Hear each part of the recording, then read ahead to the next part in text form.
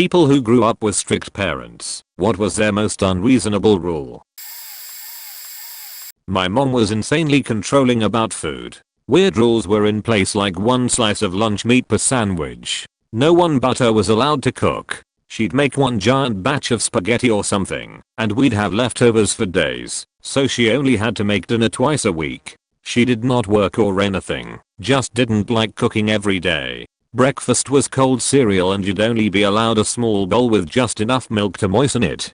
Occasionally she'd bake something she called corn toasties, which was simply cornbread baked in a sheet pan. She'd cut them into squares and fill the freezer with them, and we could have one of those for breakfast as an alternative point. Once, when I was 14, I bought a pack of hot dogs at the store, snuck them home, and lit the grill. I was almost done cooking them when she came out screaming about fire hazards and swatted the plate out of my hand. She had been making spaghetti. What an ungrateful little bastard I was. So then she orders a pizza for the rest of my family, wraps individual servings of spaghetti in freezer paper, and puts them away. She tells me that I will be eating nothing else until it's all gone. Took about 2 months to choke it all down. Went without eating a lot of days. I was also grounded for over a year, but I sure learned a lot about consequences. I was from a large family and discipline was very strict. If myself or one of my siblings broke one of the major rules, my parents would hold a truth session. All the children would be brought to my dad's study, where the guilty party would be given an opportunity to confess. If nobody came forward, we would be hit, in turn in order of ascending age. The eldest 4 were hit with a sewer rod while, in deference to their age, the youngest ones would get a whack of a bamboo stick. A sewer rod is basically a 4-foot long flexible rubber rod, around an inch thick, and with a metal cap. It would leave the most remarkable welts. Horrendous things really. Anyway, this would continue until someone admitted their guilt. At that point they would receive the blows that everyone else had received to that point. So that was awful. I fully acknowledge that. I'm under no illusions. However, that wasn't the actual unreasonableness. No, the unreasonable part was that the person who caused the truth session didn't always receive the accrued punishment owed for having their siblings beaten. Sometimes they could just be let go, making their siblings hate them for causing pain to them. There'd be no explanation. The study door would be opened, and we'd all be told to leave.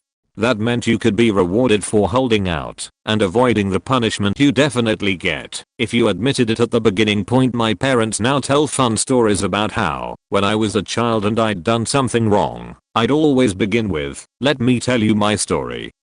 How they chortle at my childish phrasing, while I recall the terror that such an approach was meant to stave off.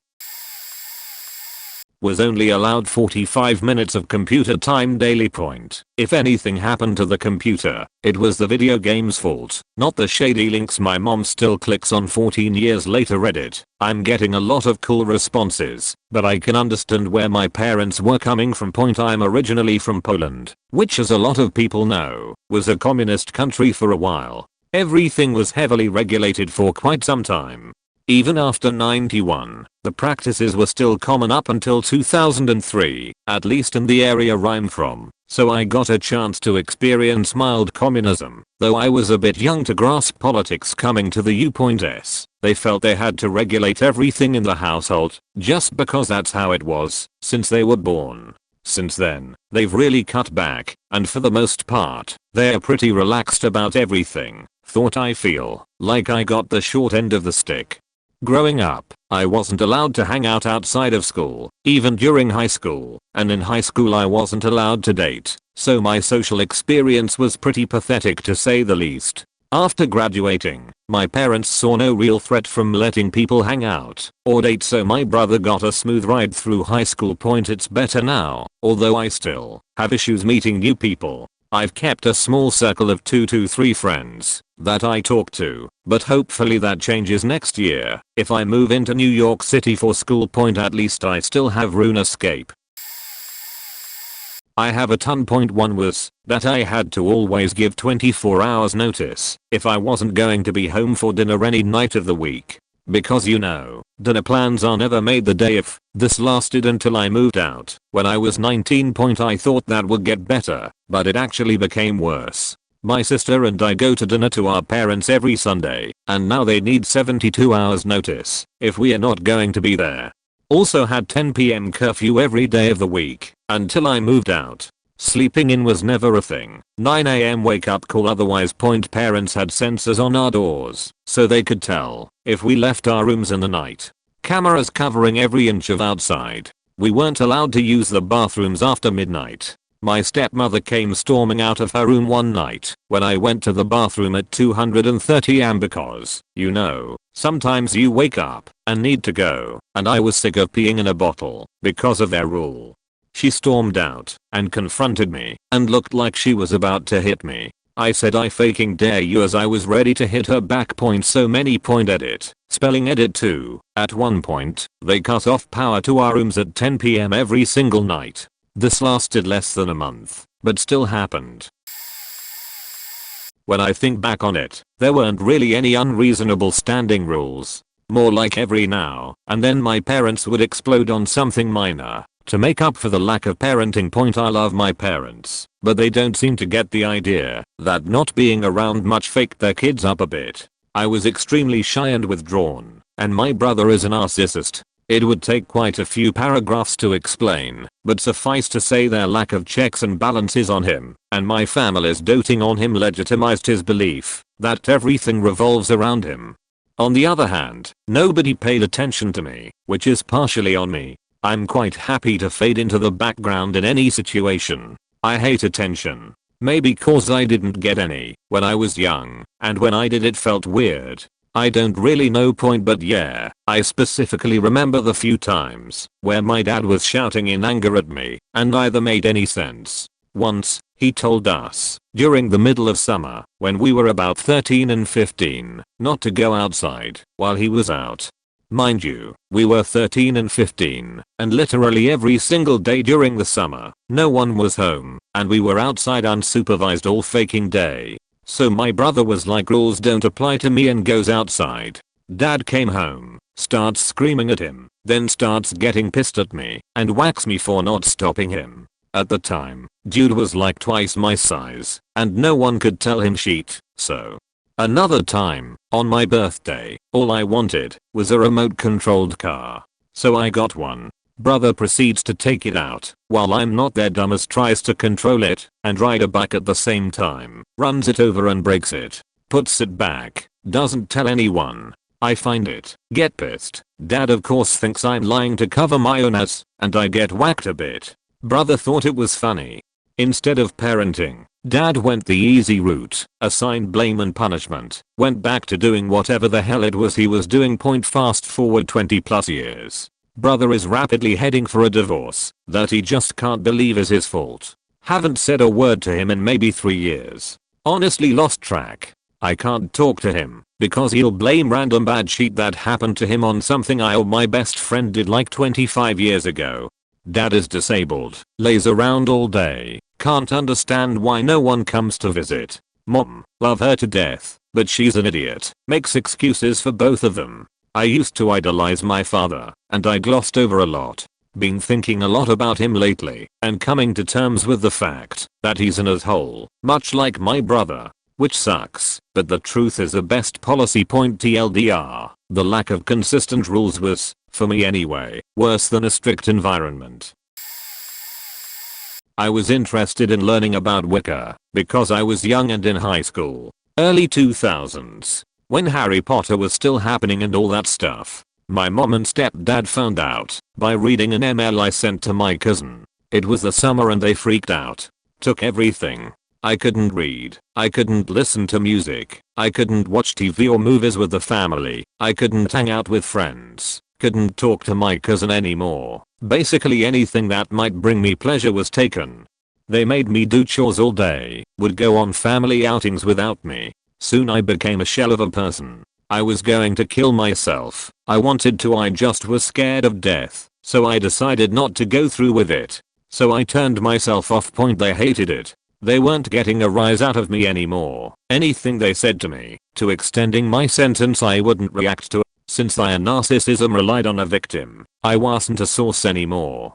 So they extended my grounding even further. They could have told me to go pick up dog shit in the backyard with my teeth, and I wouldn't have flinched. My stepdad's family, just as terrible, would come over and belittle me as well. I was told to smile, so I'd humor then, and flash an empty smile for a second and return to my blank expression. I had to find solace in all this to save me from going to hell. The only thing that saved me that summer was my visitation with my dad.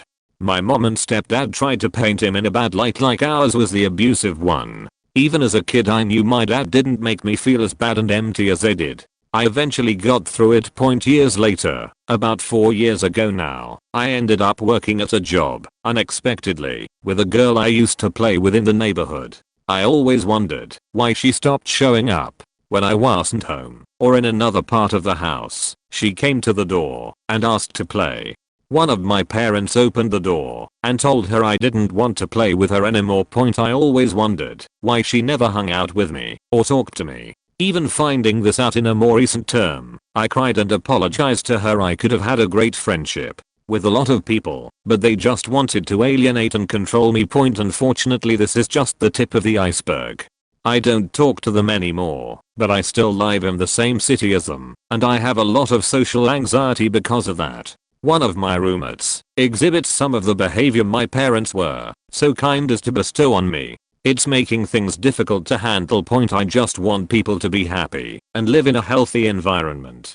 It's so faked up that the biggest monsters in the world are the people closest to you. Edit. Thank you, kind stranger, for the gold. Not allowed a key until I was 18, or was it 16? Can't remember. Yet nobody would be home once I got back from school, so I would spend a lot of time hanging around outside. I would usually be expected to be waiting outside, though sometimes it was forgotten this was a rule, so I would go to the local library. Even once I was given a key, I wasn't allowed to stay home alone and had to vacate if they were. Once, I lost my key. Turns out my cousin had it in his pocket, but he forgot. My stepdad said we would have to change the lock so someone might find them and rob the house, and when my mum got home, she demanded I go and look for the keys again. I refused as I'd spent hours looking and knew I wouldn't be able to find them. She then demanded my phone, so I refused and sat on it. So then she gave me a long, hard look, picked up a box of trinkets on my bookcase, and turned it over while staring at me. After I didn't react, she trashed more stuff in my room until I started to scream and shout at her, swearing. I didn't usually swear at her, but the years of abuse meant I would burst into anger when she started on me, asking her what was wrong with her. While I screamed at her, she stopped and laughed at me incredulously, asking me in a calm voice, when was wrong with me. Then she said in a low threatening voice, find your faking keys, and left. So yeah, not the only ridiculous rule they had, but one that sticks out the most. Also, my bag was searched every morning before school and I wasn't allowed to wear short puffer jackets or jackets without arms. Edit. Oh my god, I think this is my highest rated comment. Thanks guys. No lying. Seems reasonable, maybe, but it's not. This is going to get buried, but it's important, so I'm going to post anyways. It wasn't about the rules. It was about the constant interrogations. There weren't so much rules as there was her personality and the things that bugged her, and the fact she was going to interrogate the absolute shit out of us every single day. It's the complete lack of privacy and the total suspicion that makes living with this kind of parent the worst.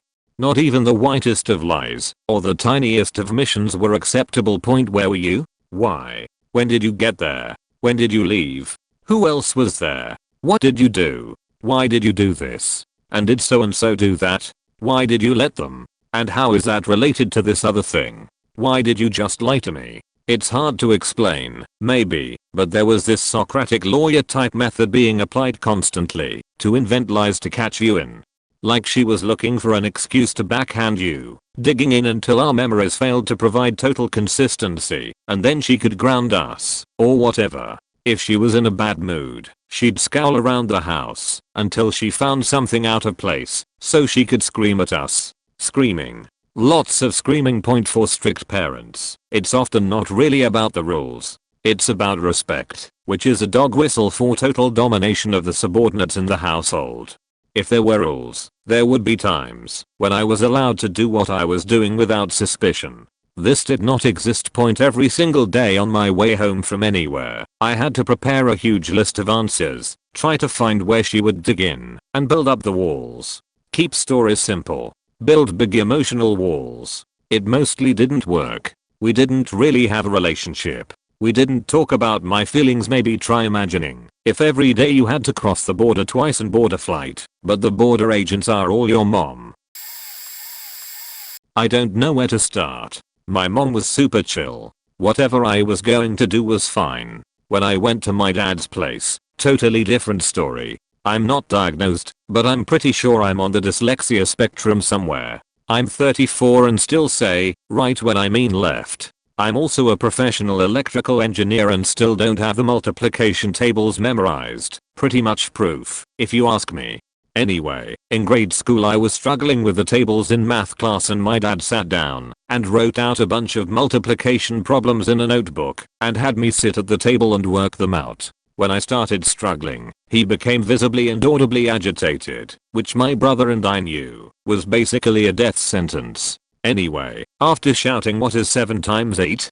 At me a handful of times, he backhanded my face so hard that it spiked off the table, leaving imprints of Harley Davidson rings on my right face and spiral notebook lines on my left. For scale, I had personally witnessed my beast of a father bench press 400 lbs. Another time was that he asked me to lay a shirt over a chair to avoid it wrinkling. He closed fist blasted me in the back of the skull for doing it wrong. I could go on and on.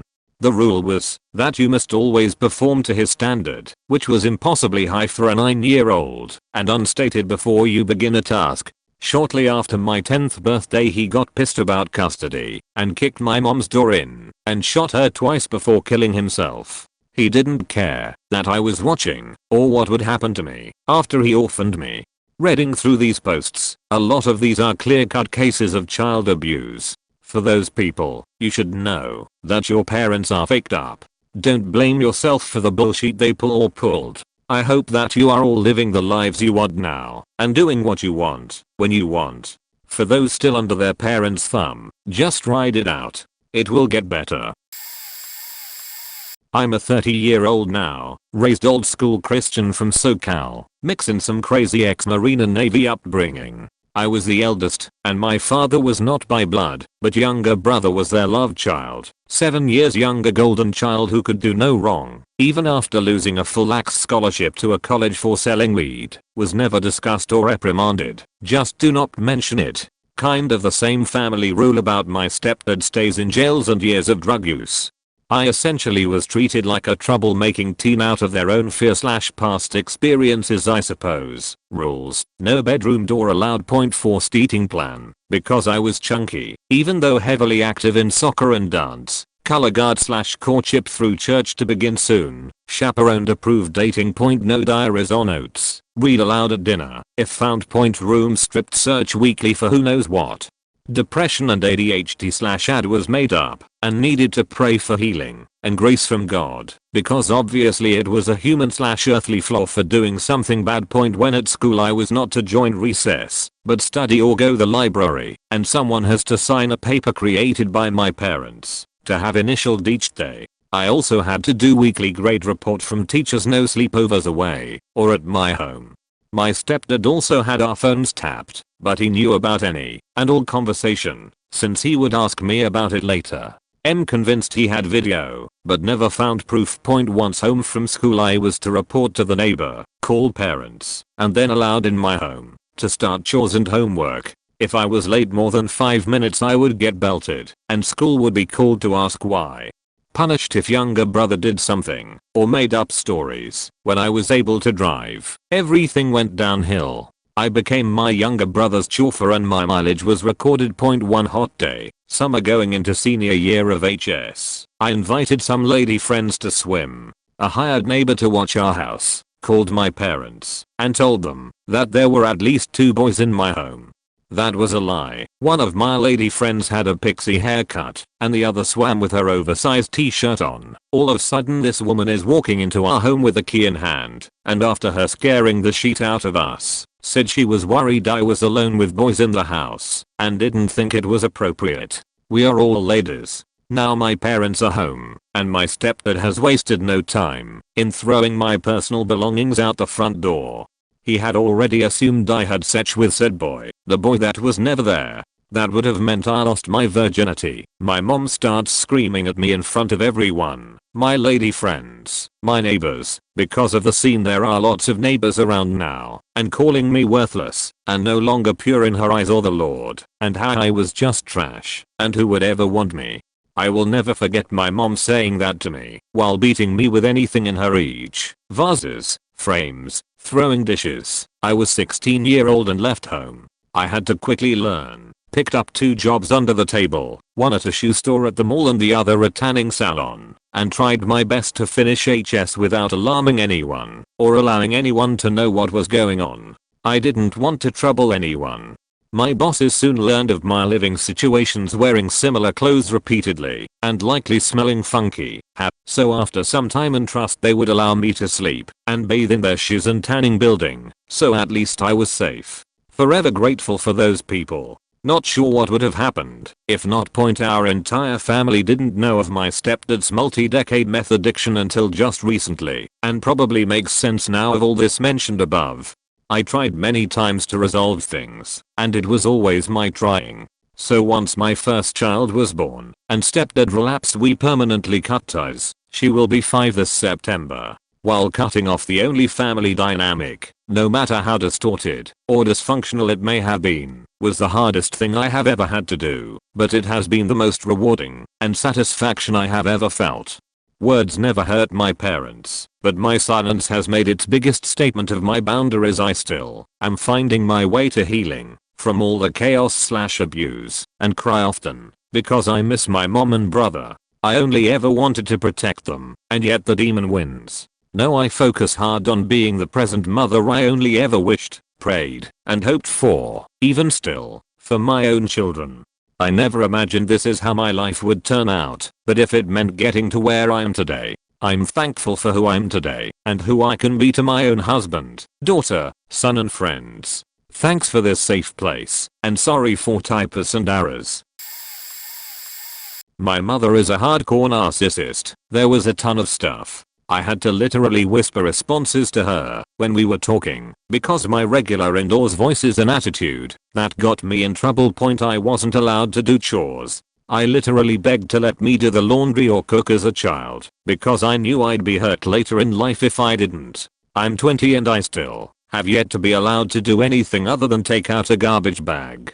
I got in a lot of trouble a few months ago for making scrambled eggs. I wasn't allowed to work during school. Even now that I'm older, she would actively try to sabotage me by applying for the same exact positions so that I wouldn't get the job. I still am not allowed to drive. I have my learners only because I had to get it for school. They expire in 2 months. I've been behind the wheel of a car once in my life.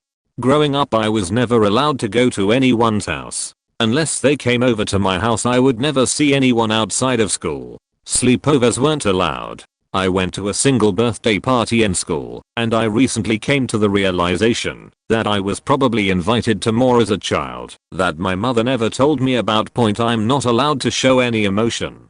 If I show visible signs of frustration, I get in trouble for having an attitude. If I'm happy, I get yelled at that it doesn't matter. If I'm sad, I get told to get over it because men aren't sad. I was allowed to date, however, only people of my race. If someone's grandparents were of a different race or anything, I wasn't allowed to even really interact with them. I wasn't allowed to go outside as a kid.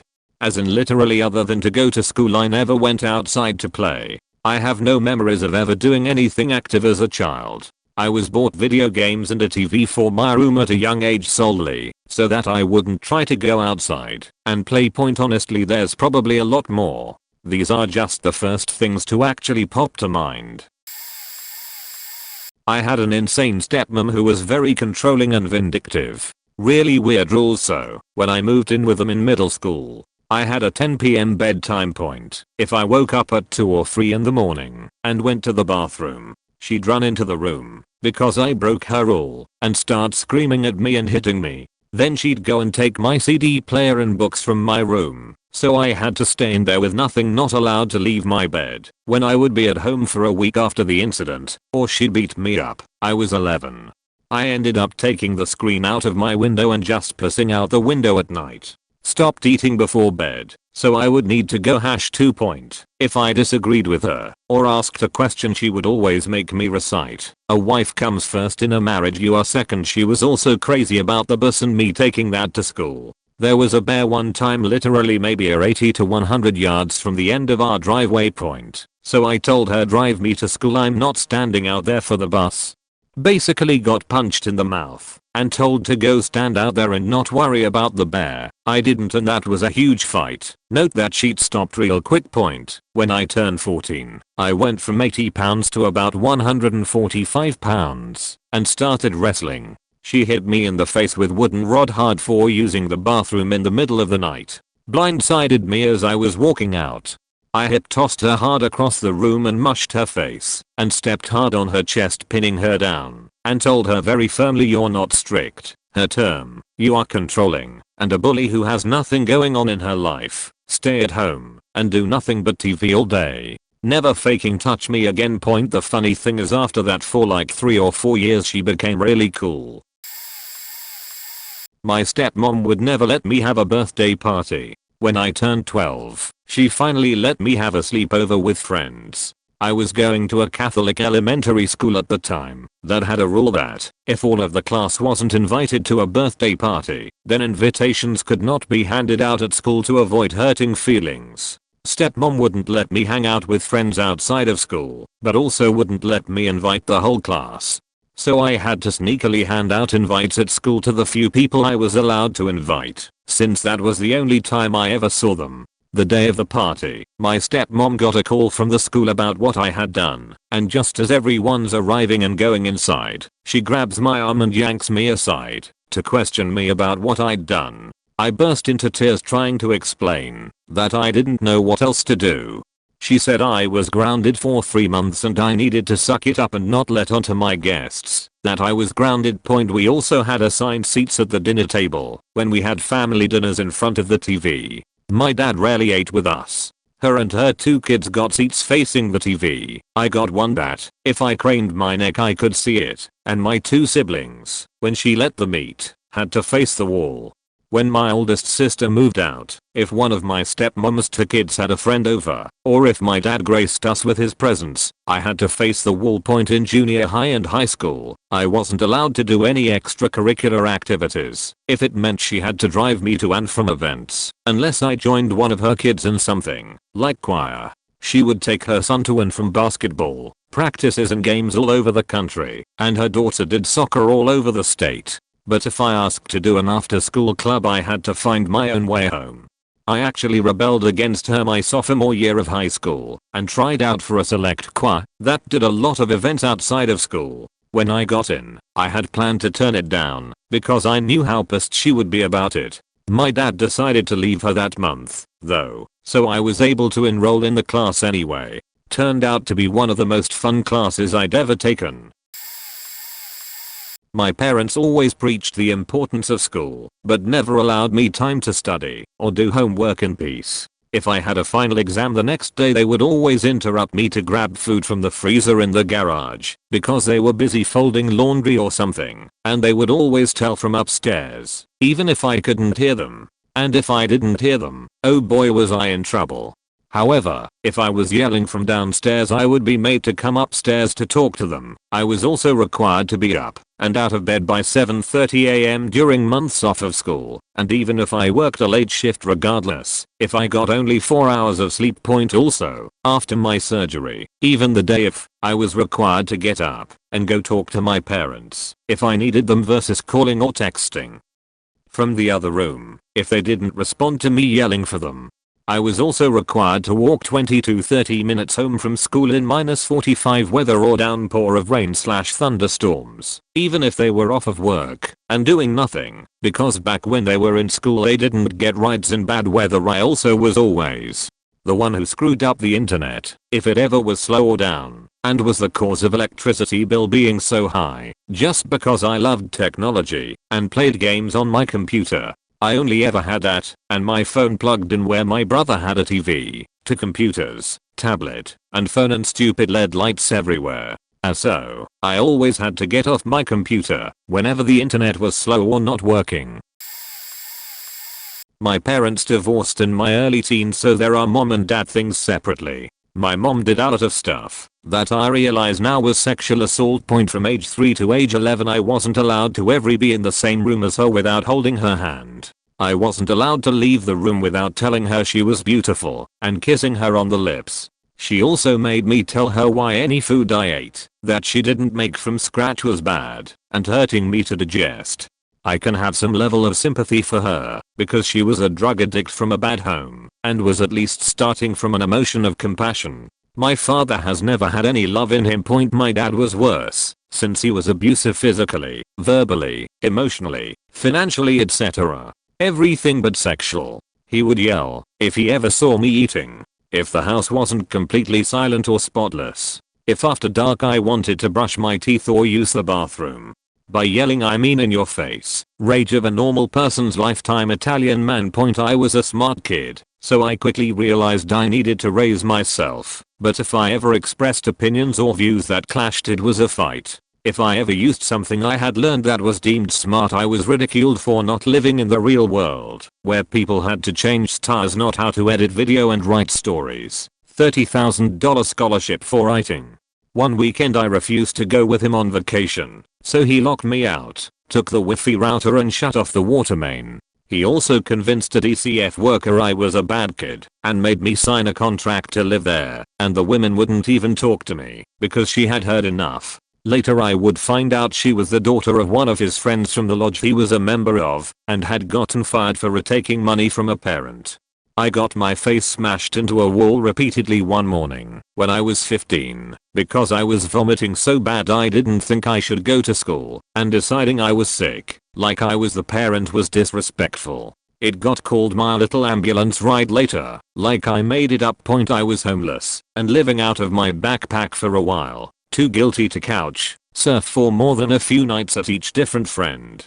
My father took all the money out of my child checking account to pay for damages, and I ended up having to beg my boss for cash until a coworker deposited and cashed my checks for me. I'd get to school an hour before it was open, and I ended up taking the 5 stitches under my eye out with nail clippers at 6 AM in the school bathroom. I lived with one family for a year and finished high school on time and college on my own as well. If anyone is a parent, or might be someday reading this, forget about needing respect. You have to earn that, and you can't force it. That's just fear and violence. You don't own your kids. I don't have a number or address I can be reached at by family. I'm not gonna show up at my father's deathbed in 20 years and apologize for being hard to understand as he apologizes for all he did, as if they are the same. I'm not going to be at his funeral. He's never going to hold his grandkids or meet his daughter-in-law. I don't even consider him my father or use the last name. I say I'm an orphan to people that ask. I wasn't molded or made great by this and took nothing from them. I consider Goku and Dave Chappelle each my dad 1,000 times more for how much they comparatively imparted on me as person. Let the therapy begin. My father is a misogynist who does his best to make any woman's life around him miserable. Going on, my mom died when I was a kid and I was left with him and my younger brother. We were treated very differently. That may sum up much of the emotional abuse. Moving along. Rules. Friends had to be approved by him. I never had a friend until I left his home at 19.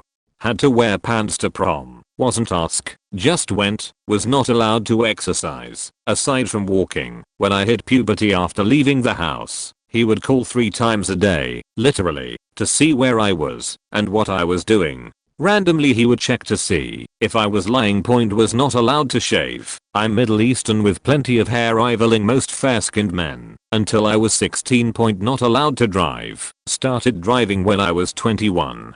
Dress code. Shorts had to be at the knee or below. Helicopter parent. He came to visit my professors the first 2 years of college. Made me switch a professor because he didn't like him. He was a handsome progressive 30-some-year-old professor. There's some recovering PTSD and have completely shut off communication. Happier than ever though still frustrated at how anyone could treat their kid like that.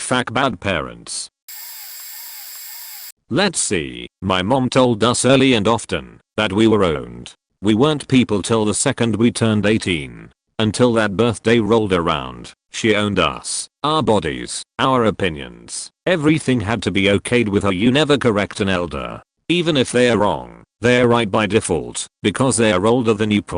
If you're getting a beating, some rules apply to you, like you're not allowed to block any hits or defend yourself. If mom brings up the beating in conversation with her friends or aunts so they can laugh at you, you must agree with her that you deserved it. I was never given the such talk, but was taught what rap was at 4 years old, so it could be used to terrify me with things like all men are pedophiles, all men are rapists. But if you act like your crazy mother told you all that men are pedophiles and rapists, you'll get beaten. How you act reflects on mom's parenting. If you act like anything other than a robot, people will think she's a bad mother and you'll get taken away and placed in a foster home. And foster homes have nothing but pedophiles and rapists. I wasn't allowed to go off the block till I was a teenager. I wasn't allowed any after school clubs or programs, even if they were free. Sister was. I wasn't allowed to watch TV or play video games during the week. Sister was. If I annoyed my mother at any time, my homework would be torn up. So like if I was slow for getting up in the morning, I risked having everything ripped up before school. Everything you did or said must always slow mom in a positive light. Like if, for example, I were to make something for creative writing with an evil mother character, I would have gotten beaten and asked if I wanted to get taken away to get raised by rapists. No dieting, healthy foods, exercise, or other stupid hippie bullshit. If my sister or I tried to cultivate healthy habits as we got older, we'd be made fun of mercilessly. Yet we also got bullied if we gained weight. If you got sick, it was assumed you were faking, and you'd be made to scrub the house till it was immaculate. Yet if mom got the sniffles, she was obviously dying. You must always agree with mom. Even if she says you're the worst thing to ever happen, you smile and nod. If you don't, you'll get beaten. No noise, ever. You never know when mom might suddenly feel like a nap. And no medical/dental care ever. We had insurance, but she was too lazy to take us. So now I'm 29 with teeth rotting out of my head for a bunch of preventable reasons. My mom is a horrendous garbage person, and I have as little to do with her as possible. She has no idea why, like she legitimately thinks our childhood was great. No video games over a T rating. The reason? It was a waste of time, according to people who watched reality TV about a family with quintuplets and cheesy dramas. Ironically, they let me watch violent movies like The Godfather, because film was okay, I guess. To be fair, I was born during the media crusade on violent video games, so that probably fueled it. They were always right. The same parents who believed every study talked about on local news stations were never wrong. If you so much as politely questioned their logic, it was attitude, and I needed to tone it down. Their go-to punishment was always to blame electronics and take those away. I have always felt depressed, but I'm scared to tell them because they would probably blame it on games.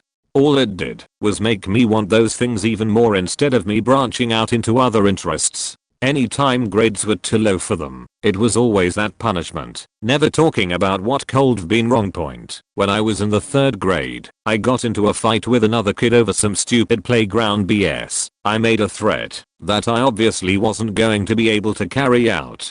I didn't understand what I was saying, but the issue wasn't that maybe I had anger issues, it was that I watched Star Wars, The Clone Wars. Thankfully I mellowed out as I became depressed, so my anger didn't do anything else, but their idea to treat that was quite frankly reckless. Whenever I wasn't happier than someone at a rave on ecstasy and eager to please my parents, mostly my mother, I was acting weird and had a bad attitude and I needed to stop. I have 2 more years until college. The only thing I'll miss in my hometown are the few people who were my friends. I'm getting out of my state as soon as possible and far away from my parents. They want to retire and live with me, but that won't happen. Might let my dad in since he's reasonable, but definitely cutting off contact with mom.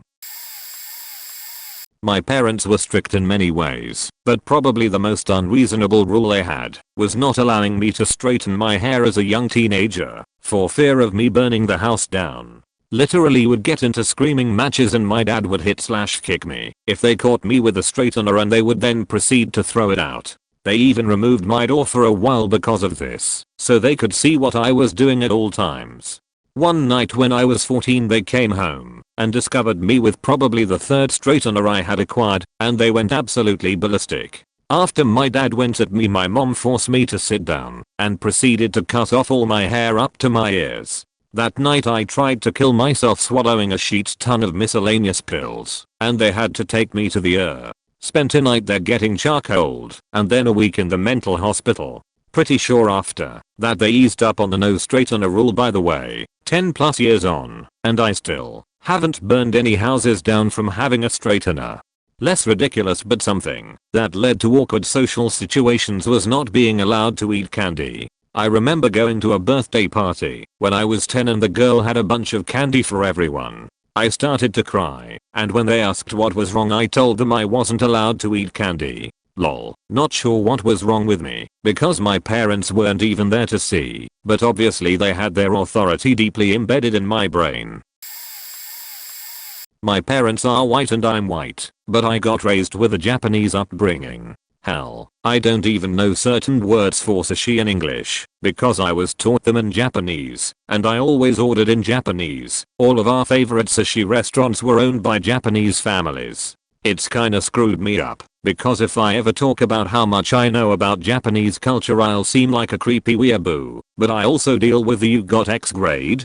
I'm so disappointed in you, X grade is a high B." I lied and told my mom I got a high D on something, and she screamed at me. Imagine how pissed she'd be if she knew that I only passed my calc class by 0.23% and I got a 52% on the final. She'd probably beat me to death for lying and then beat me for failing. I've had to stop talking to her about any school things because she gets so manipulative and controlling. Like, she wants constant updates on essay progress.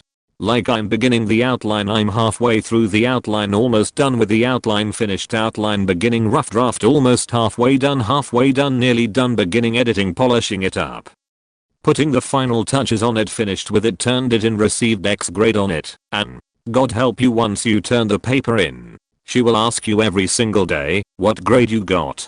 I don't think she understood how irritating it was when I'd finish a class and a test that day, she'd pick me up, and less than 20 minutes after I took the test and she got me, she'd be like, "So how did you do?" Like, woman chill, the paper's still warm from my hands, I'm not going to know for 3 to 5 days, okay? And she would ask every single day, and God help you if you point out that you literally just turned it in, because she'll get upset and huffy and go, "I just want to know how you felt it went." Which, by the way, is a dangerous question to answer. If you say you thought you did well and then you did badly, you will never hear the end of it, and she'll be mad both that you failed it and that you didn't really tell the truth. If you say you thought you did fine, or that you struggled a little bit, she'll sigh and click her tongue and huff and puff, because now she thinks you failed, and obviously that's your fault for not studying enough. Even if you studied for 10+ hours, if you don't tell her and say, "I don't know, I'll know in 3 to 5 days," and grey rock her, she gets pissed and defaults to how she acts when she assumes you failed, and by failed, an 81%. All her grade interrogation did was teach me how to grey rock and ignore answering, and how to lie better. My dad also likes to get irrationally angry and threaten to take away things that I bought with my own money. He made fun of me in a separate incident because my cheaper off-carrier phone, Motorola Moto X Pure instead of S6, was having a bug issue, but he forced me to buy my own phone after my S6 fell in the toilet by accident, and I didn't have the money for an S6. I couldn't even get a job. I was 16 and dual enrolled in college and high school. I had to skip renting textbooks and subsequently struggled in a lot of my college classes because I spent the savings that was meant to be for textbooks on my phone. Edit. My mom ended up paying for the textbooks for me, but it was still humiliating. The only reason I even had that money was because I'd done a really grueling and cheaty week of house and dog sitting. The dog kept almost dying in its sleep, and I didn't sleep the entire week because it would scream in agony the entire night, but her owner just couldn't let go. I also wasn't allowed to leave their house by my mom, even though she wasn't there. Oh, and I wasn't allowed to go on the trampoline according to mom. But I did what I wanted, though I lived in concern she'd randomly drop by to check on me and not find me where I was supposed to be. It was almost heartbreaking to have to hand over all of that hard-earned money on something I never wanted to have to buy in the first place, only to then spend forever being teased about the fact that my phone isn't as nice as my dad's S7. Alright, had to wait for permission to share this here. Obligatory, not me but my friend. For the sake of this story, I didn't know originally. I met her brother, who was a few years older, but he was cool, and I was always friends with older kids. So met through him, and we hit it off. I came to the house to play and hang out and such. Met her dad. He's one of those people who is always exhausted. Or he just always looks like this. I kept coming back for a solid week afterwards and everything was great. And then, I met mom. I guess she'd been away visiting family, but I came over the next day, invited even, and before I even knocked, I could hear her freaking out about how hadn't taken her medicine and a whole laundry list of things. R's brother came home then, and he and I are on the porch just listening to his mom freaking out, and he explains a few things.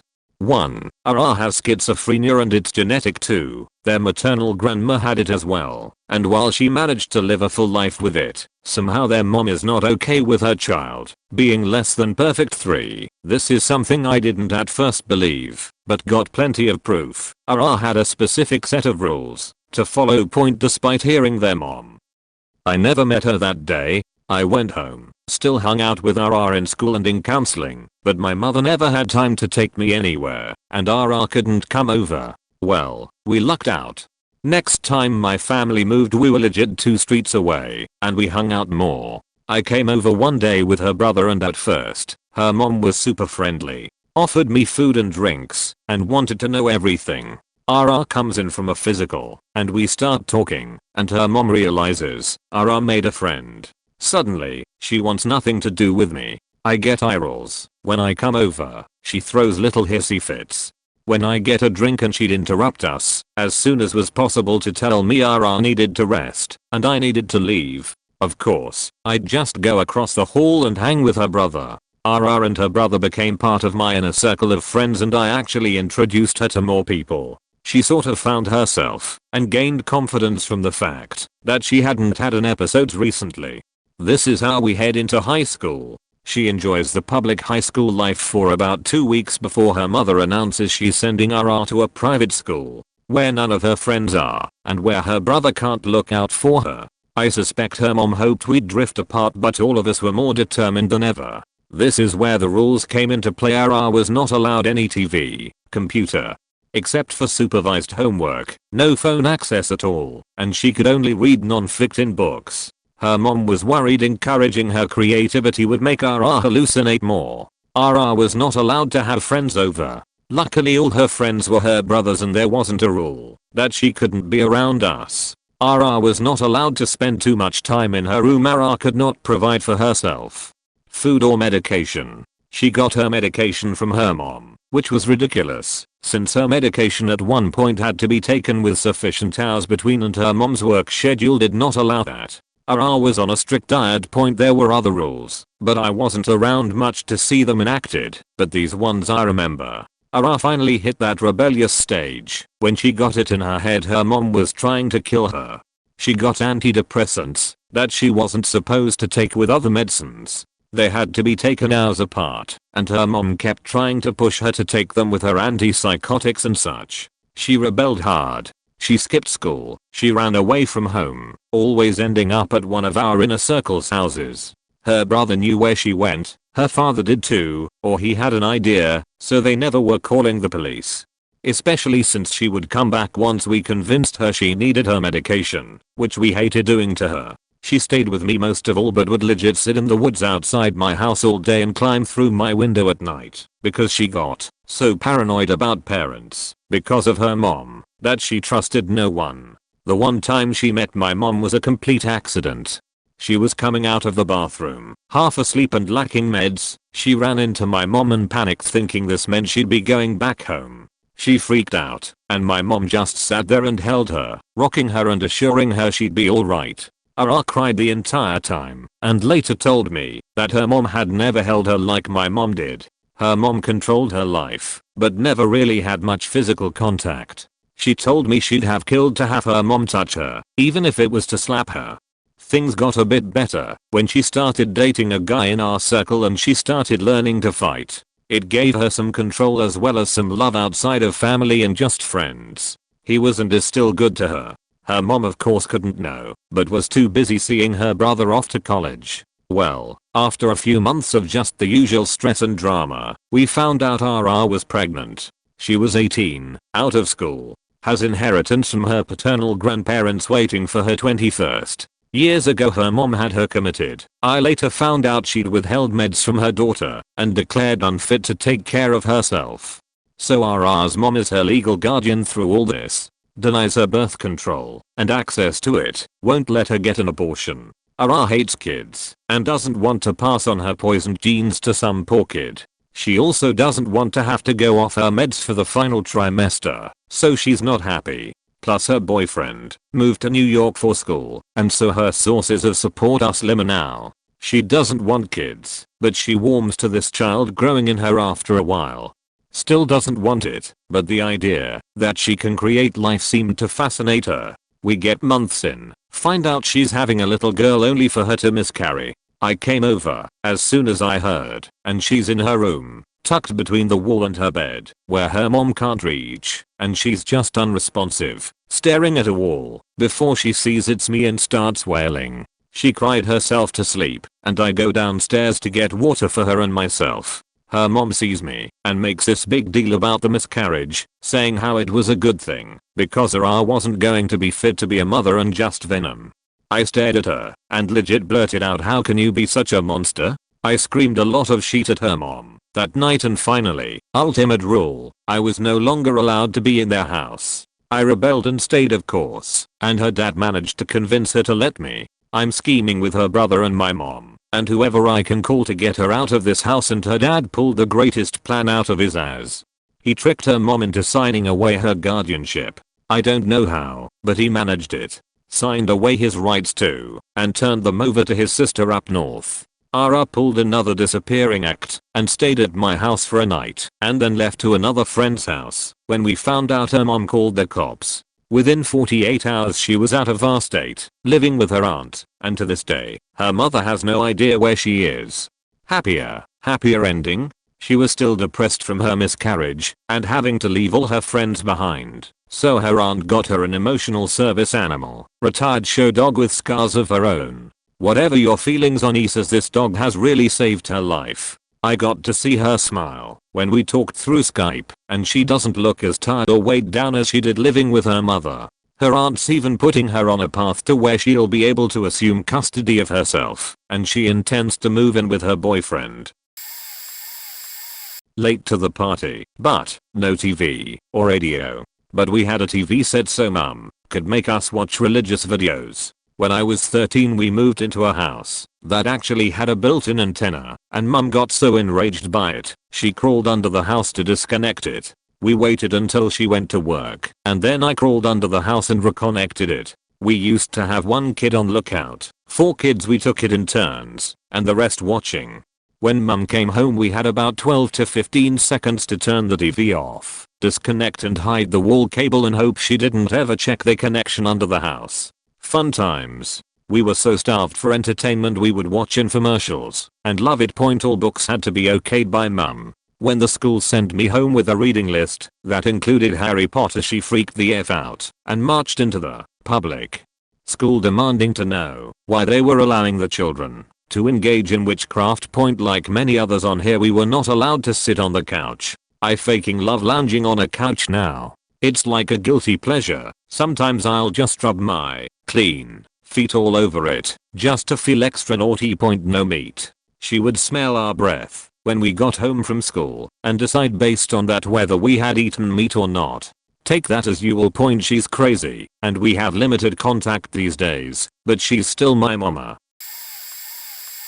I wouldn't say my stepdad was strict. Even the most outrageous rules are still rules. They have some semblance of order. My stepdad just had random, spur of the moment power trips. My stepdad, and my mother for that matter, we are both meth heads. Other than the drugs, my mother was great. I think mostly she just felt bad for putting my brother and I in that household. So she was extremely lenient and often went behind my stepdad's back when he would ground us or ban us from things. My stepdad on the other hand would just get off on exerting his authority and control over us. There are far too many little random things he did, but here are a few that stand out in my memory. I was banned from using hammers. As a kid, probably 11 or 12, I had somehow gotten a hold of a hammer. My brother and I were playing video games in our part of the house. It was a weird kind of lake cabin, where our room was a separate building from the main house. I was watching my brother play while idly letting the hammer swing in my fingertips and tap the legs of the metal folding chair I was sitting in. My stepdad, who had been walking by our room and I guess heard the pinging, burst through the door, saw the hammer, immediately snatched it from me, and I was banned from touching hammers from that day forward. I was banned from opening the refrigerator. This was during freshman year of high school. I had used the last of the milk. I was banned from watching TV in the living room. Also in high school, I asked him if I could please interrupt his show so I could watch Dragon Ball Z. He thought I was lying to him about having waited years for the new episodes of Dragon Ball Z. All of these bangs were never really a permanent thing and I would only ever get in trouble when he happened to remember that I was supposed to be banned from a certain activity. It was pretty shitty growing up, but I punched him in his stupid faking twice. So that was nice. It failed to say where I punched him. It was his face. His stupid faking face. There's a lot of options, but a good starting point is that every time I started at a new school, which was a lot, my dad would walk the route from school to home, time it, round it up, and set that as my curfew. So if it took 10 minutes to walk home, he'd give me 15, and if I wasn't home by then he'd come looking for me, bellowing my name as he walked the neighborhood, and usually giving me a good beating once he found me. It didn't matter why I was late, if I was talking to a teacher, or had gotten detention, or I had to take a dump after school. No excuses. Then he'd occasionally get mad that I didn't have any friends and ground me for a day. Then I'd point out that having no time after school to make friends was an issue, and grounding me only compounded it. Then I'd be grounded for a week for talking back. He put me in karate to teach me some discipline, but when I reflexively used it to block him once as he went to smack me, he grounded me for showing off. The bruise that showed up on my forearm from that tipped my stepmom off that he was hitting me again. So then there was a rule that I wasn't allowed to defend myself because I'd upset her. Violation of that rule was grounds for another beating. Once he got the entire semester's worth of homework from the school and decided I should just do it all in a weekend. So I did.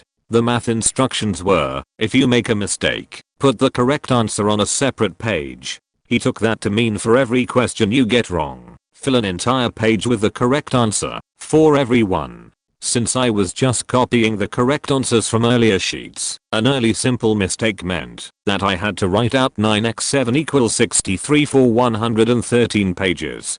Then he went through and threw out the pages that didn't look full enough, since that would be cheating. Then he noticed I was writing them weird, writing a line of 9s, then the X, then the 7, etc. in an effort to keep the page looking neat and proper, and that was cheating. So I had to redo all of them, again, the right way. I was 8. When Monday came I couldn't hold a pencil, and when my teacher asked why, I told her how I'd spent my weekend writing out my mistake across about 275 pages and now had writer's cramp. She called home to assure my parents that I wasn't supposed to do that in any way. I was just supposed to have one sheet with what I'd done wrong and the correct answer. As soon as he hung up, I got a beating for making him look bad, and whining to the teacher, and also for trying to get out of my work that day by claiming I couldn't write. And then he spent the rest of that year still insisting that page-long rewrites were the rule. Once, in the schoolyard, some kid thought I was someone else and jumped me. No harm, just a quick wrestle and a trip to the office. Dad was sure it was because I hadn't stuck up for myself and insisted I tell everyone to be nice to me. I didn't, because that's weird. So a week later I walk into my class and there's my dad telling everyone to be nice to me. Then he decided this needed to be done every time I moved schools, which was a lot. Eventually I convinced him that I would do it myself, but that was a fun few years. The dinner rule was you have to clean your plate, but I also wasn't allowed to serve myself, so I'd always have to eat some random amount of whichever of the 5 meals we had my stepmom decided to cook that day. Asking for seconds was a dangerous game. Sometimes she'd just decide she didn't want to dirty up a Tupperware, so she'd dump everything that was left on my plate, and I'd have to eat it. Unless I asked for some, and there was nothing left, then I'd get smacked for being greedy and eating too much. But if I didn't ask for some, she'd assume I hated it, and I'd get smacked for not being appreciative enough. All this is assuming I was excited enough at the dinner prospect to begin with. If she started cooking, and I didn't say something nice about the upcoming meal, it could quickly devolve into you don't appreciate what I do for you. If you don't want my food, why don't you just go to your room? It's hard to get excited about unseasoned electric fry pan cooked pork chops and plain hash browns every Monday, but by the gods I learned .0. Also walk the dog for 30 minutes. During those years we had some dog, was a good one. Walk him too long, get yelled at for exhausting him or for faking around.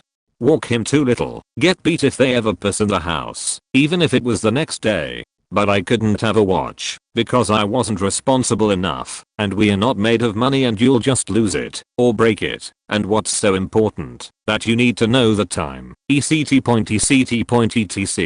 So I'd end up just walking him down to the local mini mall, which had a clock outside, and sit in the grass until it was time to go. That'd work fine until he followed me and found out, and then I got smacked for being lazy. I got more. I've just typed enough sadness for one day. How much time do you have? I wasn't allowed to touch change a DVD in the DVD player. I wasn't allowed to use the remote control for the TV or DVD player. My stepfather had to do it all and would get aggravated if you asked him to do it. We had well water. My stepfather would turn off the pump before he went to work every day. We had to watch our water consumption because if he came home and we used all the reserved water we would get screamed at. No noise after 9 PM. If I got any grade below a B I was punished. No TV, no friends, weekly book reports on books of his choosing. I remember his displeasure with my take on Tom Bombadil in The Fellowship of the Ring. He claimed I didn't understand the book and had to reread it. I have ADHD school and reading was difficult for me. I didn't watch TV from 1998 to 2000. The punishments would extend through the summer. No girls were allowed in my room. I get it, your house your rules, but this extended to female cousins. The gas tank in my car was not allowed to go below a half a tank. I honestly never understood this one. No tattoos. You're not allowed into heaven with tattoos, evidently. Random searches on my computer and room. If Bourne was found and either he showed my mom with me in the room. That's super awkward. My mom didn't care that I watched Bourne. This was an attempt to shame me. Eventually I started playing faked up sheet on my computer, 2 Girls 1 Cup for instance, and buying the most ridiculous Bourne mags to see my mom's reaction. My door was to remain open at all times. Oh, you're changing? You might be up to something. Sleeping? Too bad. Allergic to the dog that keeps coming into your room? Too bad. A scratchy throat builds character. Swearing was punished with push-ups. Different words meant different amounts of push-ups. An F-bomb was worth 25 push-ups. Short hair, buzz now longer than a 3. Clean shaven. No excuses. I was not allowed to not have a crease in my jeans. My mother would iron jeans in such a way that there would be a vertical crease running from thigh down through the shins. I thought this looked stupid, but didn't even want to iron my jeans at any rate. She made me start ironing my jeans, and when I did, I ironed them, so that they would be flat and crisp, no creases anywhere. She flipped the fuck out. Full scale yelling and screaming fits and threats, because I wasn't doing it right. She did this for a lot of things. My mother was legitimately retarded, IQ below 70 in addition to severe mental illnesses, so there were a lot of basic things she just couldn't figure out, but would lose her shit if she assumed I wasn't doing it right. She never could master dialing on a touch-tone phone, since she would press the button so long it would count as 2 presses. In frustration, she would demand that I call a number, and then start berating me for pressing the buttons too lightly. To recap, she was a grown-ass woman who was too stupid to understand that she was pressing the buttons too hard, hence why her attempts at placing a call would fail, but she would rage at me for pressing the buttons too lightly, even though I managed to place a call correctly the first time, every time, like a normal person. I also wasn't allowed to have an expansive vocabulary. If I used a word she didn't understand, she would slap me and yell at me for using big words.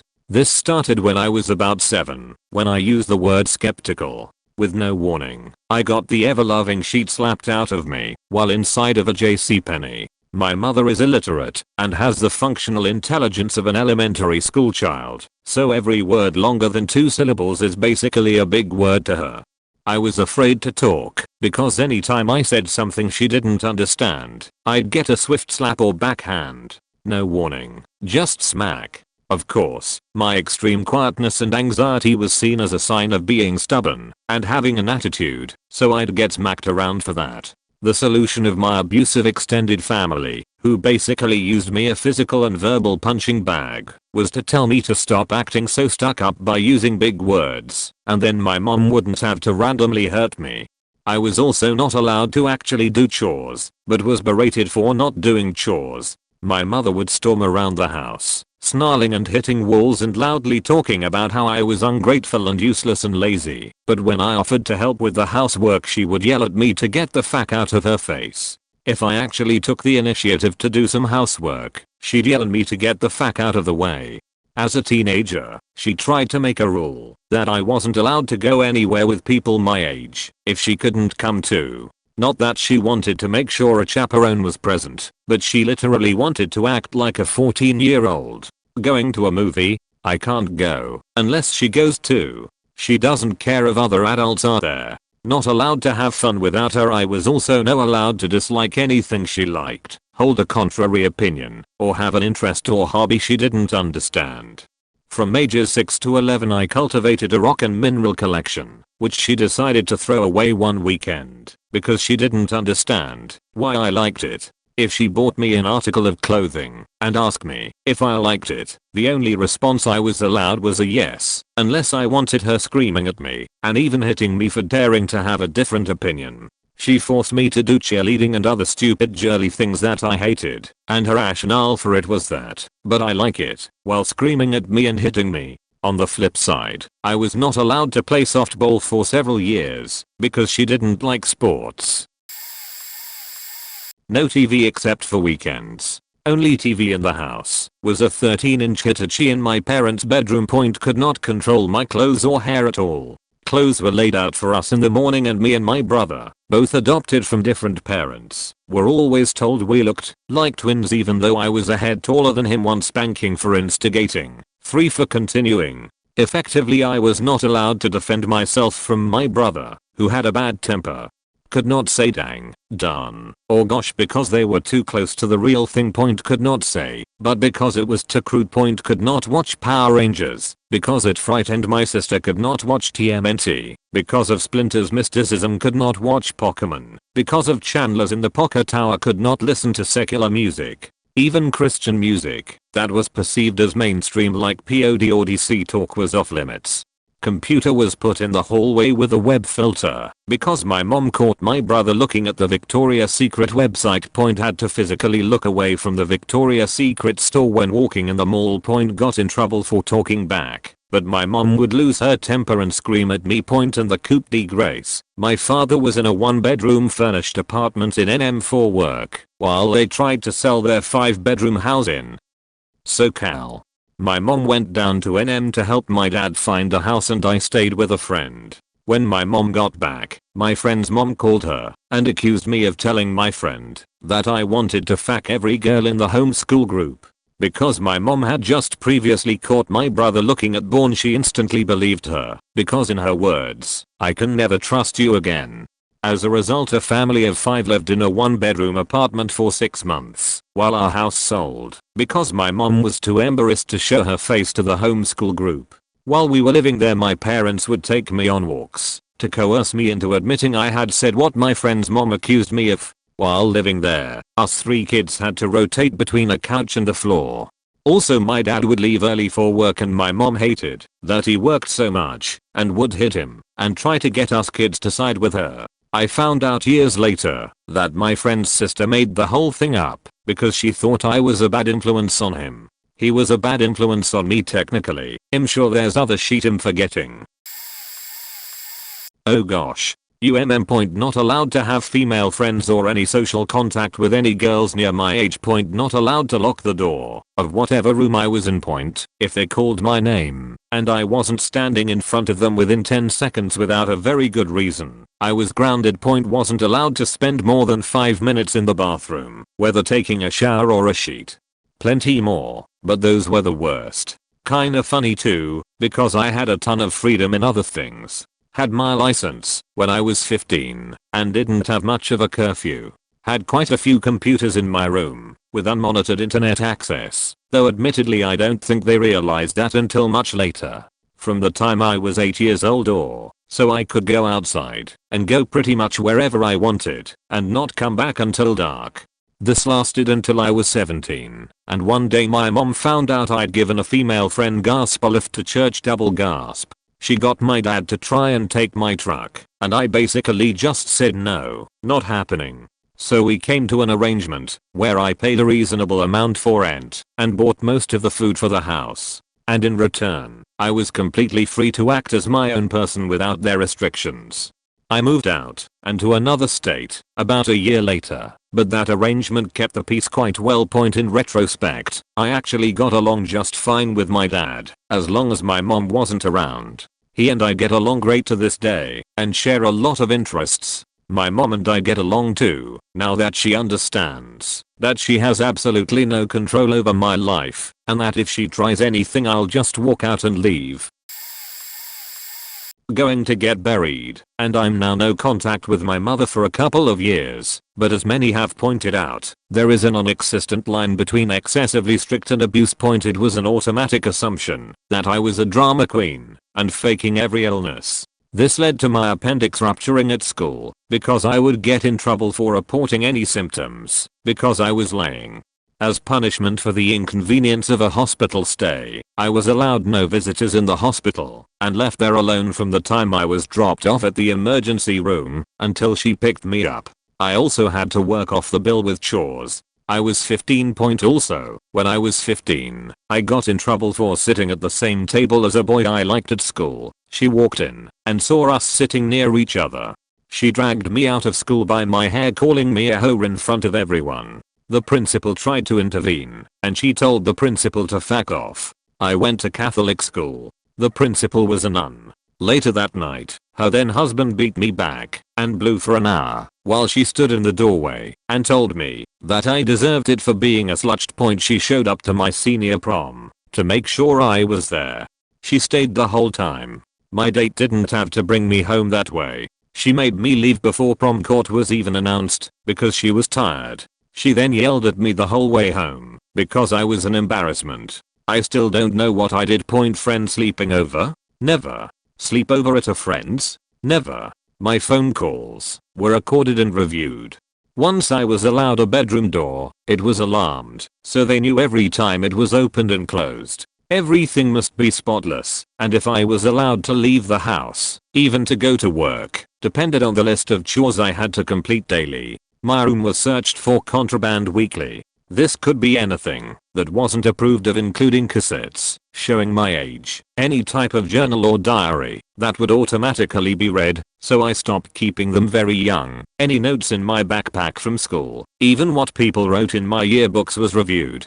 My clothing was scrutinized, and I was not allowed to wear anything she didn't approve of, or that she didn't pick out/purchase herself. If a pair of shorts she bought was too short, I would automatically be labeled a slouched. This includes the shorts I had to wear for work. Curfew was 10. Period. No excuses, no exceptions. I remember getting a flat tire on my way home from work. The store closed at 9. I had to stay until all the drawers were counted, and we lived 15 to 20 minutes away, which gave me a 10-minute or so window, and sprinting 2 miles, to make it home in time.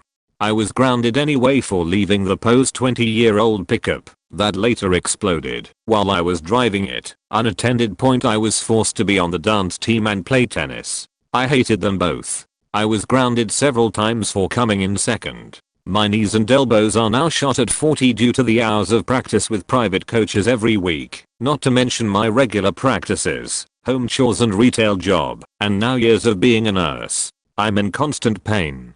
My grades, JFC. Anything lower than a B+ was unacceptable. I was slap/grounded regularly for B's. I was once grounded for 2 weeks for forgetting to make my bed. Drug testing, every week. It was supervised by her husband. I wasn't allowed to have a boyfriend, but then I was punished for not having a boyfriend to take to dances. I had to go through pre-approved boys from her friends' sons until one was deemed acceptable. We dated through high school. He came out shortly after we graduated. I was still accused of being a hoe whenever we spent time together, mostly discussing clothes and music. I was also a slouched because I developed breasts early. I could literally go on for hours. At the end of the day, what matters is that she is going to die old, bitter and alone. I have no siblings, and I eventually married that boy I had a crush on, and we've been very happy for many years. I also grew up to be the most lenient parent ever according to my daughter. Not really, but compared to most parents, yes, she's bright, funny, beautiful, and well adjusted, and has also been the recipient of abuse from her grandmother. There is no love lost there either, but apparently I'm evil for keeping her away from her grandbaby. Fuck you, Kim. My mom died when I was very young. My dad remarried and died barely a year later. My stepmother was cruel and abusive. I was never allowed to have any friends over. I was never allowed to go out with my friends. But my siblings could. I got stuck with all the housework while my stepmother lazed around and constantly berated me and complained about how slow I was. I had to clean up her messes. I struggled a lot in school due to depression, ADHD and stress. She refused to get me the help I needed, and my grades suffered. I got punished for it. She made me deck scrub every individual floor tile in the kitchen and all 3 bathrooms for 6 hours because I brought home a D in my math class. That was just the least agonizing punishment. I love botany and caring for plants. I had a bonsai cherry blossom I had been cultivating for 6 years. It was my heart and passion. I got into a horrible accident with my car and my punishment was to watch her destroy my precious tree. She would scream and yell at me over ridiculous things like crumbs or whispering to my siblings. I was never allowed to go to sleepovers or school field trips. I was lucky to even be on my school soccer team. Speaking of which, she hated sports. She said it was a barbarian thing and turned people into devil worshippers. As such, she never drove me to practice and never attended a single game. She said my soccer uniform made me look like a hoe ran at God hates sports. She never acknowledged any of my accomplishments in soccer. I'm a lesbian. I'm sure you can imagine how that went down. I was called a filthy degenerate and a hoe, told God hates me, etc. It made me cry at the time, but I don't care anymore. I'm an artist and an avid gamer. I want to be an environmental artist for PlayStation when I graduate college. My stepmom said I would never get there nor amount to anything. I'm well aware the majority of this is abuse and not just being strict. I got served an eviction letter from her on my 18th birthday, and honestly, it was the kindest thing she ever did to me. I did, of course, take her to court and won custody of my little sister. She and I and my girlfriend now live together in a house we bought, and I work a wonderful job as a cook at a Greek restaurant. I'm working on joining the Air Force and plan on going to school to get my video game design degree.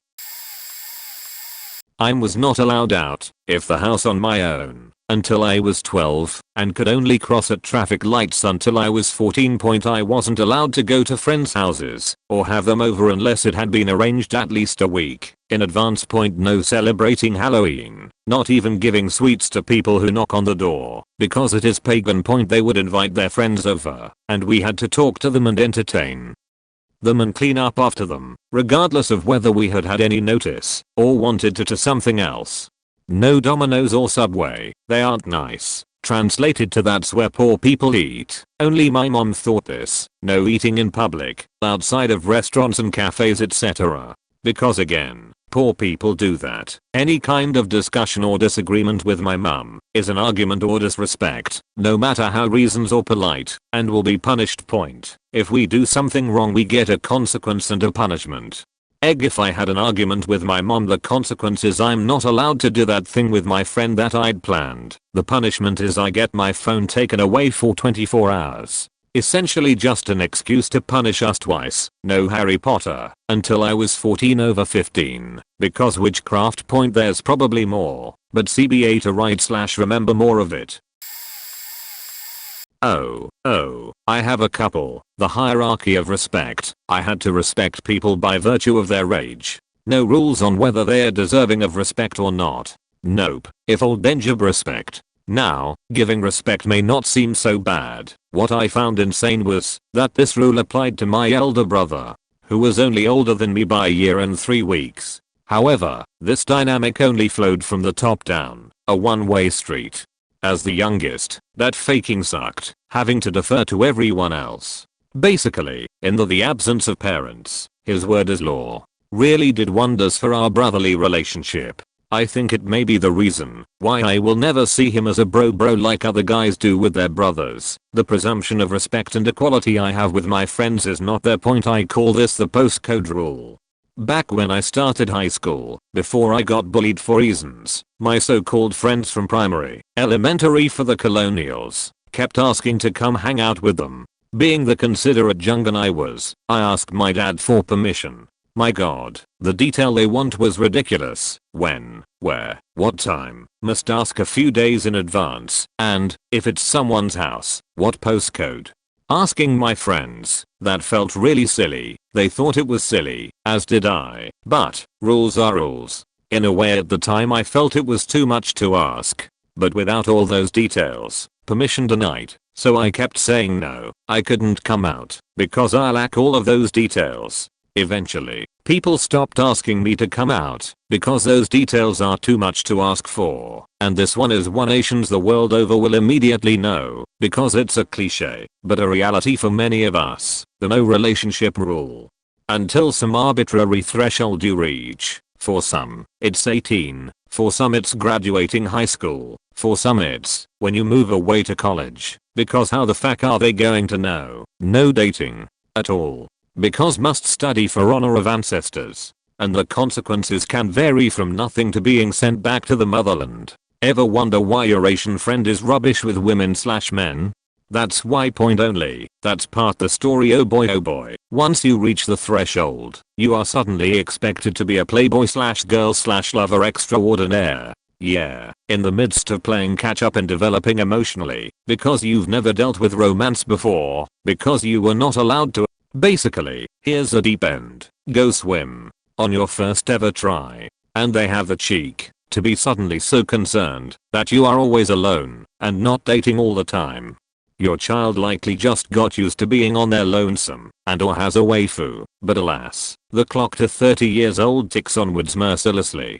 You must be married off by then. Why? I don't know. As you age closer towards the big 320 they begin to panic, and panic, and panic, and panic. To sometimes hilarious/sad effect, where they make a big effort to set you up with a pre-approved boy/girl who just so happened to be a son/daughter of their friend. Some kids accept this, some don't. They don't care, because waifu? And so goes the basic rule Asian parents have on relationships. No until yes, until please just get married. You can't just live with cats forever please. I want grandkids so badly. My stepdad would tell us to wait in the car then ask us who got into his briefcase. Of course it was one or all of us. Sometimes he would just pick me. My youngest biological brother called him dad. The middle son was his from a previous marriage. My older stepbrother started college the year my stepdad met my mother. Everything was my fault. My stepbrother used to get in trouble all the time. He and his friends mooned the school bus. My fault. He got bad grades. My fault.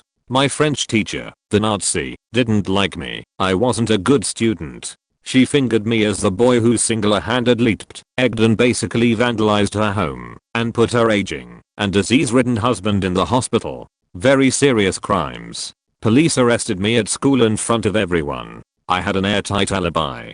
I was at a movie with my entire family. My parents just told the authorities I did it. No question. It sounded like the kind of thing I would do. I had my ticket stub at home. The police took me by the house on our way to the station to search for evidence, and I was able to show them the ticket stub. I was still grounded for my entire sophomore year and summer. When he punished me, I had to pick a board to get spanked with. It would last longer if you couldn't stay still, because it pissed him off when you moved. My kids are straight A students, twin girls, seniors in high school. One is straight, but we are dealing with her. She's great, so is the other one. I couldn't be prouder. They have never been grounded, or hit, or had any real behavioral issues. They are beautiful, funny, happy, and healthy girls. I wouldn't wish anyone have to go through what I did, but I'm okay with it, because it made me who I am, and that's why they are who they are. It's not all bad endings. These cycles can be broken. I'll do a top 5, but I'll preface this by saying my parents were divorced, so it's not like my dad could have stopped it. Aside from the first one, he was there for the first 8 years. Once it was bedtime, I wasn't allowed to leave my room for any reason, even for the bathroom. My bedtime was strictly 8:30 p.m., and I wasn't allowed to leave my room until 7:00 am. This resulted in me having a bedwetting problem until I was 8. Cause kids have small bladders, and being consistently late for school because my school bus left at 7:30, but I had to walk 10 minutes for my bus stop, so 20 minutes to get ready and eat breakfast. I wasn't allowed to shower at night. See above for why this was a huge problem. It resulted in very poor hygiene until I left for college, as I had to choose between making it to my bus and getting grounded, or showering for the day. I was grounded for 1 week for every grade below an A I received on my report card. So, 1 week for B's, 2 for C's, and so on. I had 8 classes, and was never a straight A student. I think my shortest grounding period was 3 weeks, if I was grounded, which was all the faking time, honestly, or home from school sick. My mom would take the following things with her to work, and store them in her trunk. My laptop, which often meant I couldn't finish my homework. Are you seeing a theme? The router. I don't know how I was gonna access the internet without my laptop, but okay. The cable box, yes, the whole box, and wires. The TV remote, I'm not even sure, because the TV had buttons, the DVD player, and whatever book I was reading at the time. When she came home, she would make me plug the everything back in, only for it to be unplugged again the next day. The weirdest one, she tried to put me on periodic diets post-divorce, but did so by restricting my access to food instead of giving me healthy substitutes. My favorite /s diet she ever put me on involved giving me 1 can of SpaghettiOs a day to eat, but I could eat it whenever I wanted. She kept no other food in the house aside from the SpaghettiOs. She worked at a place that served food, so she ate there, and when she would come home at night, she would bring me my can of SpaghettiOs for the next day. Bonus rule from my stepmom. At my dad's house, where I went every other weekend, Saturday morning, Sunday evening, I was the only kid who didn't live there full time. There were 3 kids who did. When I was there I had chores that included cleaning the kids' bathroom. Important, it was an enclosed room with no windows. I had to clean the bathroom with straight and diluted bleach, but with the door closed because the smell bothered one of my stepbrothers. Yep. My stepmom made me clean with undiluted bleach in an unventilated area. I found out years later that literally none of the 3 other kids had any chores, and I was the only one who did, even though I was only there 4 days a month. TLDR, my mom was, it's, crazy. My stepmom was, it's, bonus crazy. Edit, word. Mum wasn't bad, just protective. My dad on the other hand, I wasn't allowed to sleep with my bedroom door closed, despite the light from the bathroom that he demanded be kept on, shinning in my face, or use any mobile gaming toy on long car rides. But the biggest rule in his house was something along the lines of I'm your dad, and I'm right even when I'm lying. You couldn't even remember a conversation without him telling you it never happened, or he never said that, like when he forbid my from using lip gloss. And if he was taking my mum to court again, because he still resents that she called his bluff and agreed to the divorce he filed for and never went crawling back, he'd either pull out a bunch of legal papers and scribble lies all over them, then yell at us as if it was our problem/fault, or just/insult our mum right to our faces, or make up complete bullshit like, even though I make six figures and I'm going to be homeless and living under a bridge, and I caught her on the phone with my best friend, they were having an affair. And believe me, it's bullshit. They're also not the kind of things to tell your 9 and 10-year-old. We learned to just stay quiet and keep our heads down until he finished. Point that's not even getting into the illegal trespassing he made us do for the sake of his entertainment, or watching him drag my mum backwards off a chair, out of a room, down the hall, and halfway up the stairs by her faking hair. When I was like 7. I could write more, but this is a strict rule thread, not a childhood mental abuse thread. Reading all these terrible comments really makes me see what an amazing childhood I had. I had a shitty alcoholic father who abandoned my mom when I was 5 and a newborn baby, but not before all the shitty memories of him coming home drunk and my mother hiding us in the bedroom before he'd break the door down, or hide us in the bathroom because he'd broken down the bedroom door. Let's just say there were no doors in our house. Then the visitation started every other weekend after the divorce, until I was 13 in his shitty trailer in Redneck Town. His stepwife Lisa hated me more than a wicked stepmother from a Disney cartoon, and would beat me with a spatula every chance she'd get. My dad would beat me enough to not leave too many marks. He usually threw me against walls, since that left the least marks.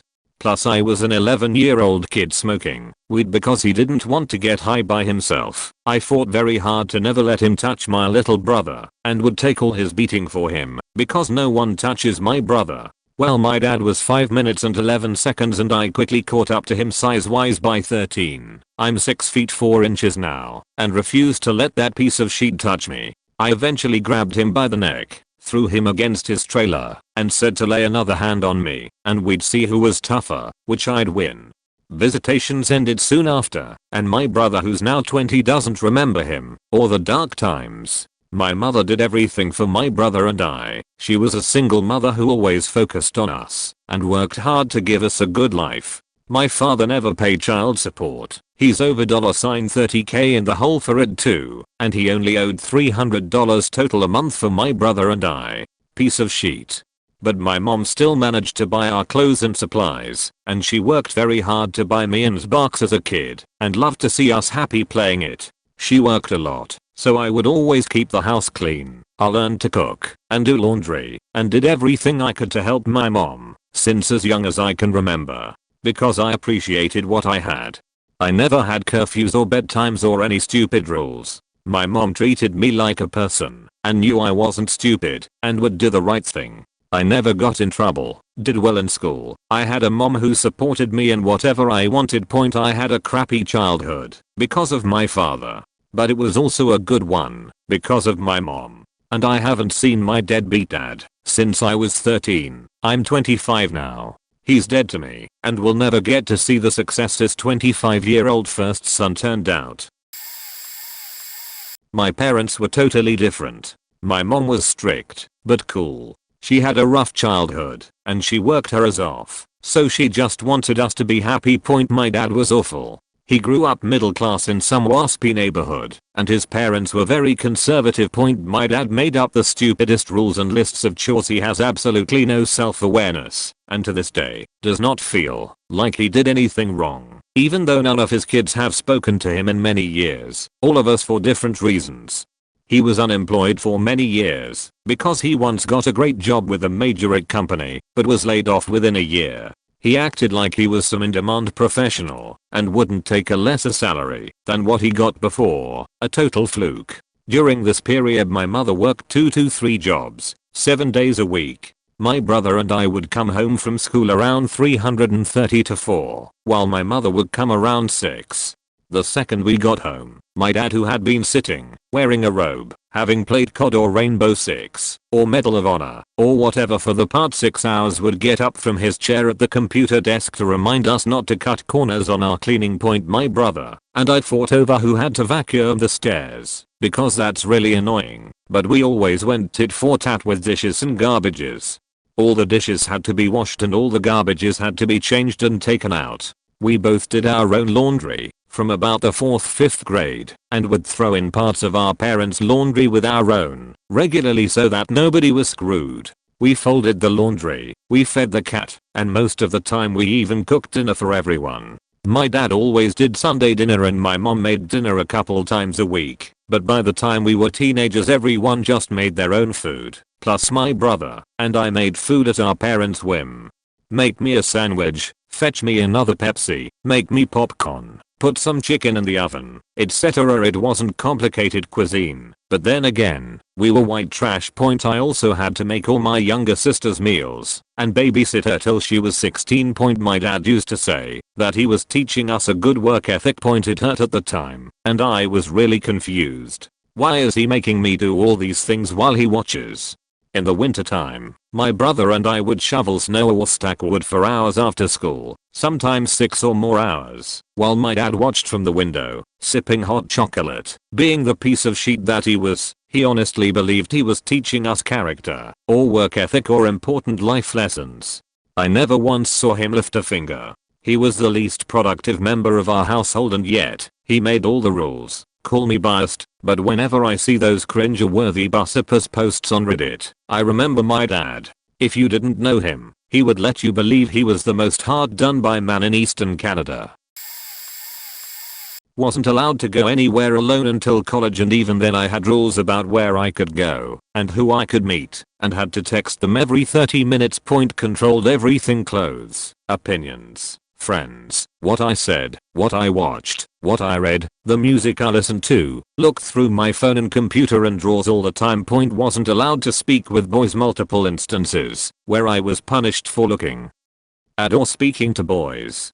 Wasn't allowed to go to people's houses if they weren't the same religion or race as me. No closing the door to my room until like high school. No decorating my room or having any mess whatsoever. My mom literally choked me once for losing a scarf and finding it under my bed. No inconveniencing my mom.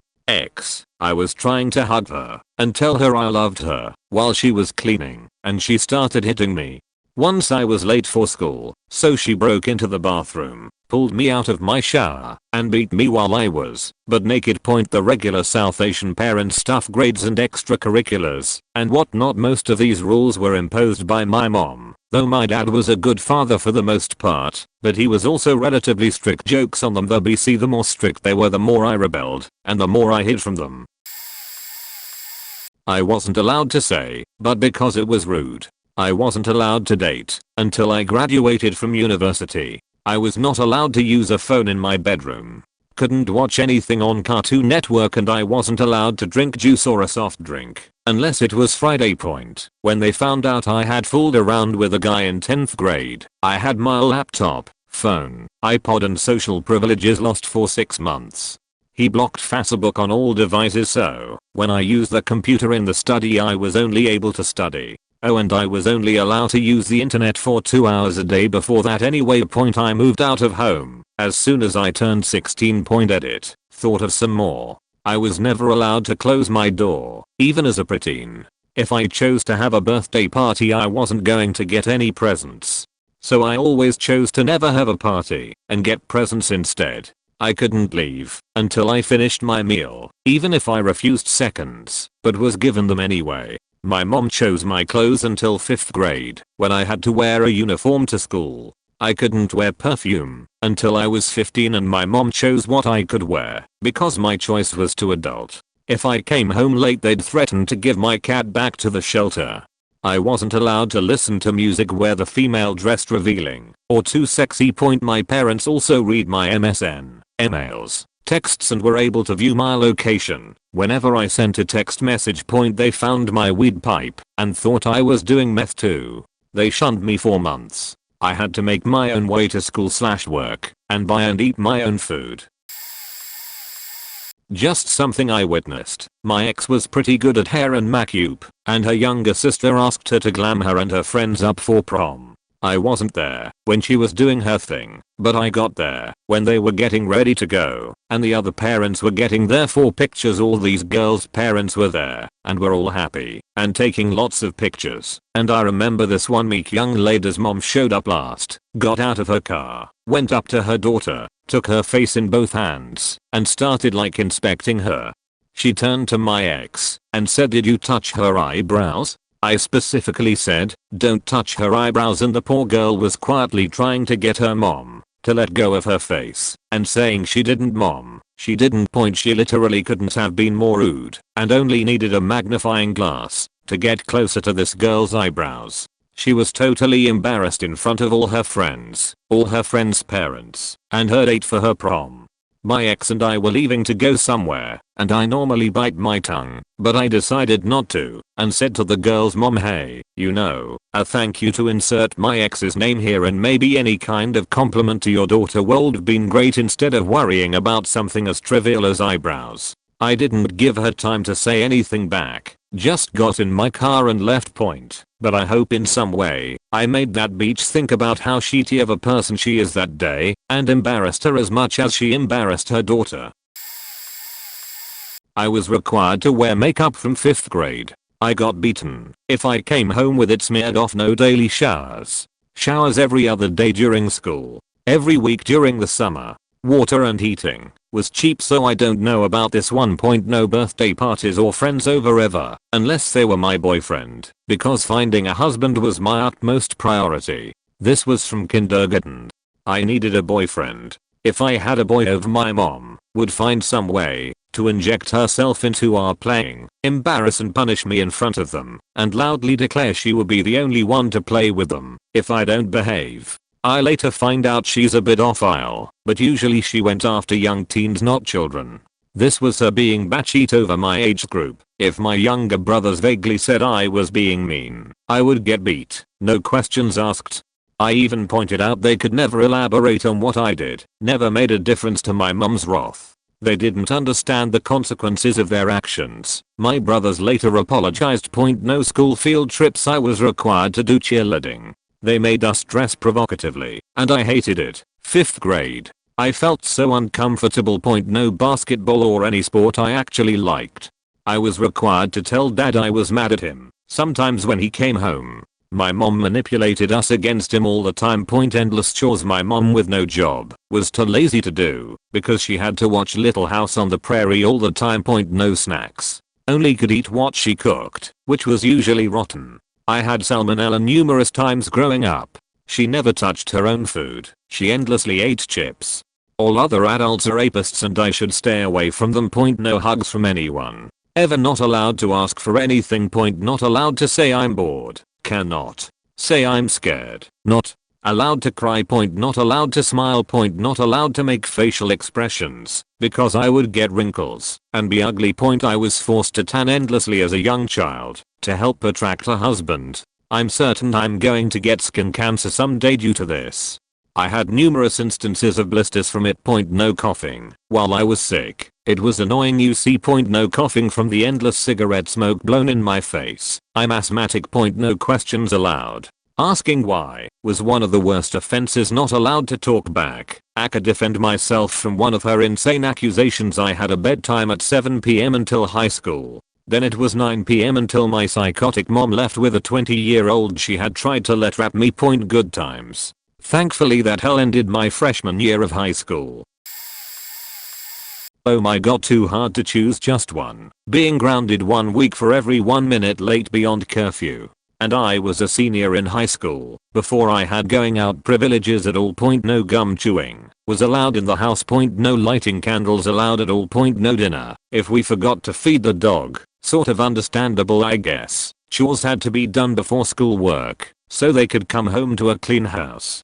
No using the master bathroom. We broke this when they weren't home, but one day my brother unknowingly clogged the toilet and we all got spanked. Lol. TV shows had to be pre-approved. We weren't allowed to watch The Wonder Years or Digi Hauser because of the mention of teenage sex. Seriously.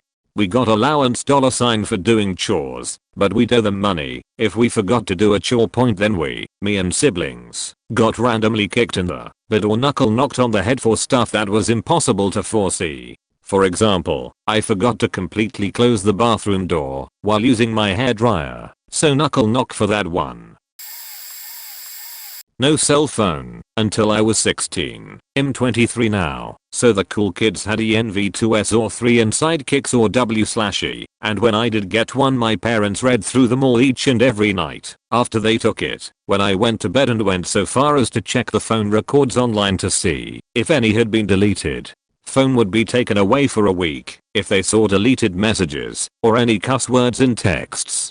This was my only option until I was able to afford to have my own secret phone. They also demanded any social media/AIM password and checked my messages daily. The same rule applied as with texts, and the most heinous part of this was that I didn't know for the longest time how my dad was reading my AIM chat logs, and they never told me, just used it to make judgments on different friends and ban me from hanging out with them. I had a Game Boy for video games until I was 13. We got a GameCube and an Xbox 360 once I was, I think, 16. They got one for my little brother.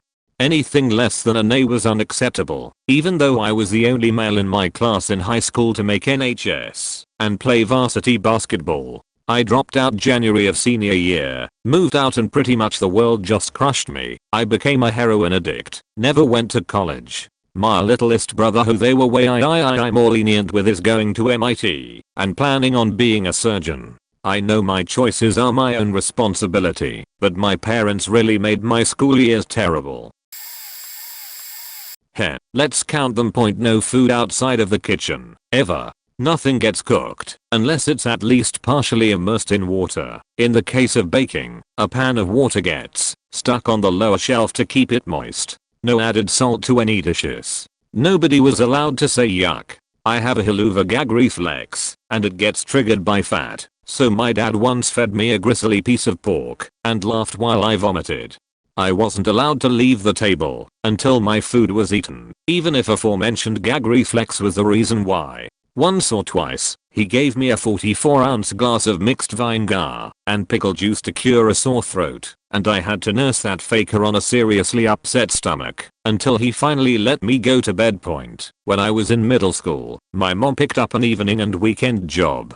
My dad insisted my sister and I cleaned the kitchen by ourselves to his specifications every night she was gone. I would wind up sitting at the table crying until she got home at 11 p.m. since he refused to inspect it again after I'd missed a spot on the stove. It stopped after a while because she didn't grovel and thank him for having us clean the kitchen, so he decided she could come home and clean it up herself. Vertical bar.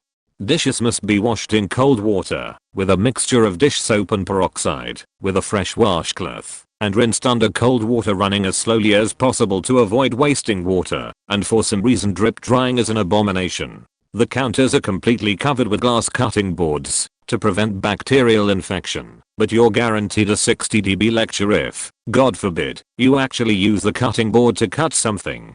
There are plates for that. My mom has maybe one non-butter knife in her kitchen, and it's one of those little paring knives with the minimum length blade, and it hasn't been sharpened in years. Yes, my dad camps on the couch in the living room and watches anyone in the kitchen to make sure they don't violate his rules. Since they live in the middle of BFE and own property, there's a gas well they own that links to the central heat water heater / dryer / stove oven.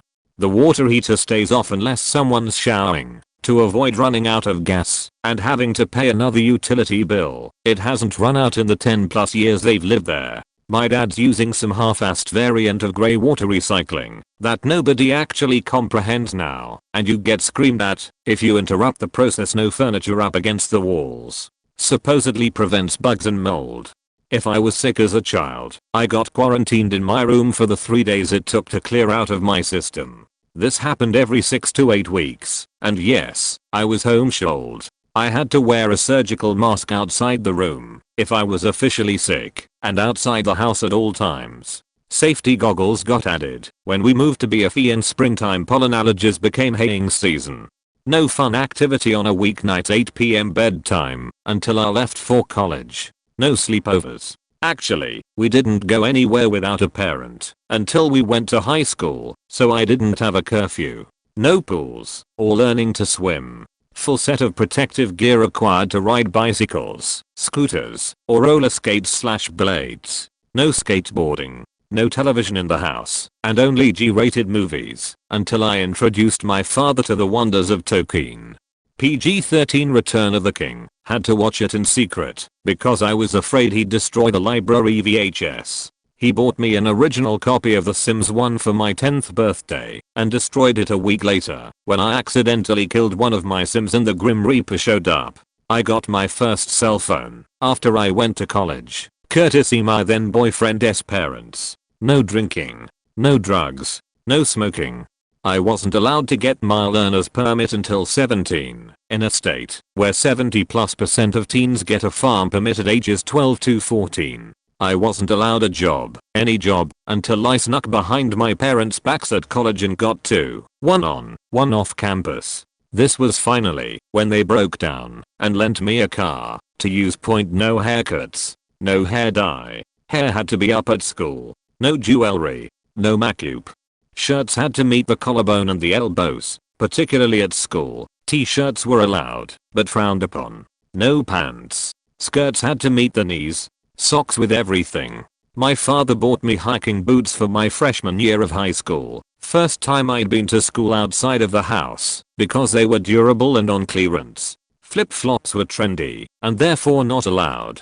My clothes had to be at least one size too big to prevent boys from lusting after my body, and I'd grow into them, and they'd last longer. My clothes were almost exclusively thrifted, until I started buying my own, and my mom picked them, not me. No touching boys. No individual attention paid to, or received from boys, until after my 16th birthday. At minimum, my parents decreed that I would not marry until after I graduated college. Needless to say, absolutely no sex, no dancing, no rock music, no swearing, church 3 times a week, no sass to them, or my thundercunt of a younger sister. Corporal punishment, which was admittedly discontinued around 14 or so, was a belt applied to the back of the knee, or I got to stand in the corner for a couple of hours, or I wrote sentences for days on end. Now I'm gay and fabulous, divorced from my asshole ex-husband whom I married at 21 to finally get laid, with a sailor's mouth and a penchant for spanking. I speak to my mom once a month or so, when I get bored. I'm going to try to finish my degree again starting next month, this time on the other side of the country, and couldn't honestly care less if I ever see them again. My dad's girlfriend was always an asshole to me. Like any time I would get any money, she would have to borrow it in order to buy something for herself. She would always ground me over nothing. Seriously, she was such a bitch.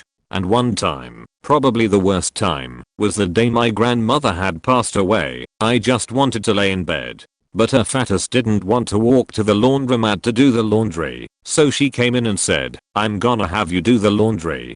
Not even a please. And she tried taking my tablet away just to be a bitch, so I can't use it while doing laundry. Well, I wasn't going to give in to her, so I said I was going to go take a shower. I was halfway through a shower when I heard her fat feet pounding towards the bathroom. So I reached out and grabbed my shorts with the tablet in the pocket and pulled it behind the curtain. She came in screaming, "Where is it?"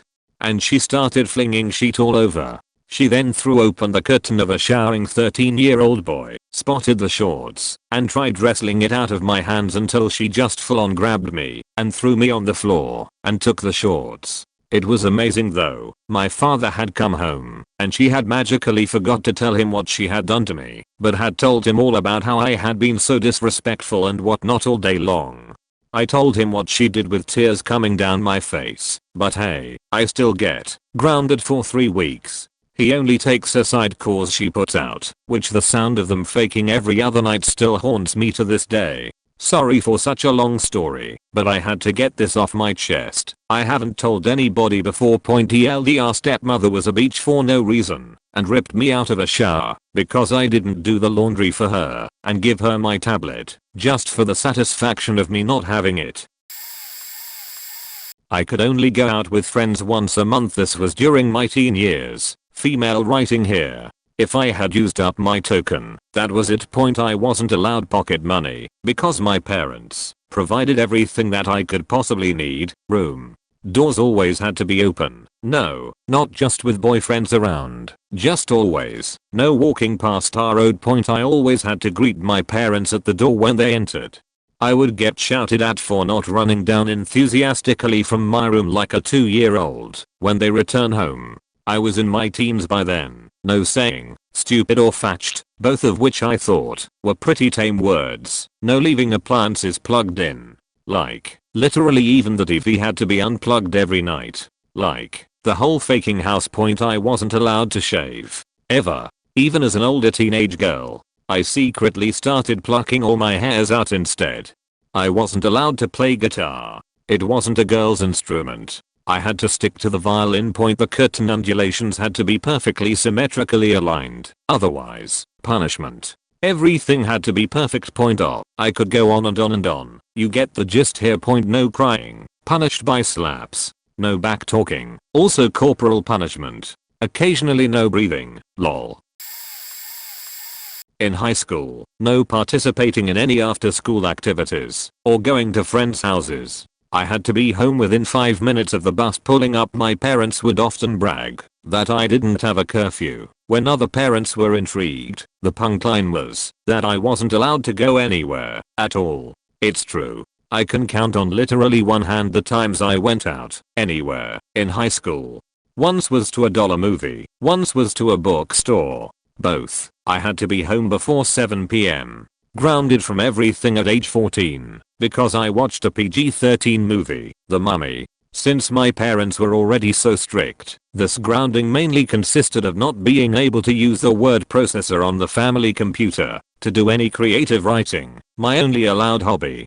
Not allowed to shower and wash hair in middle school. I was so badly bullied for being so gross that I was pulled out and homeschooled. Backpacks had to have wheels because regular backpacks are bad for your back. When I was a sophomore in college, I lived at home for 1 year. The previous year I had gone away to school and got a taste of freedom for the first time ever and, understandably, in my opinion, went party and boy crazy. I didn't get the best grades. When I lived at home I had a curfew of 9:30. One night, I missed it by an hour. My parents frantically called all of my friends to find out my whereabouts, including the friend whose party I'd attended that night. She told them to fuck right off, and that I was an adult. I had to buy all of my own clothes in high school. My brother of course had his purchased for him. I had no money to do this, see below, so I would wear the same items for weeks at a time. I wasn't allowed to get a part-time job. Not allowed to say the word but. No TV, ever. No exceptions. The amount of pop culture references that go over my head is staggering. Not a rule, but my mom had, and still does have, a low threshold for what she considers disrespectful behavior. It's really subjective, oftentimes irrational and non-negotiable, because how she feels is the end-all be-all. If you say otherwise, you're not a humble person. You're literally supposed to stay quiet and agree no matter how stupid it sounds. Like if I accidentally left plates in my room, it's a rebellion against her. Sometimes she would interrupt me mid-sentence because of the way I was talking stupid to her. My favorite though is when she threatened to kick me out of the house because I pushed her after college commencement. I was struggling to keep my stools in place and she tried moving them out of the way because I don't know, but she was never supportive. I never touched her. She was just bitter/quiet/passive aggressive all morning and I didn't cater to her feelings. My gown wasn't ironed well enough. We were already a bit late, so that pushed us back. Cause I should've done it the night before. I had focused too much on decorating my cap, which she didn't approve of for some reason. Said I didn't want to take a picture mid-picture.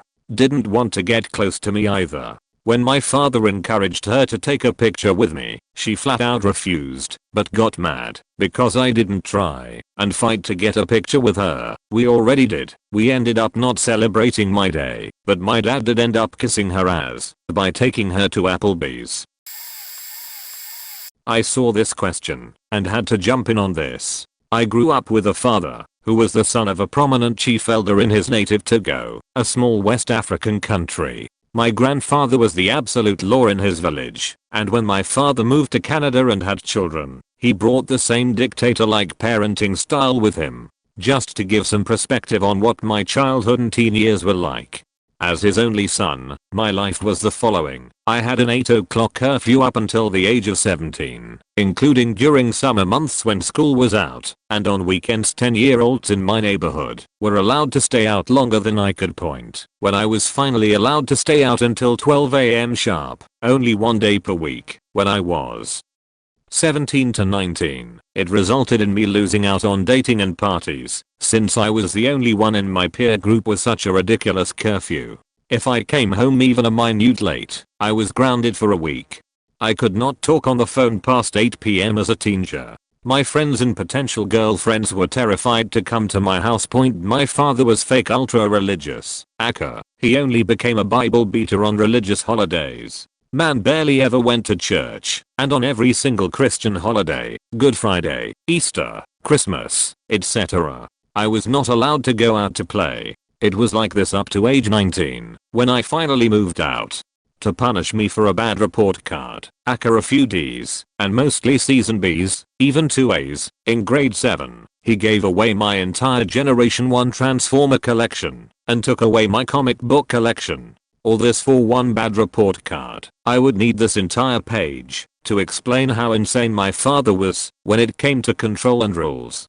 Needless to say, that I grew up with very low self-esteem, no girlfriends, barely any friends, and a hatred for religion, just because of how strict my father was. I completely understood why my mother divorced him when I was a kid. I should have moved in with her, but that was my mistake. My sisters had great childhoods and teenage years. The insane part is I know the old man loved me in his heavy-handed way and wanted to mold me into a successful responsible adult. But the problem with authoritarian parents is that they are blind to how destructive their parenting is. They can't see their own faults or errors. I am a father now, and I have learned from my childhood how not to raise my kids. We are all happier that way. I didn't have a strict upbringing by comparison of most of these posts. However, I guess I'll mention my mental mother. She would just get mad at random things, and I was just yelled at so much for stuff, and the yelling made me scared. And crying was a big no for my mother. I was not supposed to cry, and she would yell so much about me crying, which of course didn't make it stop. I was a super sensitive child, and looking back, I would say all of this was because I was not coached through my emotions. I didn't know how to express any negative emotion in a healthy way besides crying, and nobody helped me learn to channel my negative emotions in different ways, and to this day I have a hard time not crying when someone yells at me. My mom was physically abused for stuff, and if she cried she'd be hit more, so that's her justification for why I shouldn't cry. Because she wanted me to be like her, but she wouldn't hit me, and she thinks she's a great mom for not hitting me for crying. I'm not saying she isn't, but I'm not saying she is. Her mental scarring probably stemmed from the abuse and came out in weird ways when she had stuff she could control. She could control the house, and I couldn't mess that up. I could never clean anything the right way. I was once told that I was putting away dishes wrong because I would dry them, stack and organize them on the counter, and then put them away wrong. But I was still a sucky kid for not helping to clean the house wrong. I loved cooking, but cooking made messes on my mom's pretty shiny counter. She didn't want me cooking because she knew I would make a mess and not clean it right, and the thing is that I never learned the right way to clean something. Just made the mess, cleaned it, and was told I was wrong, while my mom cleaned it and mumbled about how she's worked to the bone cleaning the house over and over again. She's better now, but I still keep my distance from her because she'll still act like a controlling victim now. And then TLDR, mom was abused physically as a kid, prides self on only abusing me mentally. When I was around the 13th of December 14 when kids start, or in many cases have already started, hanging out with each other without parental supervision, my parents wouldn't let me. In particular, I remember not being allowed to go to the movies with my friends unless there was a parent with us, and my parents would not accept that. For most teenagers, their parents are done taking them to the movies as there are things they'd much rather do. As much as this bugged me, I told them if they wouldn't let me go with my friends, they should compromise and take me to the movies themselves. I wasn't even asking them to take my friends with us, but the answer I always got was no, usually with the addition that they didn't want to see whatever nonsense movie I was interested in. To this day, my interest in movies bugs my dad, and he seems to think that just about every book, movie, or TV show I'm interested in is a ridiculous waste of time. This comes from a man whose guilty pleasure is Housewives, of whatever faking city it is now, but I digress. I'm 27, and just the other day I told him I was going to the movies and he asked if I'm ever going to stop. I'm sure he was itching to call my enjoyment of movies an addiction. He conflates hobbies with addictions, and he seems incapable of defining the two separately and understanding the seriousness and implications of genuine addiction. The flagrancy with which he uses that word irritates me to no end, but again, I digress. When it was time for kids to start getting their learner's permits to start driving, I asked my dad if I could get it, and with zero discussion, he immediately told me no. I told him that I'd be willing to wait to actually start driving, but that I just wanted to take the paper test to get the permit. Still no. When I eventually was ready to get my license, I failed the test a bunch of times because I picked up his shitty driving habits. When I turned 18, I was invited by my other 18-year-old friends to go to a bar. I brought the invitation up to my parents and was met with a resounding no. They pretty much told me that just because I was legal, as long as I was living under their roof, that doesn't mean I get to do whatever I want. So, while all my friends were out having some of the most basic and common young adult experiences, and I was usually at home alone minding my own business, and the more time you spend at home, saying no, you can't go, the less often you get invited out. And my dad has some weird ass hang up about women drinking alcohol. His logic was that when he was growing up, he didn't see women drink, and for whatever reason he has yet to explain to me coherently, women shouldn't drink. He doesn't drink, my mom doesn't drink, therefore, I shouldn't drink. And if you have more than one drink, you're basically an alcoholic. I remember asking my parents why my brother was allowed to do certain things and I wasn't.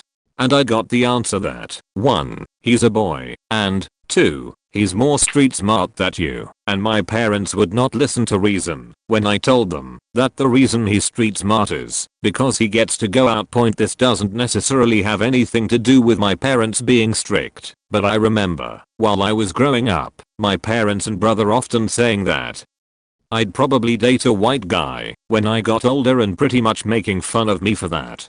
Then there'd be this flip-flopping, particularly from my mom, of don't bring a white guy home to you, fall in love with whomever you fall in love with, I don't care if he's white. That flip-flopping messes with me to this day. So, through what are supposed to be formative years of socializing and entrance into adulthood, I internalized this idea that I can't or shouldn't go out, and that I should stay at home. I've become very shy, more isolated, less able to make and keep friends, and pretty much have no romantic life to speak of, and to make all of that worse, my parents wonder why. I've explained to them some of the things I just talked about here, and they don't want to accept any blame at all. And what bugs me the most is that before the age of 13, I was a fairly outgoing, sociable person, and I was a lot less insecure than I'm now. I had to be free from the devil's influence. What was the devil's influence? Anything pop culture related, from comic books, modern music, popular TV shows, movies, and impure thoughts. I was homeschooled for all of elementary and middle school. I read the Bible through multiple times and was an Eagle Scout, but I was still susceptible to evil. So my mother had to inspect to make sure I was on the straight and narrow. All the presets on the radio in my dad's car that I borrowed all had to be on either Christian radio or NPR. I had a radio in my room and I could not leave it set to the local top 40 station. I had to radio in a Christian station. MTV, BET, VH1, and Comedy Central were blocked at my house. I found a way around this, but heaven help me if my mother found out I was watching MTV, as it was the devil's music. All mail for me was opened and read before I got it. Any inflammatory material, like a Sears catalog that had women in underwear in it, was removed so it wouldn't corrupt me. I was given a brick-type cell phone and was ordered to answer it whenever it rang. Failure to answer the phone would result in grounding.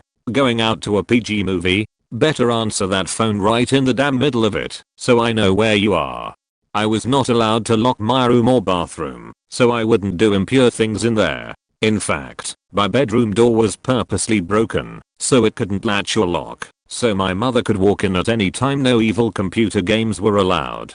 Doom, Diablo, Descent, Grand Theft Auto, Evil. Only SimCity was allowed. Tell the truth means sit there and get questioned about every single damn thing you did all day.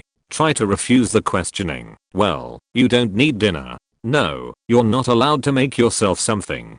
Because you didn't want to answer 2 hours of questions about your scout camping trip, I'm going to get pissy and decide to not feed you.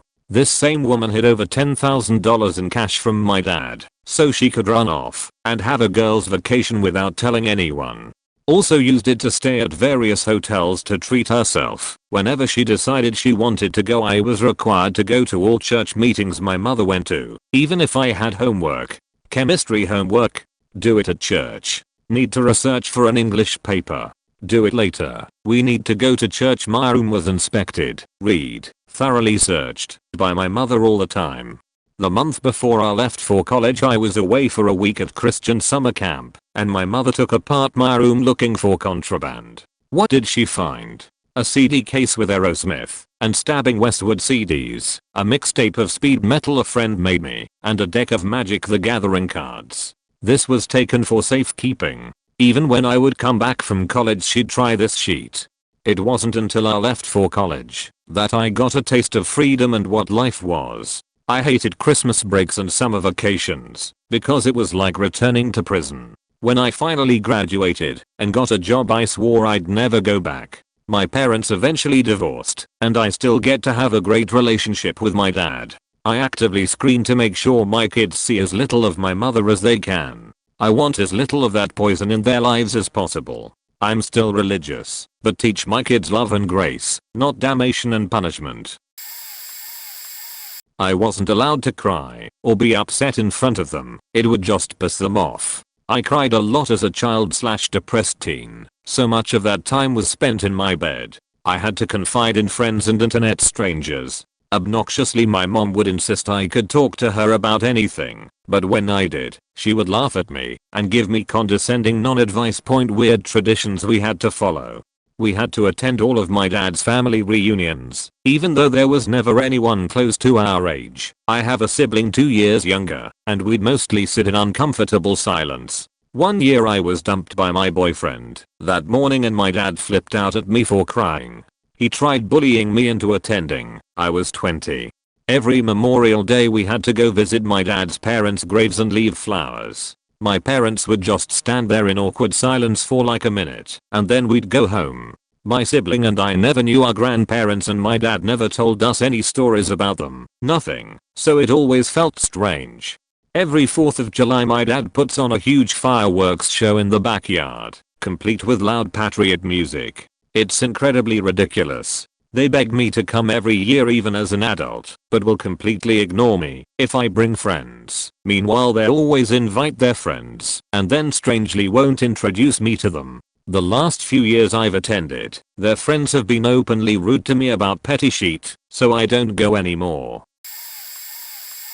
So many of these rules were a big part of my upbringing as well. I'm so sorry, guys. I was not given lunch money and we were not allowed to have breakfast before school. Nor were we allowed to make an after-school snack. I have been beaten for eating at school without permission. I have been beaten for stealing pocket change for food. I have been beaten for eating food at home without permission. Dinner was some sort of shitty casserole or fast food. When I got home from school I was required to watch my 3 younger sisters. After school activities were out of the question. I was beaten for getting after school detention for lateness because my mother could never get us to school on time. After that my mother required me to sit at the table with my palms and feet flat from the time I got home from school at 4 p.m. until she got home at 7 p.m. Then I could do homework and clean. If I wasn't done with both and a shower by 8:30 p.m. my dinner was thrown away and I had to clean up the dinner dishes regardless if you burped or fetched it at the dinner table. You had to wash every single dish and appliance in the kitchen. My mother and whichever husband she had would stand there and drunkenly mock me while I cried from exhaustion. I'm legally blind and I didn't get glasses until I was 16. I couldn't see the dirt on the floor so they'd scream and heckle me then beat me and send me to bed. The ickiest stuff is hard to type out. I was only allowed to wear lingerie of my mother's choosing. Not panties that young teenagers wore. Lingerie. And she would throw away anything I managed to buy that she didn't like. I was required to wear low cut and sheer shirts, short skirts, tight pants. She would require that I straighten my hair and wear makeup she liked. She cut up my t-shirts in front of me. She would talk to me about sex and about how she got pregnant with me at 15. She pressured older men at her church into dating me. She wouldn't let me grow out my hair. She demanded that it be short and dyed blonde. She let her female friends jokingly fondle me. I began self-harming and running away at 13. My dad did nothing. You won't not go outside. My mom did not let me go outside my house to play with my neighbors. They used to came 1 or 2 times a week and I had to say I was busy or my mom would come out and say I wasn't there. Was a pain. Watch as a 9-year-old, other kids, all having fun through the window. They eventually stopped coming to my home, ignored me and kept playing. Dad was never home due work and I wasn't enough big to understand why she did that. She never let me go to college parties. Only birthdays with all parents and host information. No going to sleep to other houses. I remember when I got my first cell phone, I thought I had been grown up. Then whenever I could hang out, every faking hour my mom was calling me. Every hour sending messages, I'm coming for you. I grew a strong anger and hate for her. When young, like 15 or 14, I spoke out all what I felt and said I hated her so bad. I did make cry my mom a lot of times. She always said I was horrible, a terrible person. She asked why I was like that. She gave me all the love she could so it was all she did was for love. And now I feel bad for hating and saying all those things, but it is impossible for me to not have those feelings. Social anxiety, social phobia, a bad, super low self-esteem. Bad social skills and self-hate. It is not my fault for she being a really bad mother, but I won't be subjective. Feel bad now for both things, hating someone that loves me and having no one to talk with about this. Well, my dad was a bit of a hoodlum growing up, so he did his damn best to make sure my brother and I didn't turn out the same way. As a result, I had some really strict rules growing up. I know the question asks for the most unreasonable rule, but honestly, all of these are really awful. I had to get an A in every class, or I was grounded for an entire marking period, 9 weeks, as well as get yelled at for 10 minutes straight. Even not getting a high enough A warranted yelling. In middle school, my dad decided that I was no longer allowed to paint my nails or wear fake nails. I actually had to rip my fake nails off after wearing them for hardly a day. When I had to go to school in 10 minutes, I couldn't go to parties or hang out where there were both boys and girls until the last 2 years of high school, and even then, my brother had to accompany me, even if he wasn't really friends with anyone there. I couldn't go to a friend's house unless there was a parent there at all times until I was about 16. Even a parent leaving to go run to the grocery store up the road was an infraction and I would get put on restriction, basically getting grounded with a fancier title. Regardless of circumstance. Guys were not allowed in my room and are not allowed to this day. I'm 19. Whenever I stayed at a friend's house, I had to call home. Not a bad thing, except, even now in college, I'm required to call home every night, regardless of what I'm doing. I have been sick, dealing with migraines, running from one study session to another, and have had to make that frigging call. Strict parents can really suck sometimes.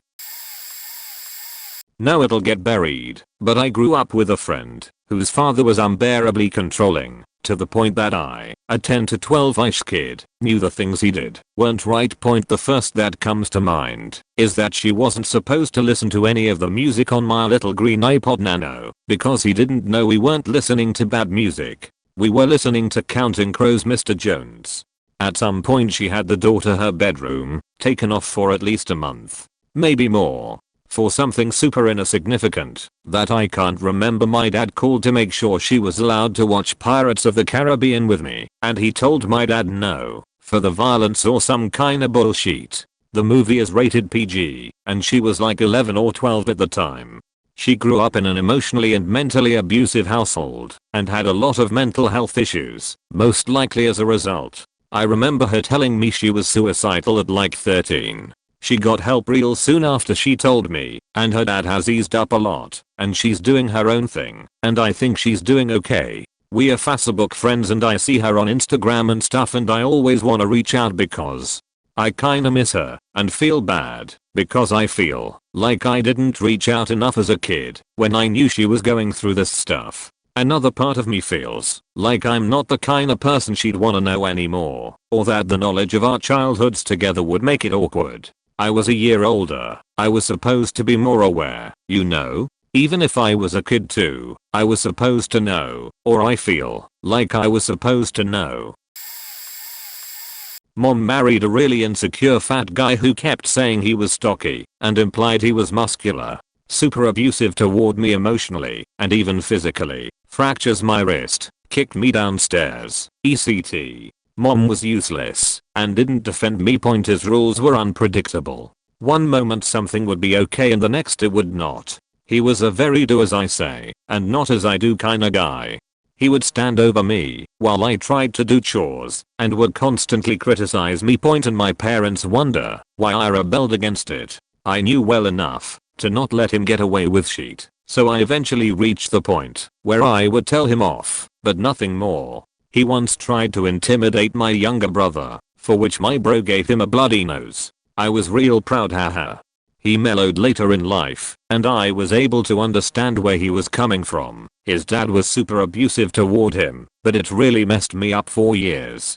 I developed an anxiety disorder and OCD, which I still struggle with. He had a good heart, I think, and he sure did love my mom, but man, my teenage years were rough. Thankfully, I met my favorite person in the world and everything has worked out since. And my dad was relatively chill and would push me to do well with my life. He was more involved in important stuff than anyone else when I was growing up. My parents had a my house my rules policy when I came home from college. This is not unreasonable in my view, since I lived there rent-free. At the time, however, I was trying to live independently so I could be ready for married life with the woman who I'm now married to. Also, being in my early 20s, I wanted to stay out later on weekends and nights. My parents said I was too noisy returning home, so they put a curfew on me. Again, I don't mind the policy that, since they pay for the house and I live there rent-free, I have to abide by their rules. The problem came in when I decided to move out, and they said I couldn't, as the risk was too great, that I would go into default on my student loans and ruin their credit score. All this after never missing a payment and drawing up a meticulous budget that included rent and utilities at this new place. The reasonable conversation quickly exploded into a huge fight. My parents lecturing me, sitting there with my drawn out budget. Nothing I said had any impact. I wasn't ready or something to that effect repeated over and over for a good hour and a half. I was on board. My girlfriend at the time, now wife, was on board. I even consulted some friends of my parents at the time to make sure it wasn't a stupid idea. They still said no. I ended up moving out anyway and I haven't missed a payment yet. TLDR. My parents had a my way or the highway approach to parenting with an addendum saying no, you can't take the highway either. I was also not allowed to shave until a certain ridiculous age. I think it was 16. My mother was terrified I would somehow screw up my face. All trading card games and anything that reeked of a brand were not allowed at home or at school. If ever they were to find out, in order to use the Nintendo 64 I had to trade 1 hour of guitar practice for 20 minutes of playtime. Before both activities I would need to set the fridge egg timer accordingly before beginning, while my mother would sit in the kitchen and listen to ensure I was practicing the entire time. Playing guitar for the church band was mandatory every Sunday, which started from 9 AM and went to 12 to 2 PM, depending on how much time they digressed into open playing. Also mandatory were the yearly carols by candlelight, Easter and other religious events the band was performing at. This was all as my friends were in the crowds, laughing at me in elf/nativity costumes. Sleepovers were only allowed up until the ages that drinking might become a possibility. From then, I was only allowed to be out until 11 PM and was forced to drive the family people mover to events. Imagine how that went down with the friends. Even worse, my parents thought they were being gracious by letting me drive this 8-seater hulking wagon. Even though I had the money to buy my own car, they wouldn't permit it. It was a vehicle they would have less control over, and it was not on. When I was finally 18 and doing harvest work at a grain site 1 hour away from home, starting at 6 AM until 9 PM, I was finally allowed to buy a 2-seater Hyundai. When I wasn't working, it was theirs to command, and I was not allowed to be anywhere without them knowing. My mother would frequently hide the keys, often for days at a time. Perhaps the worst was that when I was finally allowed a mobile phone at the age of 15, it was to be sat on the kitchen bench at 9 PM every evening.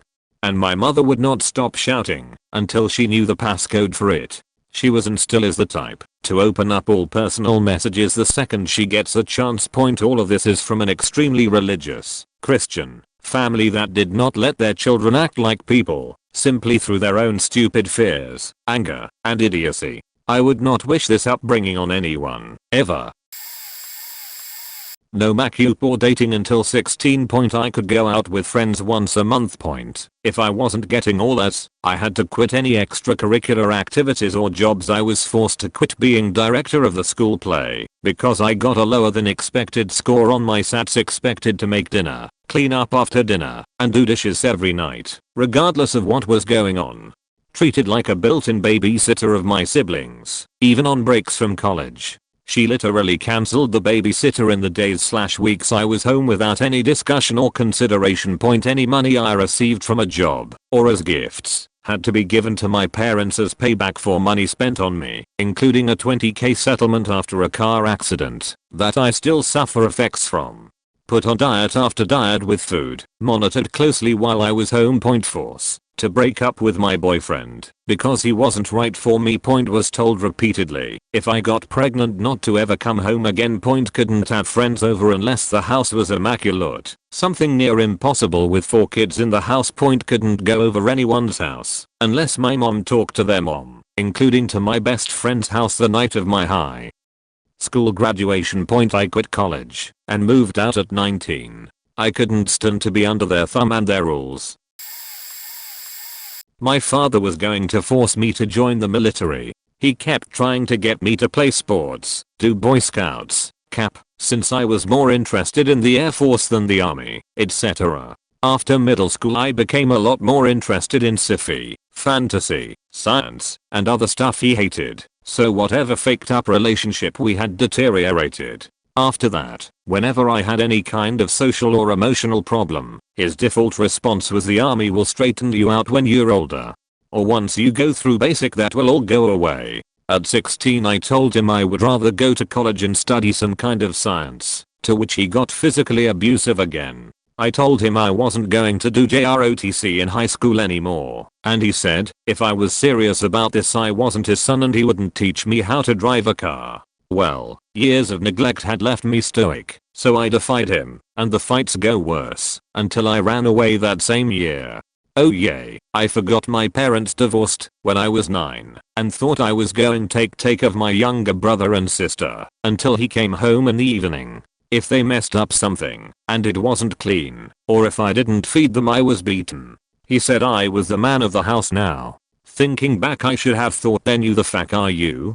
Well, I'm 30 and I finally got my license last year and have 2 science degrees. I'm still stuck in poverty with no social or emotional skills, but I survived I guess. My siblings didn't fare any better, but I haven't heard about them in over a decade. I thought it best to just cut all contact with that faked up family.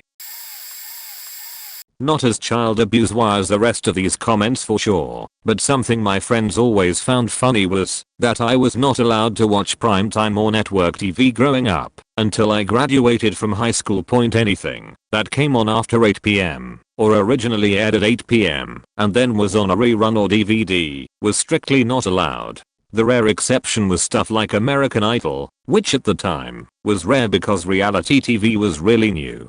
I was pretty much exclusively allowed to watch Disney, Nickelodeon, and TV Land Point, and any new show I wanted to watch had to be vetted by them first. For example, I really wanted to watch Boy Meets World, but they wouldn't let me, and we literally argued about this for years. Eventually they let me, but only the episodes where Corey was in high school. Any of the episodes after they graduated were not to be watched.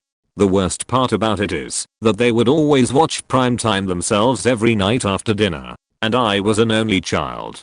So if all my homework and chores were done and there was nothing else to do, I wasn't allowed to watch TV with them. If I even wandered into the room randomly while they were watching primetime, they'd immediately ask me to leave, or, eventually when we got TiVo, pause it and wait until I was out of the room to start watching it again. Their reasoning behind it was, I guess, that it was not appropriate, even though primetime, at least on network television, is rated as appropriate for 14+. Literally it's usually right on the screen with a little logo. But oh no, federal regulations weren't good enough for my parents.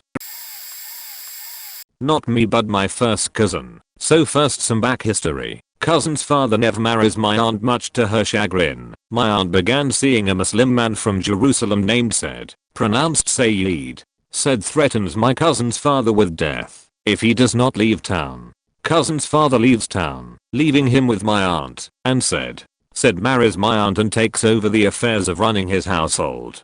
Being a Muslim, Said never accepts his stepson. He makes him wear a bag over his head in his presence, as he is no son of mine. My cousin was also forced to eat in his meals in his room. His mother would leave his food on the floor near his door because he was not allowed out of his room. If his mother protested and Said did not feel like hearing her, he would tell her to silence. If she persisted, she was beaten. I once had the displeasure of staying with them for 6 months while my parents were relocating to the area and house hunting. During family affairs, dining was different. The men ate first, children second, and women last. Except my cousin, he always ate alone. He eventually dropped out of school and started staying away from home at 15 until one day he joined a gang and never came home. He eventually left the gang and made his way up to Ohio, where he became a salesman with a drinking problem. It was odd living with them. I was never treated badly, but there was a time when my aunt blamed me for their cockatoo dying after she told me to feed it. I fed it like once, but in my aunt's mind, that was now my job, even though it wasn't my bird. I was only 12 and had no idea how to care for it, or how much to feed it, or how often. And honestly, I thought she only meant feed it that one time, so when it died, she said, "I told you to feed that bird." I guess she assumed I was the only one caring for a pet that was hers in the first place. So that's the story. Epilogue. My aunt and Said eventually divorced, but not before my cousin's innocence was lost. He still drinks every day. I was raised by a corrections officer father. He worked in the juvenile wing of the facility. Needless to say, spending 10-hours a day 5 to 6, sometimes 7 days a week surrounded by criminal children doesn't exactly make you the most thoughtful objective actor when dealing with your own child's mistakes and shortcomings. He was understandably terrified of having me turn out like the kids he saw locked behind bars, but he was emotionally inept and completely incapable of processing and dealing with his feelings and me in a positive, constructive manner.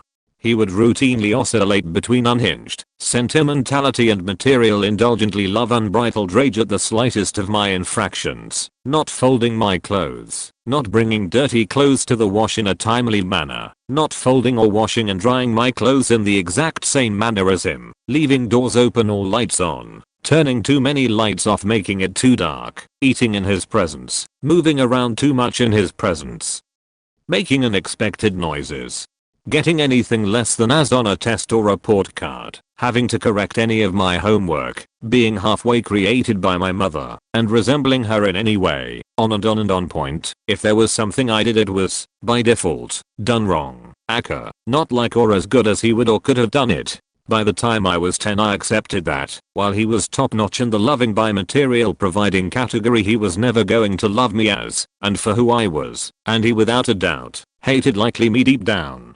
Basically, the way I saw it, was that he was a man of duty who fulfilled his material obligations no matter what. And I was merely just that, an obligation to be fulfilled. I lost count of the times he told me, in the heat of his anger, that he could be living a better life, a happier life, without having to take care of me. That I should feel lucky and grateful that he, in all his moral superiority, was willing to sacrifice that better life, in order to take care of me.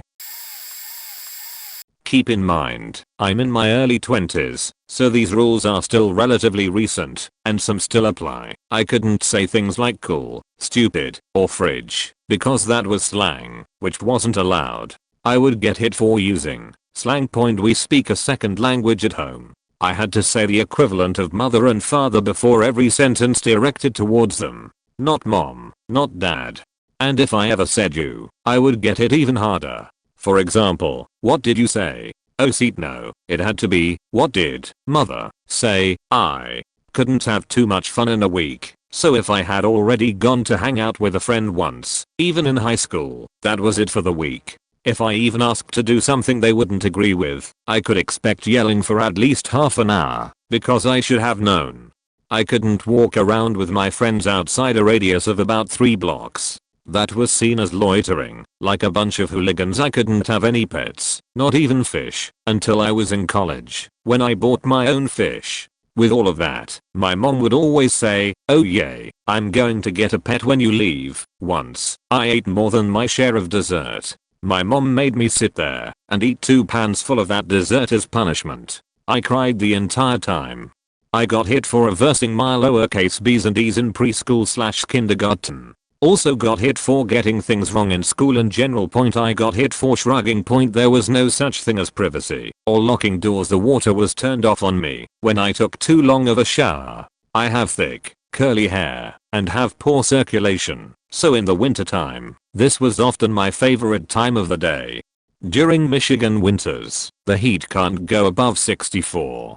I was told to put on more clothes and use more blankets. During the summer, the AC is rarely ever allowed to go on. We are not poor. I couldn't wear a bikini until college. That was seen as asking for attention. I couldn't go to sleepovers until I was in middle school. Even then, they had to be super familiar with the parents and have all their numbers. I couldn't go trick or treating with my group of friends without an adult chaperone until high school. I didn't have a phone until I was in high school. Most kids my age had phones in middle school, and even then, I didn't get texting until college. I wasn't allowed a driver's license till I was already a freshman in college. I lived at home, so I had to take the bus that only left at a ridiculous time in the morning from my area. I had to pay for my first car and was only allowed to get a car after months of begging. My curfew during college was 9 p.m. That got extended to 11 p.m. near the end. But I was expected to text every single day when I was leaving school. I could only see my boyfriend once a week in college. I would get yelled at and hit if I were to talk back to them when we were in an argument. I would also get yelled at and hit for saying anything at all. So you tell me what the correct answer is. I could literally write a novel. The most unreasonable rule: no privacy. Until I was 16, my mom read my journal, my emails, and my text messages. When I was 16, I got an iPhone, set a passcode, and just never told her what it was. Occasionally she'd ask for my phone, but I'd always laugh. I also recently found out that she had been doing the same thing to my dad, and even went as far to go through his Facebook and text messages when he wasn't around. She always used the "if you have nothing to hide you'd show me," but my dad, and I always felt it was weird. She wanted our passwords, but never offered hers. Well, it turns out she never offered hers because she was hiding multiple affairs for 2 years. Here's another: I couldn't drive past certain cities. I got my first car at 19. Even then, I couldn't take it more than 20 minutes north. 20 minutes east, or 5 minutes west or south. There were literal restraints on where I could go with my own car. The rule wasn't lifted until I packed my life into my car, moved 4 faking hours away. Last one. I couldn't get upset about something my mother said to me. To keep it short, I have incredibly poor self-esteem because my mother calls me fat. She once told me I wouldn't get a job with my degree because of the way I looked, and when I called her out on it, she exploded and accused me of misunderstanding and twisting her words. It's pretty hard to misinterpret. If you want a job in insert degree here, you would have more success if you weren't fat. Coming from the UK, I usually had 6 weeks of summer holidays. That's universal for the UK, not my parents' decision. It actually felt like a long time for me, but when I finished year 11th, I left school after doing all my exams, so I got about 12 or 11 weeks off. Now, during this time I had to walk the dog and feed the chickens, and on some days, play a round of golf, or do even more jobs, because life isn't free, and since I'm at home I have to pitch in and help around the house. She said playing golf with someone from my academy was an alternative because I'm out getting fresh air and socializing with someone else and getting exercise, and it takes your mind off of those pesky games. I was so mad about this because even though the person I play golf with said I don't have to play if I don't want to, I was basically forced to play because I would have to do all the chores in the house for that day while my parents lounged around doing nothing. So when she said pitch in and help, she actually meant do all our work for us while we act all carefree and laze around in the hammock all day. The kicker? If you were paying attention earlier, you would know that my mother said playing golf takes my mind off of those pesky games. She claimed that I'd play them all day, every day. I don't. It's just another case of parents blaming everything on video games. If she just asked nicely if I wanted to play golf and sounded enthusiastic, I would say yes without a doubt, but she says that I would always say no, so she has to act stern and make alternatives to make me agree otherwise. A lot of my mum's rules weren't so much strict as faking weird, and most weren't actual, like, written rules, just things that became rules in my head because I always got yelled at for them. Off the top of my head, for a while, my brother and I weren't allowed to wear more than one black shirt a week. She was on a religious kick. No noise in the house, TV, video games, music, talking on the phone, etc. All had to be quiet enough that she couldn't hear, and we never ever could play music or have video game sound turned on when she was in the same room. My dad was bad about this one too. If we were even in the same room when he was on the phone, as he was often, he would turn red and angrily snap his fingers and gesture for us to leave. Oh, and repetitive noises. Absolutely no repetitive noise, like tapping stuff or clicking a pen. That would send mom into screaming fits. No friends over except on very rare occasions when mom would decide at random to play at being a good mother, and they had to follow the same rules about noise and cheat. No sleepovers ever at our house. I can count on one hand the times I was allowed friends over. My brother got to have people over a lot more than me, and sometimes stay the night. I was never allowed to. I had a couple medical conditions growing up which caused my mom to be insanely strict about a few things, like no roller coasters or carnival rides, no sports/most athletics. I can't think of many more specifics, but I know there were some other things. I'm not sure why exactly, but I was just forbidden to participate in a lot of things. My mom brags all the time about how she let me do whatever I wanted, but like, that's the furthest thing from the truth. I remember being constantly told no to anything I wanted: dance, theater, playing certain instruments, taking certain classes, trying basically anything new that she herself wasn't dragging me to. She even forbade me from having a 17th birthday party, and I had to pull teeth to get a 16th and 18th point, and the last thing I can think of right now is this gem. I wasn't allowed to get a job in high school or the summer before college. That's fine, no big deal, except she later had a fit about me not having had a job during that time, and says she never told me I wasn't allowed to. The next 2 summers, I was threatened with disownment and being kicked out if I didn't get one by a certain date, which was impossible where we lived, and of course she sabotaged me at every opportunity. Edit. Thought of more stupid sheet. Had my bedroom door taken off once for slamming it. It slipped out of my hand as I closed it, and it was a tiny bit loud. My brother had all the posters in his room, taken down by our dad, when he turned 17 or 18. Some bullshit excuse about having to grow up, when I stayed with my mom last summer during college, aged 21. I had an 11 PM curfew which was never communicated to me, until I broke it once, and got yelled at for hours.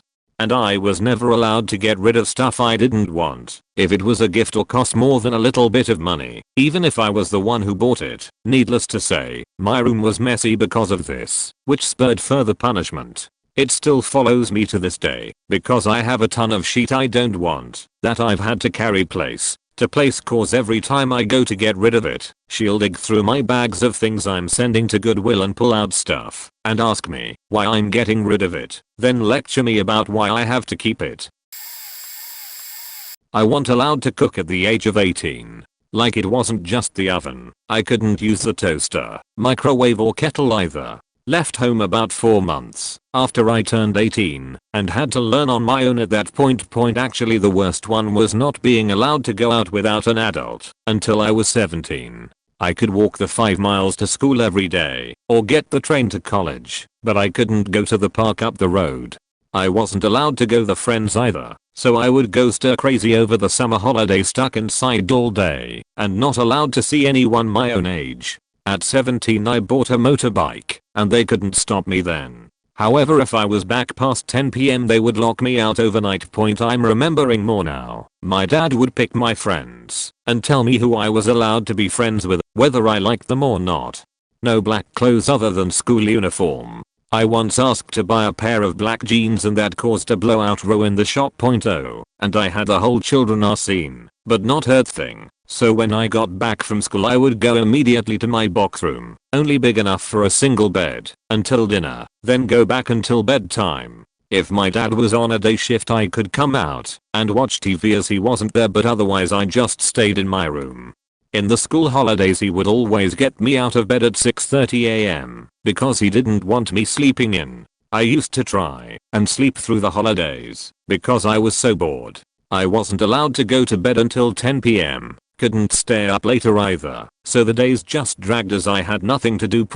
Until I started secondary school, my lunch every day from reception, age 4, to year 7, age 11, was one slice of bread with Marmite, a bag of crisps, a small chocolate bar and a 300 milliliters drink.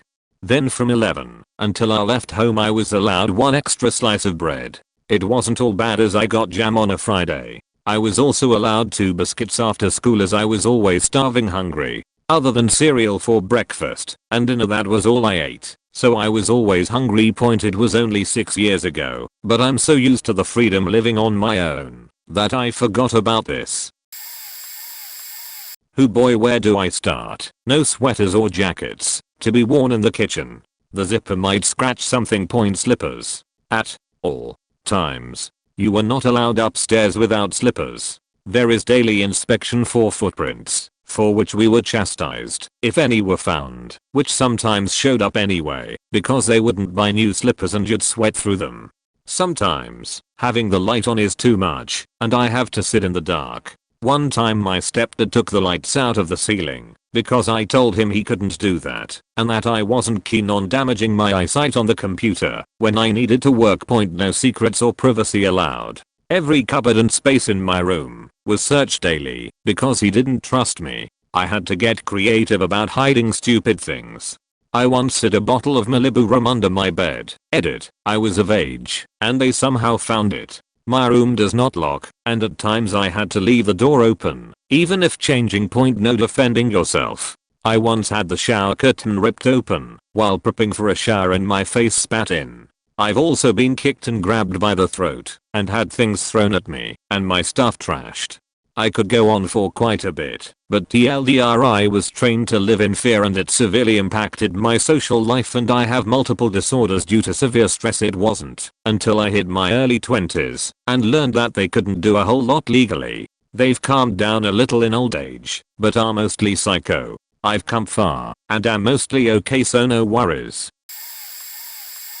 Most unreasonable rule for me was, when I hit 7th grade, my mother would literally force me to shave my legs and wear makeup. It started when I had my best friend, who was also the only friend I was allowed to have, because my mom hated literally every other friend I had, over one day, and she and I went over to the computer to talk to my mom. I was probably wearing shorts. I remember my mom telling me to put my leg on her lap, and her pulling on my leg hair, and telling me that, if I didn't start shaving, she wasn't going to let me out of the house. In front of my friend. Another incident, my younger siblings and I were at the mall, and she would check to make sure my legs and armpits were shaved before we left to go anywhere, and we went by Justice. I hated that store. I always refused to go in, but she dragged me in anyway. Started telling me that I had to start wearing makeup or else, in front of my siblings and everyone else. Compromised by buying me High School Musical themed makeup, since at the time, that was my favorite movie, and it was pretty popular. After she bought it, and some other, more expensive makeup, that I made no effort to hide, that I really didn't want. She would force me to put it on before school. If I didn't put it on by the time we left, I would have to miss that day of school. Which I guess sounds great to some people, but I loved school. It was fun, and it meant I got to get away from her for a while. I also got really anxious if I missed school for any reason.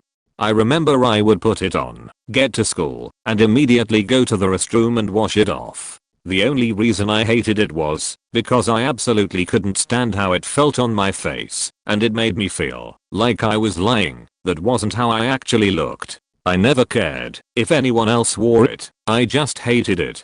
Later that year, one of my great aunts bought me tickets to see Lion King on Broadway. It was in town, and I had wanted to see it for years, since that was my favorite childhood movie. She got me the tickets for having good grades. My mother threatened to not let me go see it if I didn't wear makeup for the show. Most of this stuff I keep locked up in an emotional vault as a coping mechanism, but this thread has reminded me that it's important to seek healing from time to time. I was raised by my aunt and uncle for most of my childhood. I had to be in my pajamas with my teeth brushed and physically in bed by 8 PM up until I was 15, when it changed to 9 PM. I was only allowed to bathe once a week up until around age 13. Then it changed to every second day, but it didn't matter because I was extremely active and played sports every day. I had to wear the same pair of clothes 2 days in a row all throughout puberty, so I always felt dirty and self-conscious. I was forced to sweep the kitchen floor every day before I went to school and clean the entire house top to bottom every Saturday, vacuum, dusting, bathroom, etc. Scoop up the dog poop and pile it on the garden. Rake leaves, pull weeds, cut grass, sweep sidewalk, shovel, you name it. It was always my job despite the fact that there were 4 other people in the family. My aunt had the nerve to nickname me Cinderella. I also wasn't allowed to be inside the house unless it was supper time or bedtime. I was forced to sit outside by myself like a goddamn dog while the rest of the family was inside. I even had to do my homework outdoors unless it was winter. Sometimes I'd get to watch an hour of TV or play an hour of Nintendo. Shows, music, and games of course had to be approved of first. No swears, sex, or other mature content. I remember when I got busted for bringing home a Guns N' Roses tape that I had borrowed off a friend. My aunt made this dramatic display. I came downstairs and the cassette had been ripped open. Tape guts spilled out all over the kitchen table. I think I got grounded for 6 months. Where I lived, the legal age for a child to be alone was 12, but they refused to let me stay home by myself, even when I was old enough, despite the fact that I had regular babysitting gigs, and so they would force me to go to where they worked. It was a lumberyard/hardware store and there wasn't really anything to do there, so I would entertain myself by reading library books on top of piles of Japrec and packs of pink insulation. If I was lucky they'd put me to work dusting paint cans and I might make $1/HR. From about age 10 over 11 onward, I had to buy my own toothpaste, deodorant, shampoo, conditioner, soap, clothes, karate membership, CDs, basically anything that wasn't food. if I wanted to buy something, but I didn't have enough money saved up from babysitting, dusting, or whatever other side hustles I was doing, I had to go without. I remember begging for a pair of new shoes for Christmas because my track coach said that mine weren't appropriate for sprinting. As an aside, you might be surprised to know that my aunt and uncle stole the small inheritance that my late mother had left for me when she died, and to this day I have no idea what they did with it. Probably have it invested in their own retirement savings. They sure as hell didn't give it to me when it was time to go to college. I had to pay for that myself. When puberty hit, I had to beg my aunt to let me shave my legs and armpits, and I wasn't allowed to shave above the knee for some strange reason. When I began menstruating, I wasn't allowed to use tampons, pads only.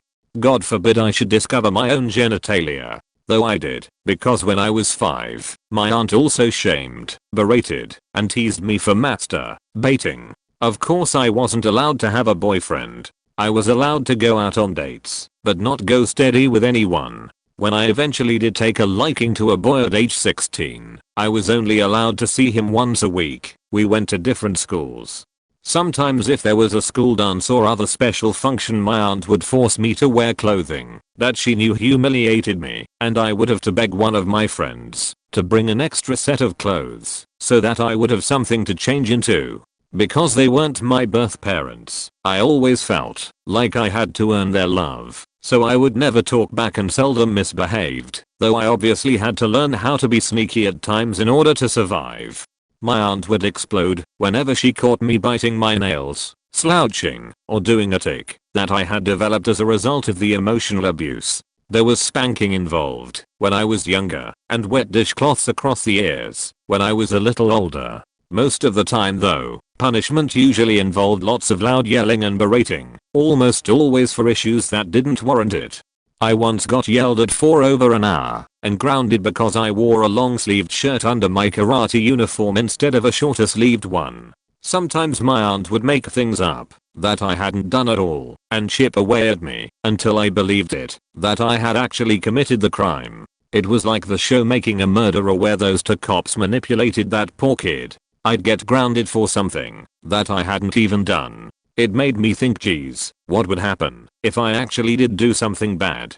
Because this post has been so heavy, I'll share one thing I did get in trouble for that was actually kinda funny. My older cousin, who was basically a brother to me, had one of those Van Halen shirts that said for unlawful carnal knowledge. Somehow when my aunt did the laundry one week, it wound up in my pile, and because I was always getting hand-me-downs from my older siblings, I assumed it was being passed on to me.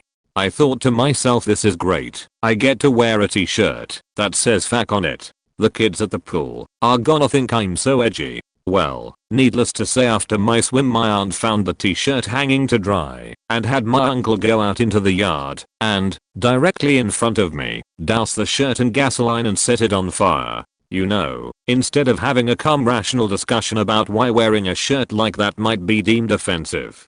Or instead of, I don't know, reprimanding my older brother for setting a bad example for his little sister. Looking back, I think my aunt put the t-shirt in my laundry pile on purpose, just to see what I would do. The one incident that really stands out though was the time my uncle, who usually kept quiet and stayed out of things, once grabbed me around my throat and nearly choked me because I was planning on moving to another city to go to college after high school, and I wanted to get my own apartment instead of staying with relatives nearby.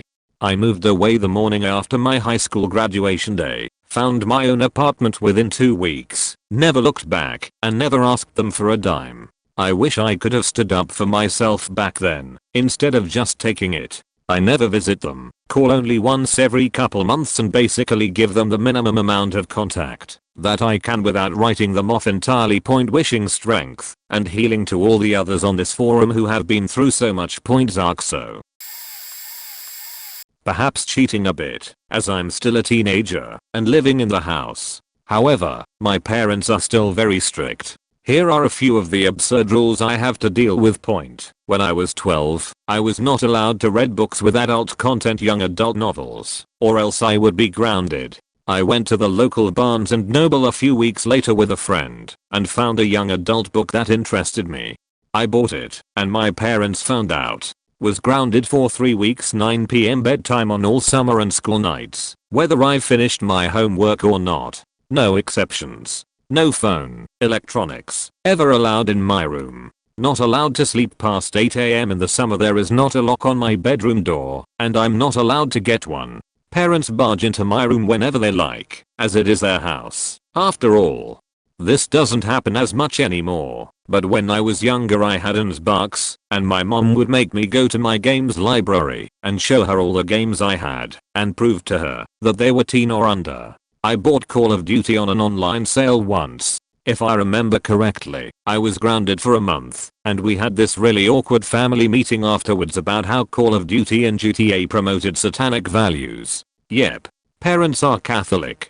Oh, I forgot. I'm not allowed to boil water for tea or cook anything on the occasion that I'm left home alone, because they think I will burn the house down. Not sure if this counts as a rule, but I'm not allowed to get a summer job by my parents' rules, and yes, I'm old enough. Most of my friends work, and then they complain about me doing nothing all summer. My mom isn't a good cook whatsoever, and she makes dinner almost every night. Even if I do not like the meal, I'm not allowed to make my own separate thing, even if it's like a salad or something, or eat anything else whatsoever for the rest of the night. My parents are by no means horrible people, and they are okay most of the time. However, they are the definition of overprotective. Helicopter parents. This has been way more than one rule. Apologies. I see a lot of negative parenting from step parents. It may seem I'm in the minority on this one. Here goes. NSFW. Mom was absolutely and unreasonably obsessed with my foreskin and the fact it existed. The ultimate punishment was the threat of going in to do the operation, which she said was impossible to do with an aesthetic. Every Saturday was cleaning day soon up to sundown. At one point I was old enough to do yard work, which I liked. This got me sentenced to doing purely in-house work. Not gonna lie, I'm a bit messy now, because of this. Logic equals talking back. Even if it meant being able to do a chore faster, it was considered cheating. I didn't need to take driver's ed because she would teach me. I said fine, I'll get the permit and do the written test. She said she was the only person who could give me permission. True, I think, and that it could only be taken with the parents' car present. Not true. School and home were the only places I could be without my mother present. No friends' houses or after school clubs. At about my freshman year of high school, she met my stepdad. He showed me PC gaming for the first time, and web design. Taught me to drive stick, talk to girls, fight, etc. It took a few more years, but slowly the strictness wore down. It was still late, though, and the damage was done. My mother instilled a strong social anxiety that really prevented me from talking with a lot of people. My last half of senior year was when I was finally allowed to hang out with friends. I went to the house of someone in a group I was doing a school project for, and then to my best friend's house.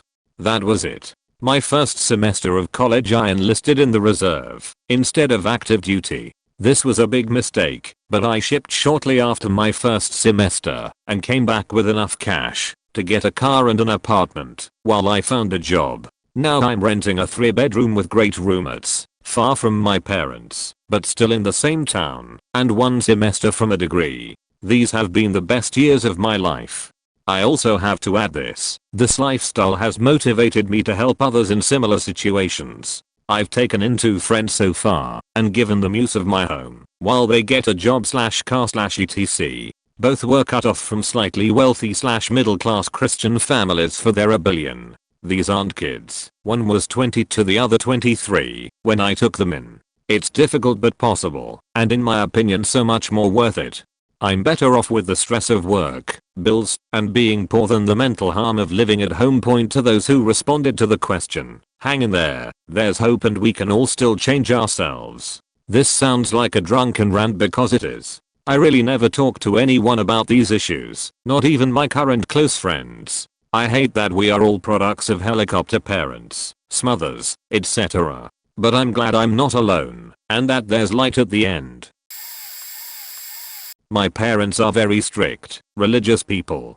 I had a before the sun sets bedtime. Until I was at least 10, we couldn't watch anything that wasn't rated PG or G. We had half an hour of box time TV, video games, computer, etc. a day. We couldn't own video games that weren't rated E. We weren't allowed to attend school dances, quinceañeras, sweet 16s or the like. Throughout high school, they would deactivate my phone so that I could only call/text them and my brother. They would then reactivate it from 5 to 8 p.m. We weren't allowed to use euphemisms or substitutes for curse words. Pup was just as obscene as if I had said sheet. Fudge was unacceptable, etc. Once, my dad fined me $1 for every moment I was up past my bedtime. I was 16. My bedtime was 9. They found out I shaved my pubes in high school and took away my trimmer/razor for a while because they assumed I was having sex. The absolute craziest thing they did was pay off a lunch lady at my school to make sure I wasn't buying snacks. When I moved out for my freshman year at college, my dad said if I got a job he wouldn't pay for my school and gave me $100 a month for groceries. They don't think I should have female roommates because people will get a wrong impression, even when I told them I was considering moving in with my lesbian best friend. On top of all of this are the rules/regulations their religion has TLDR edit. They're crazy. My mother's not nearly as bad as some of the parents here, but the amount of little shit she'd do would definitely make it super annoying. Proper use of a semicolon. When I was young till about 14 she'd pick out my clothes if she was forcing me to go to some party with her, and anything less than an enthusiastic yay was met with ranting and raving about how I didn't appreciate it. Then there's how she'd always try to bug me not to go out. Let me explain, as a kid it was, oh, I don't know your friend's parents or anything, and I don't want to have to come get you, so no, you can't go. Got a little older, and then it'd be like, are you still going, every 5 minutes while waiting for my friends to come get me? Or it'd be like, oh, are you sure you're still going? And now at 19 she's still trying to scare me away from going out, as in, oh, you know that Central Park's closed off in the winter, right? We live in New York City, or you know how it gets back there when you go to the movies, or the old are you sure you know how to get there, and then the million texts. If I tell her it takes 2 hours to get somewhere, I'll get a text after 30 minutes like, hey, are you okay, did you reach? And then there's the famous I didn't say that or do that thing. What I mean by this is, if she says she's going to pick up something on the way home and doesn't, it's immediately my fault for not seeing the future and getting it. Or if she asked a question and I explained it, she'd later ask the same question in a more complicated way and get annoyed when I told her I already answered it. Point all in all, not a bad childhood by any means, just super overprotective and a bit controlling. My parents were divorced, so I had 2 households, and me and my brother had a strange father. My mother was much more relaxed, and so we never had to completely follow my father's weirdly strict rules. No SpongeBob or Pokemon ever, no caffeine, no diet drinks, no skim milk, no leaving anything on the floor in our rooms, not even my bean bag, no phones, we couldn't get them out when we were over, and a bunch of other strange rules. We also had to drink 1 glass of milk with every meal and finish it. I turned out to be lactose sensitive, but didn't know until I was 15. Not fun. It wasn't even for health.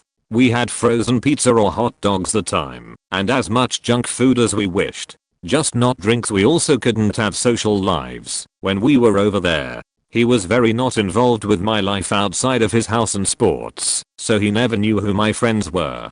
Whenever I did mention a friend, he'd freak out about how he hadn't met their parents. I eventually stopped mentioning friends and just called them classmates. As far as I know, he believed I never did anything outside of school and sports. Another thing was that he never enforced my mum's rules when we were over there. I wasn't allowed to get on my iPod or phone after 7 p.m. because I got into some trouble, but my dad just didn't take them away. This was after his no phones rule was eventually lifted. He just refused to pay for them whatsoever. Smart man. You don't have to pay for something you don't agree with. What made his rules even stranger was that he never shielded us from his job. I won't go into specifics, but he worked with criminal investigators. I'd often hear him on the phone talking about murder, rap, drug crimes, or see crime scene photos even from the age of 6 and older. Never made sense to me.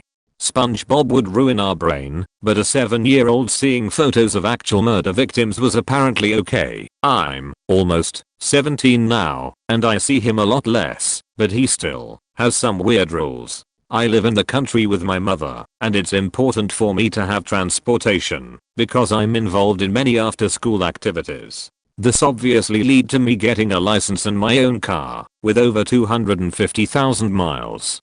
But my father has still been so against it. I guess when he isn't responsible for driving me all over while everyone's at work, so he never really cared to notice how busy I was. Maybe this was his way of not having to pay for anything again. He's a strange guy. I avoid going over there. His rules are halfway broken, but I still can't leave his house once I'm there except for school or walk to my grandma's, so I end up just not going. I don't know if this is strict or just me being a kid, but when I was young, I wasn't allowed to stay over at a friend's house until I was 12. We didn't have a house phone, only my mom's cell, so I wasn't allowed to call people either. This was during the time when cell phones were a thing, but not widespread, but house phones had already kind of died out. When I was finally allowed to go over to a friend's house, my mom had to know when I would be there.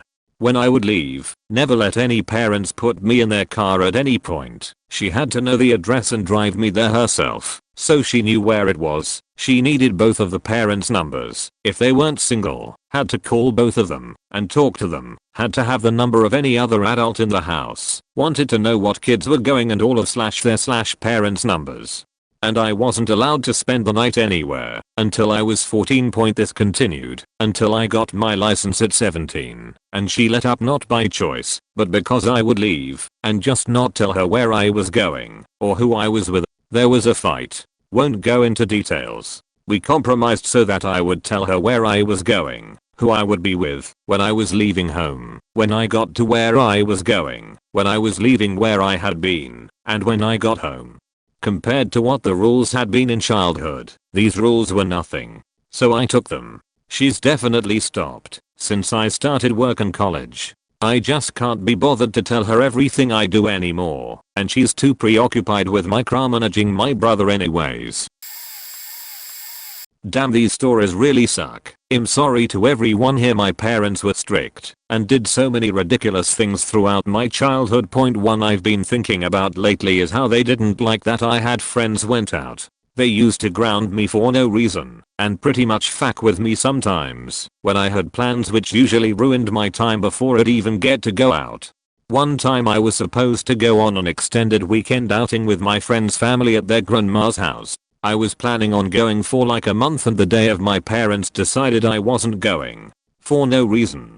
So begging them and trying to reason, I finally said fuck it, I'm going anyways. So I go. We get there and we're having a great time. Then I decide to call them after a couple days and check in with my parents and tell them everything is going good.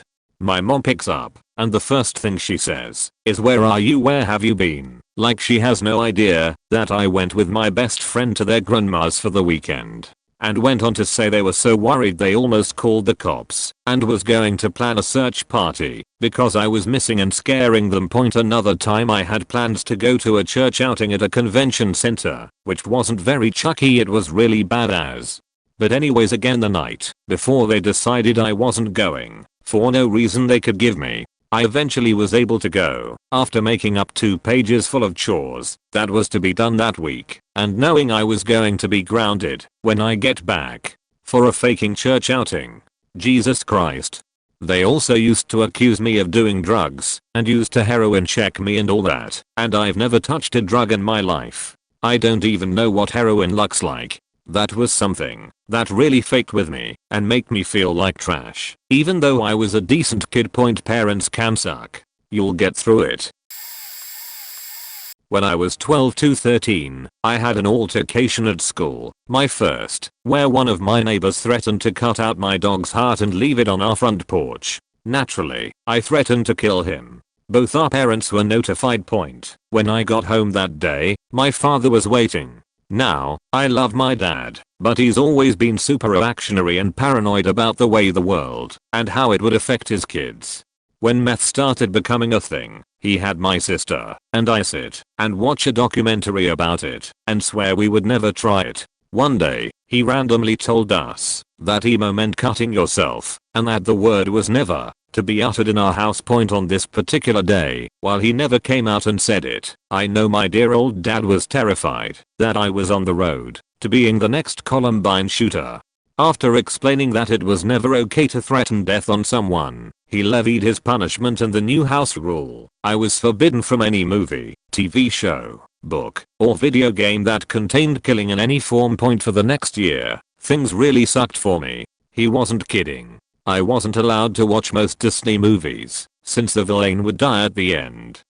We were on the poorer end of the spectrum, so I would rely on friends to borrow games for our PlayStation. One let me borrow Legend of Dragoon, and I got to play for all of half an hour before dad made me turn it off. This all came to a head when the first Spider-Man movie came out. I'd been looking forward to this movie since it was announced, but dad announced that I wasn't allowed to go see it because he'd heard the villain was killed at the end. I was crushed. I guess my mom decided that was the straw that broke the camel's back, because the next weekend we went to my grandmother's. She took me to see the movie. She told my dad when we got back, and they fought terribly, but after that dad just kind of stopped enforcing the rule. Mine wasn't really established rules, but more so just stupid things that my stepmom did or said. I'm the only girl in the house besides her, so I had to be the one to do any housework. She grew up Amish and is sexist as fuck. Any sort of cursing is off limits, which is okay, but saying don basically made me the devil's child.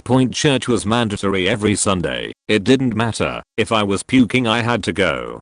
Couldn't shave my legs till 8th grade. My curfew depends on her mood. Literally, I've been called at 5:30 and told to come home, and the next night I come home at 2 AM with no punishment. The house has to be spotless / my emotions mean nothing. Always be happy. Always look decent for others. Never look like you're tired. Doesn't understand I'm joking sometimes and then gets yelled at and lectured that it's a serious matter. Normal body functions cannot be discussed in front of people. That's only for me, though my brothers can do it. No wearing thin strap tank tops anywhere. At home too. My really curly frizzy hair must be maintained, which is freaking difficult. She says just put it up. That's not how it works. My ancient dinosaur phone and iPad put on the kitchen counter during school days. I'm 16 and can't have a real phone.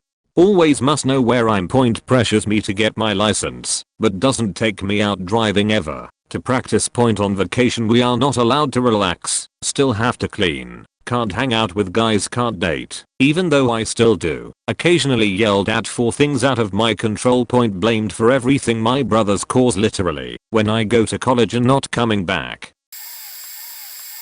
TLDR, no black pen pals. As a white teenage girl in 1980, I was forbidden to continue a pen pal relationship with a gay black teenage boy same age as me, CG. It didn't matter that CG was gay. It didn't matter that he was a Christian. What mattered to my parents was that he was black. We met at a summer music camp and became good friends. It's very easy for me to make friends with gay males for some reason.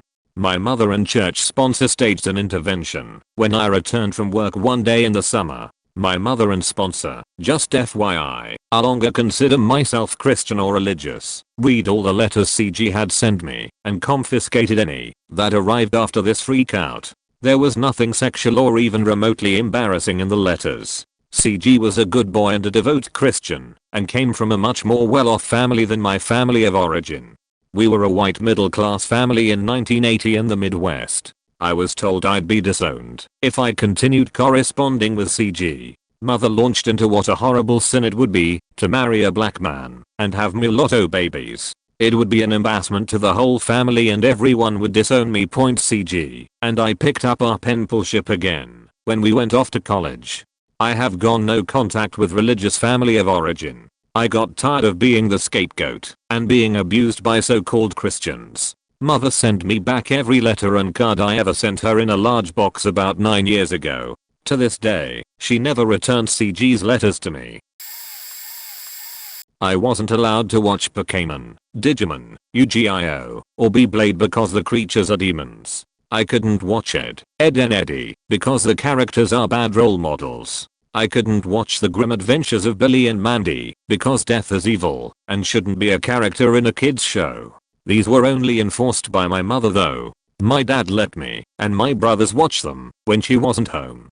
I wasn't allowed to go to my friend's house until I was 13 unless it was for a birthday, in which case I could go if my mom came with me. Once I hit 13 I could go on my own, but I couldn't spend the night. I always had to be home by 8. I couldn't spend the night at any friends' houses until high school. These rules were enforced by both parents. I couldn't wear nail polish until high school. My dad's rule. The only reason he let up on this when he did is because my mom convinced him to. Otherwise I wouldn't have been allowed to wear it until I turned 18. I couldn't wear too many dark colors at once. For example, if I was wearing a dark shirt my jeans had to be a light color. I could wear black sometimes, but not often, and I definitely couldn't wear a black shirt with black pants. My mom's rule. No dating until you're ready to find a husband. Both parents. This is why in all my 19 years I have never had a boyfriend. Technically I can date now, but I still live with my parents, and they'll act weird about it if I do. No rock music until I was 13. Even then I wasn't technically allowed to listen to it, but by the time my mom realized I was, she couldn't really stop me. No pets. My dad hated animals, which really upset my mom, because she loves them. This rule was revoked after he found a mouse in our kitchen and forced us to get a cat. He won't admit it, but he's glad he lets us keep pets now, because he loves our dog. No pretending to be a witch or wizard, because all magic is from the devil. Mom.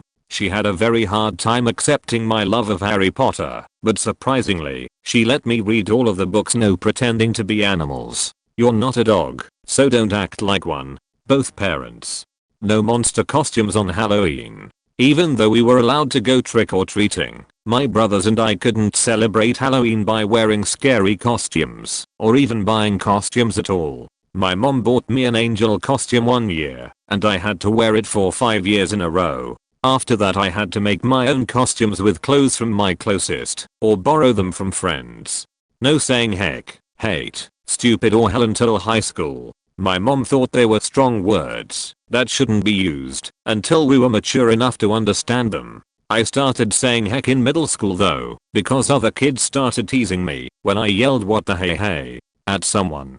No closing my bedroom door unless I was changing. I have no idea why they had this rule. No keeping a hidden diary. They said I wasn't allowed to have secrets. My parents weren't terrible, and they definitely weren't as strict as others, but they were a little overbearing at times. To this day they still don't trust me very much, even though I followed, and still follow, most of their rules. My mother was the one who was the strict one. My father was not strict, but he was afraid of my mother. To protect us, no TV or computer during school months, not weekends, not holidays, only during the summer. If we were not in summer school, not allowed to go to friends' houses unless they lived within our neighborhood. Unfortunately most of those years the neighbors had no children, or had children that were not in the same age group. So outside of school, I was not able to maintain friendships. Even when I got my driver's license, I was not able to use the car to go to friends' houses. When I graduated high school, I went to a different city to go to university during the summers, and even when I moved back once I graduated I was still restricted of where I could go. I got a job and got my own place. When I told my mother I was moving out, she was so angry, as if somehow I was going to ruin my life by moving out. No dating. She was very controlling about this to make sure I would not date, making sure that, even if I had a driver's license, that I had to be home as soon as I left whatever place I was at. No going to the movies unless my parents were there. I did go to prom with a female friend from school. That was the first time I had ever been to her house, even though I knew her for a few years and she lived within a mile from my house. And still my mother made sure I was home before the dance was over. Even after I moved out, my mother tried to be controlling about my dating. I didn't tell my mother for years that I had a cell phone. I tried to keep my dating life a total secret from her out of fear. I only rented at places, in gated communities, being forced to attend Christian school, only Christian counselors, Sunday school.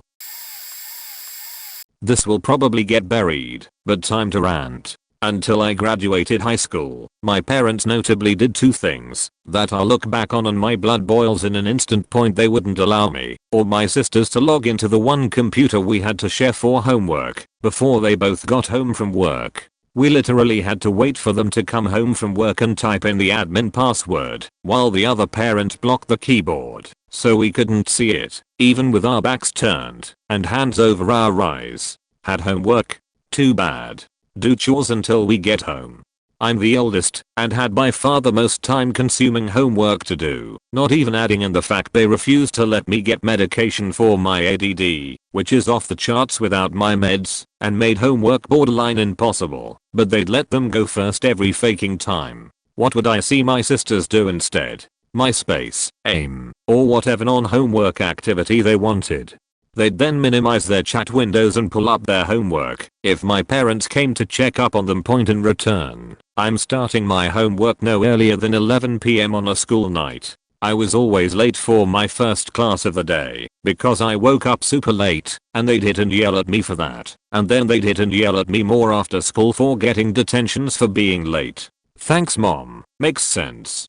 2. This one I kinda understand looking back on it, but overall was still ridiculous, and they could've handled it much differently. I saved up enough money after high school from working/paying bills, and finally bought myself an Xbox 360, still no red rings. If I didn't work the next day, obviously I'm going to stay up late and game with my buddies. It was set up in our living room and sound echoed like crazy. And I didn't have noise cancelling headphones, so that I'm not trying to talk louder over the game and chat volume, thus allowing me to talk normally, hear the game volume, and not wake people up. Sometimes, yes, I'd get a little loud, and she'd text me to keep it down and I would. This is what I understand looking back on it. It was almost like clockwork, but out of the faking darkness. She would storm into the living room 5 to 10 minutes later and put a padlock through the armoire handles as I'm playing the game. A faking padlock. Try getting a headshot in Halo with a sniper rifle when you can't see the screen. She'd argue with me that I'm still loud, while my friends heard everything, are cracking jokes, and are pissing their pants laughing in my ear, since they didn't believe what I told them she'd do. They said they could actually hear her closing and locking the armoire. Point, thank God I'm an adult now. End rant. When I was sick or injured, my parents' rule was doing extra chores in exchange for going to the doctor or hospital. I had to complete them before I could go, no matter my condition. They said going to the doctor was too expensive for any little thing. Anyhow, this resulted in a few highlights. Doing lawn work for 3 days before they let me go to the doctor for a fracture in my left arm. Using the weed eater was pure hell. Various chores for 3 days before I could go in for a fractured rib and all night cleaning of the house so I could get 18 stitches in my mouth and face after accidentally running into barbed wire. I bled all over the house and had to clean it again after I got back from the ER at like 3 AM. Over a week of chores for a very painful cyst on my upper right thigh. The situation with the cyst was the most frustrating. Since they first took me to the cheapest doctor they could find, who didn't know what was wrong with me and just assumed it was a STD, even after telling him I'd only had protected SEH. After the antibiotics didn't work, I had to do more chores, to go to another doctor, then another few days of chores before they'd take me to the hospital. The last doctor referred me to wearing a surgeon's mask and plastic gloves to school during the swine flu outbreak, out of fear of contracting it, and doing days of chores with swine flu before they'd take me in. Only a day of chores before they took me in for 2 slip discs in my back. I had slipped while carrying a hot bucket of grease at work. My boss wouldn't let me wait until it cooled, and to avoid scalding myself I twisted my back to stop my fall, causing 2 of my vertebrae to slip. My parents tried making me do extra chores to go to the chiropractor, but since I literally couldn't stand upright they decided to let me finish my chores after I was recovered. And boy, did they make a huge deal of how merciful they were being for that. I just ended a period where I was staying with a couple that I'm close friends with while my property was being renovated. We're all parents, but, big but, their parenting style is diametrically opposite of mine. They're ultra strict. I'm more of a friend type parent that's proud of my relationship with my daughter. She loves and respects me, doesn't fear me at all. Them? Not so much. They parent via fear and intimidation. Routine beatings as a form of discipline, even though their son is on the autism spectrum. Sometimes dad hits him so hard the neighbors can see/overhear things. Even when it happens inside. The most strict thing they do, which really bothers me, is control where and when the two kids can approach or speak to them. Doesn't matter what the kids are doing or in need of. If you approach dad when he's smoking a cigarette out in the garage, better get ready to be angrily dismissed and told to go away until later. Of course, later never comes, and dad does everything he can to avoid interacting with either kid. Treats them both as a nuisance, not just once in a while, but always. They're always annoying him, when in my eyes they're just starved for attention from one of few people they can get it from. He spends no more than 10 minutes a day with either kid, most of which is spent forcefully telling them to go to bed and shut up. He can't imagine for a second that his children are showing telltale signs of emotional withdrawal because of his poor parenting. In his mind he's the perfect parent, to be emulated by others. His theories on discipline and child rearing can't possibly be challenged, because after all, this is how he was raised, and look out how good I turned out. Edit. Typo. They made me go to school. It was rough. In all seriousness, there was no one set rule that was set upon me, but if I did something to upset my stepdad, that said, he truly was the only father I ever had, would ground me, sometimes for months. If I upset him while I was grounded, I got belted. Eventually I just started doing W.E the fuck I wanted and accepted the belt. Both my parents were in retail, so while they may have told me I was grounded, they were never there to enforce it. I grew up from 7 on, pretty much on kid cuisines. My parents would get like one night off a week in which we'd go out to eat, or my mother would cook. Holidays were rare as they would have to work Black Fridays and Christmas sales. I snuck out a lot, did many things that were deserving of an as whooping, but also got my as whooped for little things as well. I'd have shoes/cleats thrown at me on a regular basis, and for a while I hated him and thought he was abusive. My 16th day and Christmas were cancelled because I wasn't passing a class. I was grounded more times than I wasn't. I moved out and joined the US Marines, and since I had had my ass kicked so many times growing up, boot camp was basically a camp with rifle training in which I had a blast. After boot camp, he had a newfound pride about me, having believed that I wouldn't make anything out of myself. Years later he broke down and told me that he was a horrible parent and that no kid should have had to go through with what he put me through. Our relationship mended over the years as he started chilling out, became a grandfather, and my mother passed away. We are now closer than he is with his own daughter, not by his choice, and he is truly my father even after my mother passed. I know my birth father, but he is only really a sperm donor to me. I wasn't allowed to join and clubs or after school programs, so at the end of 8th grade, I auditioned for high school choir and got in. Because I did it without permission, mother would threaten to take me out of it for any small infraction. Once, I told her a show was starting at 7 PM and I wouldn't be home until about 9:30 because we had to clean up after. When I got home at around 9:40, she screamed at me for being over 2 hours late because I told her the show ended at 7. I had to beg and plead to the point I was crying to be allowed to go to church on Sundays. It was another fight to start going to youth group on Wednesdays. I think what won her over was that it wasn't mass with my aunt, but non-denominational with a friend. Didn't help the friend was a boy, but as long as it wasn't my Catholic aunt, it was okay. In 8th grade, she told me that I read too much, so she took away all of my books except for Babysitter's Club and Nancy Drew's. She took away the poetry books, historical novels, fantasy, and sci-fi. I told my English teacher, so she let me borrow her own personal collection of books. They tested my reading comprehension level, and I scored on a college level, but the middle school didn't have anything advanced enough for me, so that's why she loaned me her own books. Mother almost ripped them apart until I told her they were my teachers. She also said I watched too much TV. I watch History, Discovery, Weather, and Sci-Fi only, with the occasional Toonami thrown in. MTV and VH1 were accepted though. I was in Duke's talent identification program in middle school. They had me take the SATs in 7th grade, and I passed. They then started offering me all sorts of programs to further my academics, but mother refused.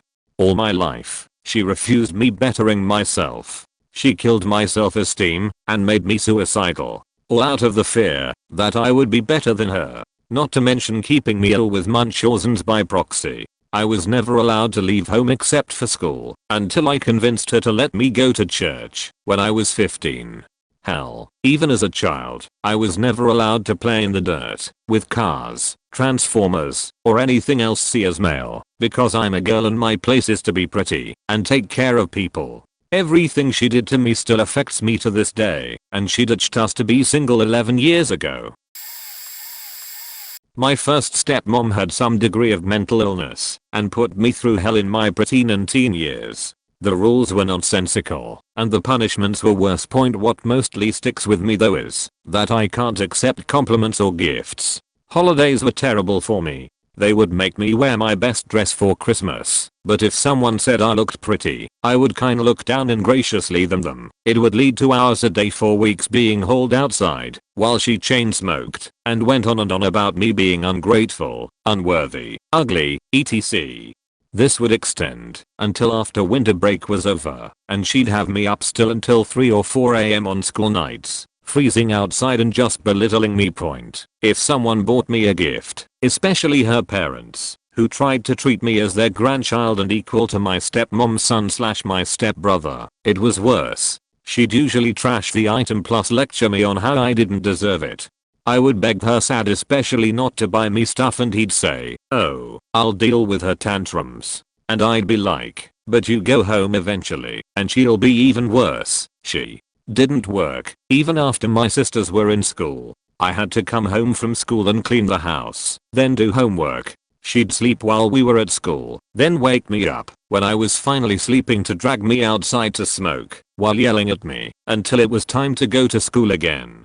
I remember once she woke me up and got me out on the porch and started with, "So, why are you trying to murder your sisters?" It was over an hour before this accusation made any kind of sense. Guess when I vacuumed the entire house, daily, the night before I had missed a small thread and because my sisters were infants they may choke, so I was attempting murder, and she was going to have me arrested first thing in the morning. She seems surprised every year when she texts me happy birthday and I have to ask who it is. Like I'm keeping in touch. I mean I don't want to be ungrateful enough at her birthday wishes, lest it end in another few weeks of lectures.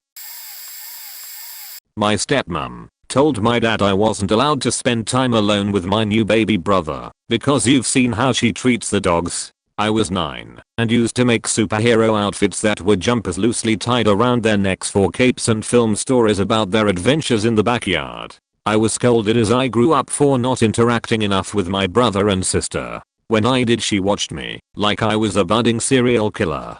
We had family meetings often where I was cornered about my behavior. I was told I was acting like I didn't want to be a part of the family. When I timidly brought anything up I was patronized and told they only cared about me. I wasn't allowed to have friends over. In the end at 16 she said I didn't need a bedroom because I only came over for weekends. The worst thing though is how my dad went along with it. We used to listen to opera and musicals and dance around the house before he met her. We held hands and watched our first family home be built, and when we drove home from school, he instilled a love of technology in me when technology was new. He taught me long division before I was in primary school and used to throw his hands up and joy telling me how proud he was and that I was a genius. He wrote me a children's book and drew illustrations in paint. I used to go and watch him play piano at the bars he worked at. When I was born he played a slid a shower of photos of me behind him while he sang. I really miss my dad. This wasn't even growing up with them. After high school I moved in with my dad and stepmom for my first year of college. I was 18 to 19, and there's a good reason. After I did badly my first semester at a university 3 hours away, I went back to my mom. Some of the rules, both spoken and unspoken, and some of what they did, had to be awake every morning by 8 am, even if I didn't need to do anywhere or do anything until 10. If I was so much as 5 minutes late coming downstairs, my dad would come and pound on my door and yell at me to get up, and then I'd get a 10-minute long lecture about how they shouldn't have to be waking me up every morning. I had to write my schedule for work on a calendar downstairs where everyone could see it, and if I forgot, my stepmom would yell and scream at me. Though it is also required for my dad, who also works in retail and has varying weekly schedules. When I first started working, I'd drive home for lunch every day because I was semi-regularly getting lunch breaks. A couple months in, I realized I was spending literally half of my hour-long lunch break driving back and forth between the house and my job, and decided to just pick up lunch from one of the 10 different nearby fast food places, since it was faster and I could actually enjoy my lunch break. I was also going to school and would buy snacks and drinks from a vending machine fairly often. They had access to my bank account and would bitch about me spending too much money. Problem was that it was my own damn money and I could do with it as I pleased. They couldn't even bitch about me not saving money for college, since the first thing I did after I got every paycheck would be to put between $100 to $200 of paycheck into my savings account, which I wouldn't touch. If I somehow managed to run low on funds on my checking account, I would just not buy anything and wait for my next paycheck, something that almost never happened because I knew how to keep track of money. If I wanted to go anywhere that wasn't school, work, or taekwondo classes, I had to ask explicit permission long beforehand, and even then they'd get beachy and refuse to let me do anything despite saying they trusted me to take care of myself. If I got asked to stay late at work, I had to let my stepmom know, and I couldn't stay more than a couple of hours after class at school without getting yelled at. If I was driving anywhere that involved a drive of more than an hour, I had to give regular updates on where I was, or I'd have my phone blown up demanding to know where I was. The only time I could spend in my room was after they went to bed or weren't in the house. Otherwise I had to be downstairs and spend time with them, which meant sitting in the living room with them watching TV and me on my phone or tablet. Between the summer of me going to community college and moving to go to a university, they demanded that I take summer classes while also working. Problem was that I'd already made the decision that I just wanted to work that summer, save up money for school, and get some time to myself. They then demanded that, because I didn't want to take summer classes, I had to get a second job, because if I was only working part-time while not taking classes, that I was wasting too much time. After refusing for several weeks, because they didn't give a fuck, was told to my face that my opinion didn't matter what I wanted, my stepmom decided the best thing was to take all of my stuff, phone, tablet, laptop, and a mouse and keyboard to my desktop, and lock it all in the spare bedroom, and say I could only get them back after getting a second job. A week later, with sporadic access to my phone given to me to get a job, I finally found a second job, and I was given my phone back but nothing else, and that was after fighting with them, because I needed my phone for the GPS, since I was now working as a delivery driver for a pizza place. This second job was horrible, and I was now working 70 to 80 hours a week, and would go days without seeing either of them. Single parent childhood until stepfather came along with his bullshit. Looking back, my siblings and I did have a lot of issues conforming to his rules, because we basically raised ourselves, since mom had 2 jobs, and was never home. Me and him clashed the most though. He had it in for me, which he admits nowadays, but also said it was cause I reminded him of himself as a teen. I had some really close friends that I would try to hang out with almost daily. They would eventually become more like a family to me due to them being there during my deep depression. The rule was, if I wanted to go hang out, I had to spend at least 3 hours beforehand working on some laborious pet project for my stepfather. A lot of yard work and weeding flower beds after a full day of school, just so I could spend time with friends. My friends just started coming over and waiting around while I busted Myers on whatever he assigned me. Another thing was just how crazy he and my mom were about born We were two teen boys that had close to zero ability to access, born until internet being on iPods and other devices was a common thing. Even then we were poor, so it took months of saving doing odd jobs to get an iPod Touch or laptop. They would ground us for months, forbid computer use even for schoolwork, etc. all for having found born in an internet history. Even before that, I recall a time I ran a television, one of the heavy fat ones, into a closet trying to be sneaky. Got a Bourne DVD from my uncle's house and threw down a sleeping bag in this tiny closet and squeezed in there just to try and hide. Turns out I fell asleep watching this 10-hour long Bourne DVD and my mom found me next morning asleep with the DVD still playing. Got my ass beat for that. In retrospect, that crazy restriction made Bourne and sexuality in general into a forbidden fruit and is probably why I'm into the crazy fetishes I have today. Like when I did have the chance to explore Bourne, it was a rush cause it was such a taboo, so I would go balls to the wall and search the craziest shit. It also helped me learn how to cover my tracks and taught me a lot about computers. I work in it now Mayo. I've read a lot of the comments here, and I can safely categorize them into the following: mentally and or physically abusive. If you aren't talking to your parents, good for you. If you are, seriously? Why the F? Get out of there. These are horrible point legitimately strict and unreasonable rule. For example, one comment says they couldn't ask for something specific to eat or be forced to eat the exact same thing for weeks until they were disgusted by it. Or, parents that wouldn't allow their kids to sit on the couches. What the fuck?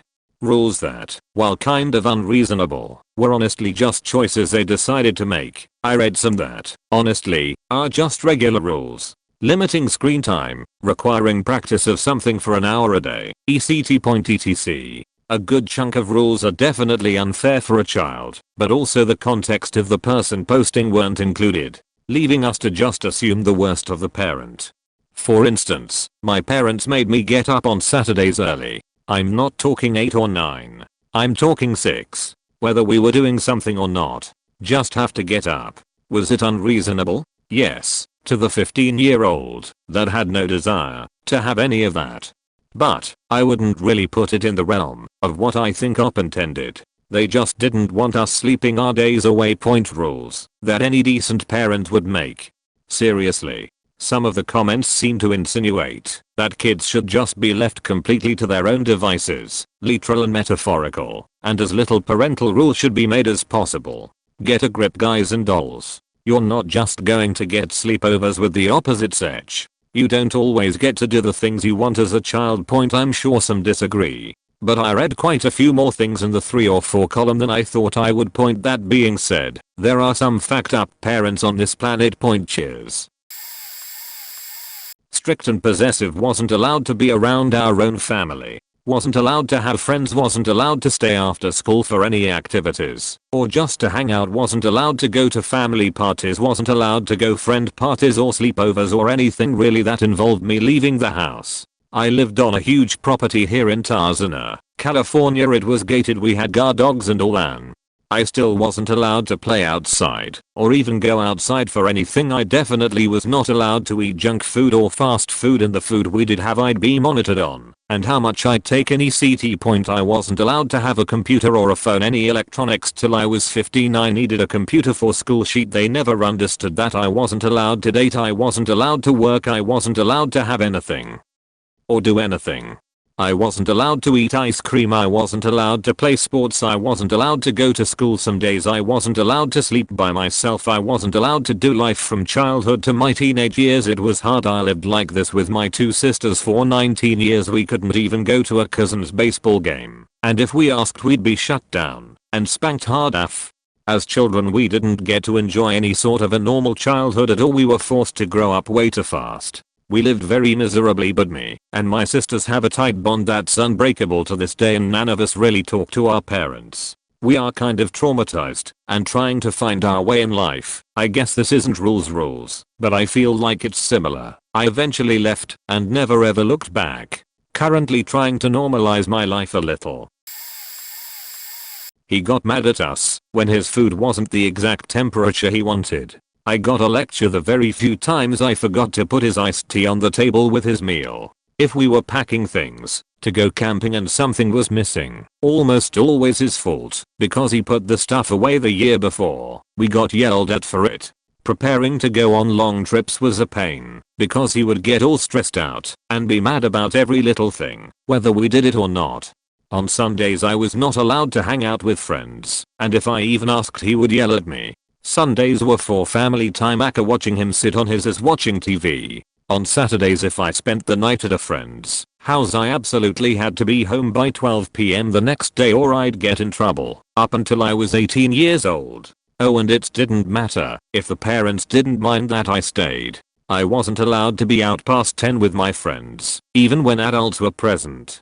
My curfew was 11 until I moved out at 20 to get married, even though I temporarily lived away from home for college and not done stupid shit. I wasn't allowed to have a job in high school. He claimed he wanted me to focus only on my studies, which was stupid because 1. I wasn't becoming a doctor and 2. I've always tested above my grade level and had amazing grades because I was a good student, not because of his idiotic rule. So I didn't get my first job until my freshman year of college. This same bullshit rule as well as the curfew one did not apply to my older brother. So I'm about 100% sure he was just being a sexist jerk. Sports were a nightmare. My father is overly competitive and found fault in anything I did even at age 8 when I played soccer for fun. When I turned 12 I asked my mom to tell him not to come to games anymore because it was stressful and hurtful. He didn't come to anything anymore after that, even when I started wanting him to come back. I know that's not a rule, but it was a shitty thing he did. I know a lot of this stuff isn't rules per se, but they were things we had to know and do, like the food temp and the iced tea. My brother and I were not allowed to have a bedroom door or a door on our bathroom. Never ever go in your parents' room. We were homeschooled to keep us away from bad influence. CC was not allowed to go outside, even to check the mail, for 3 years for some unknown reason. After which I tried running away. No TV. Parents had one in their room because it was vulgar.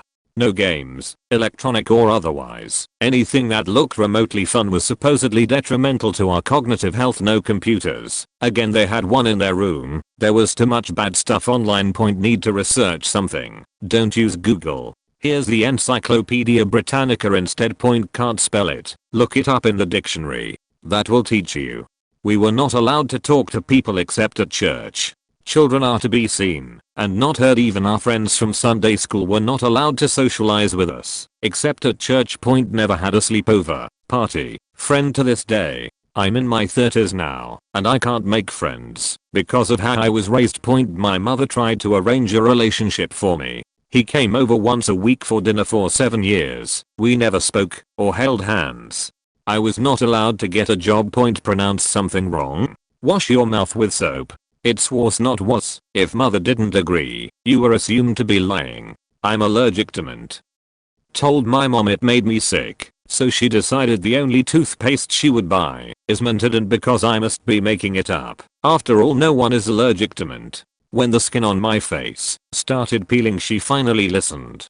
The standard punishments were beatings, verbal abuse, and extreme opposites. That is, if you said you didn't like cabbage, you would have to eat cabbage every day for a month. ECT. If we got beatings, it was, usually, with a carved 2x4, 20 inches long with "It's always right to do what's right" written on it, and, afterward we had to recite good, better, best, I'll never let it rest, until my good is better, and my better is best. Grounded, sit in your closet with the door closed for a week. Scheduled potty breaks, 2 meals a day. My dad. He was a saint though. He worked very hard and a lot to support us. But when he was home he would intentionally do things to make my mom mad at him and draw her ire away from us. Edited to at no macup till I was 18, no shaving my legs till 16, brother couldn't shave HS face till 16. Hands clasped behind back or in pockets anytime we were at the store. No touching anything. Wasn't allowed to learn to drive until 18 when mom went temporarily blind and couldn't drive anymore. Up by 6 AM every morning. No matter what, chores must always be completed regardless of illness or other circumstances. Got more than a few, but I'll give you all 2. My mother for the most part raised my brother and I on her own. Our father was physically abusive to her, which all three of us also have a sister witnessed, and my sister ran away when she was 18. It was such a traumatic experience for me at 7 years old I don't even remember it. Didn't see her for over a decade after. One of the things that was really faked up was she made us promise her something when my bro and I were about 4 to 5 years old. That no matter the women we found in our lives, be they girlfriends, wives, or even daughters, my brother and I must always value her above all other women. And when we developed an interest in women, she would remind us of her promise. My brother started dating a girl when he was 17. After a month he told our mom 8-hour lecture later, which I was forced at 13 to sit through. She basically said they had to break up, saying basically how he'd get AIDS, she'd cheat on him, and when they married his girlfriend would take him for all he's worth. Wound up having to hang with him every time he wanted to be with her to get rid of suspicions. I was an awkward kid to begin with, naturally reclusive with a strong fear of my mother. But that moment, I realized I'd probably never have a girlfriend. At 23 now, and my mother having just passed on, I'm still terribly awkward if I'm interested in a girl. Still something I've never let myself experience, usually because the fear is so dogmatic. The one other faked up thing she did to me was keep me homeschooled. We moved from Florida to Illinois when I was going into the 6th grade. She promised she'd help me with school, but when we moved up here she went back to college. She never had the time to tutor me and save for martial arts class for an hour in the evening. I never was allowed to leave home unless I was with my brother. After a year or she wound up paying a buddy of mine to finish my 6th grade work so I could move on. 7th grade work came and I did everything I could, but I got stuck. Too busy with school to help, but refused to let me go to public school because they are dangerous, unsupervised, and won't give you a strong Christian education. After another year or two of being in the 7th grade my brother and I begged her constantly to get me into a private school. Can't afford it she'd say. But we kept hounding her until finally she snapped at us both. Her and my brother were in college. She said to me something to the effect of your brother's education and my own are far more important than yours. I stopped trying after that and went over 5 years without a formal education. I wound up being stuck in the 7th grade for over 4 years. That was the moment I stopped innocently loving my mother and anger began to replace it. I ran away from home to get my JED at 17 because she wasn't going to help, but had to move back because I couldn't afford being on my own point. Even though she's passed away a few months ago, I still hold so much anger and resentment. Seeing her though in the state her cancer left her, I just didn't have the heart to tell her everything I felt. Now I have to live with that anger, somehow. When we were younger my mother was pure hell. There were so many stupid rules. We weren't allowed to leave our yard to play with the neighborhood kids. They got to run around and play at each other's houses. If we wanted to go anywhere there was a trial of questions to answer, which for safety I understood, but the way it was handled was so demeaning. She would say no because she didn't know them, but never made effort to get to know anyone. She lived in her bedroom, we never went in there. I was blown away when I would get to go to someone's house and they would go in their parents' bedroom to talk to them or get something real quick. She would berate me for not having a social life, but then again I was too good for my family if I wanted to go hang out with friends. Family time was spent sitting silently in front of the TV while dad constantly flipped through the channels. That didn't matter anyway. I wouldn't get to watch anything through with having to get up and fetch something or clean or cook dinner by myself. I was always that person who hadn't seen a movie or only seen a part of it because I was always doing chores. I wasn't allowed to have my own personality. I was to be seen and not heard. I would get yelled at for acting like someone else if my cousin and I laughed at the same thing. My mother was very emotionally abusive. I wasn't allowed to do certain things because she had as a child made poor choices and I was sure to make those same mistakes. I was left in charge because I never got in trouble, which angered my older brother. He was very angry about this and it caused a lot of problems when my parents left. In charge didn't even mean anything. We had to stay home, no friends, no phone calls. My older brother beat me routinely. My bruises were a result of my clumsiness. My mother was bitching about how awful he was one day, saying she had no idea why he acted the way he did. He was perfectly wonderful until I was born. That was the day she told me her life was perfect until I was born. If she knew he was beating me and sexually molesting me, she hid it perfectly well. All of the clothes I had were chosen by my parents. I wasn't allowed to wear anything fashionable because all the other kids wore those things and those kids were making poor choices. I had to model very unflattering and uncomfortable clothes in the store and then again for my dad when I got home. She still called me horrible names like slut and hoe. It got worse when my tigs came in and they were 3x the size of hers. Like it was my fault my tigs grew and that I had the audacity to grow them bigger than hers. When I got to high school it got much worse. The petty rules were always changing, but it was at the point that there was no life for her to control. I went to school for the full 7 periods instead of the mandatory 6. Got a job as soon as I was able, just so I wouldn't have to be home.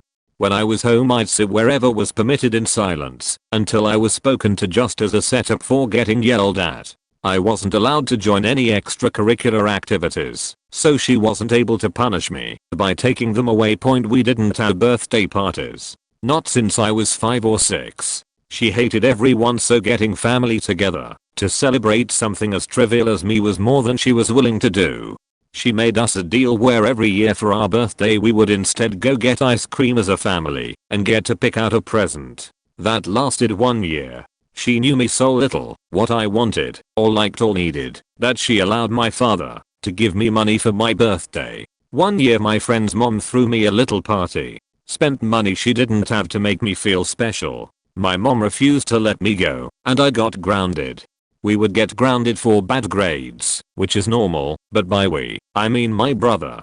She refused to be involved in the part of parenting where you teach/encourage your child in academics. We didn't have a homework before you can do anything fun rule, because there was never anything fun we got to do. I excelled in school. My brother didn't even try. In his defense, he didn't exactly have consequences like the rest of us did.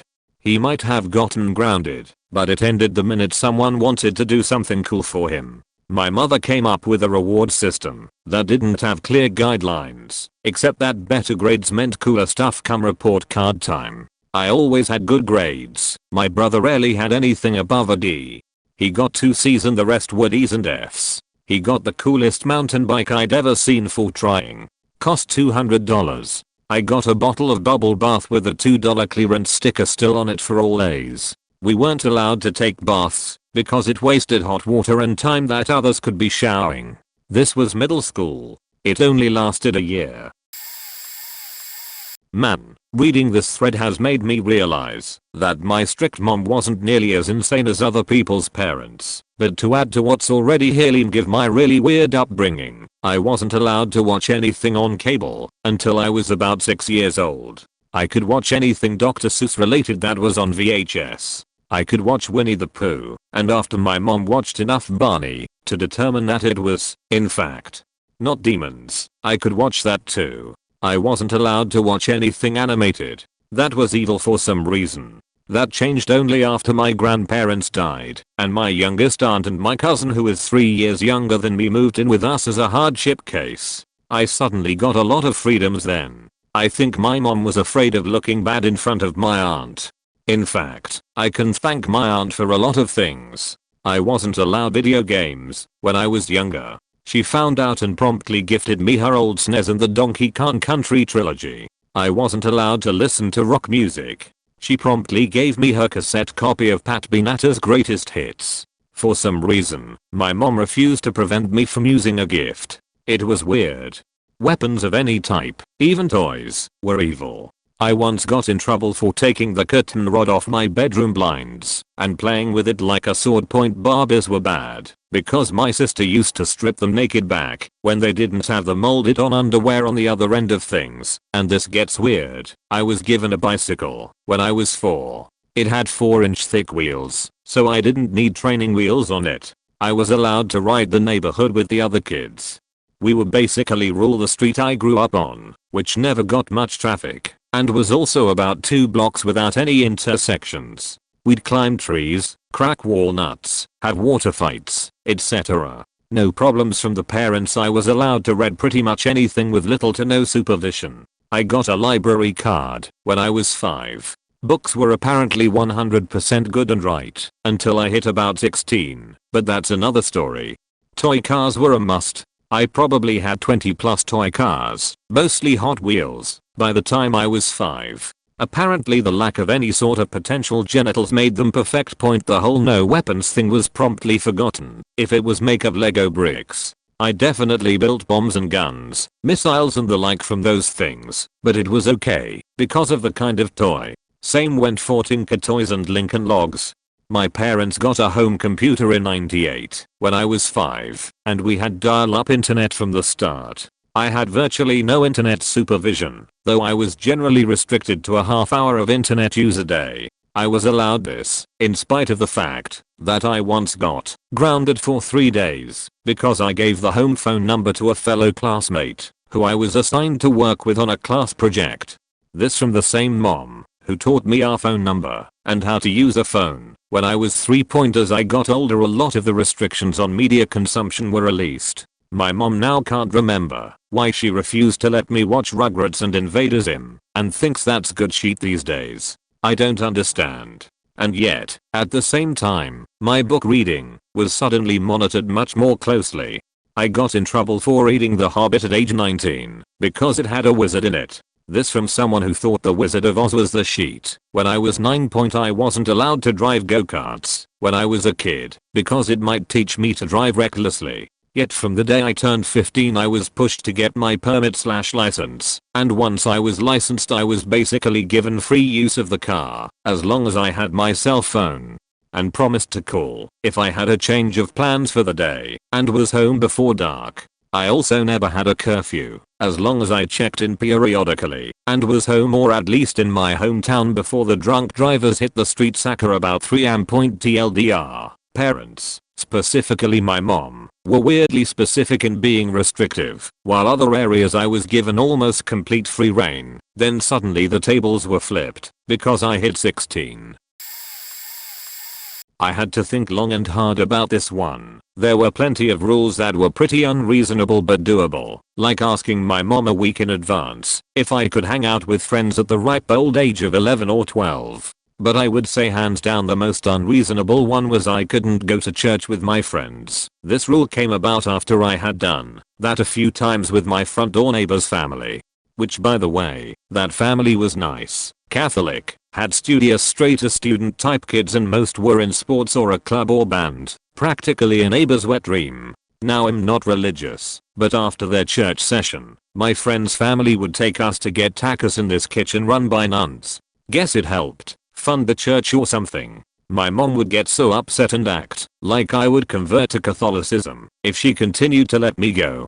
We were a Mormon family at the time, now only she is, and to top it off would throw comments around at dinner time about, "Oh, you're hungry? Why don't you go eat with your new family? Or go on then, they're calling you for dinner. You'll just go running." ECT. It just seemed so silly to me because I could been doing a lot worse with my time than going to church with my friend and eating tacos made by nuns. It was bright and early, was with trustworthy front door neighbors, had a cell phone to call if she was worried about anything shady, but it wasn't that. It was just an act of jealousy towards their family, I guess. Edit, my spelling is atrocious.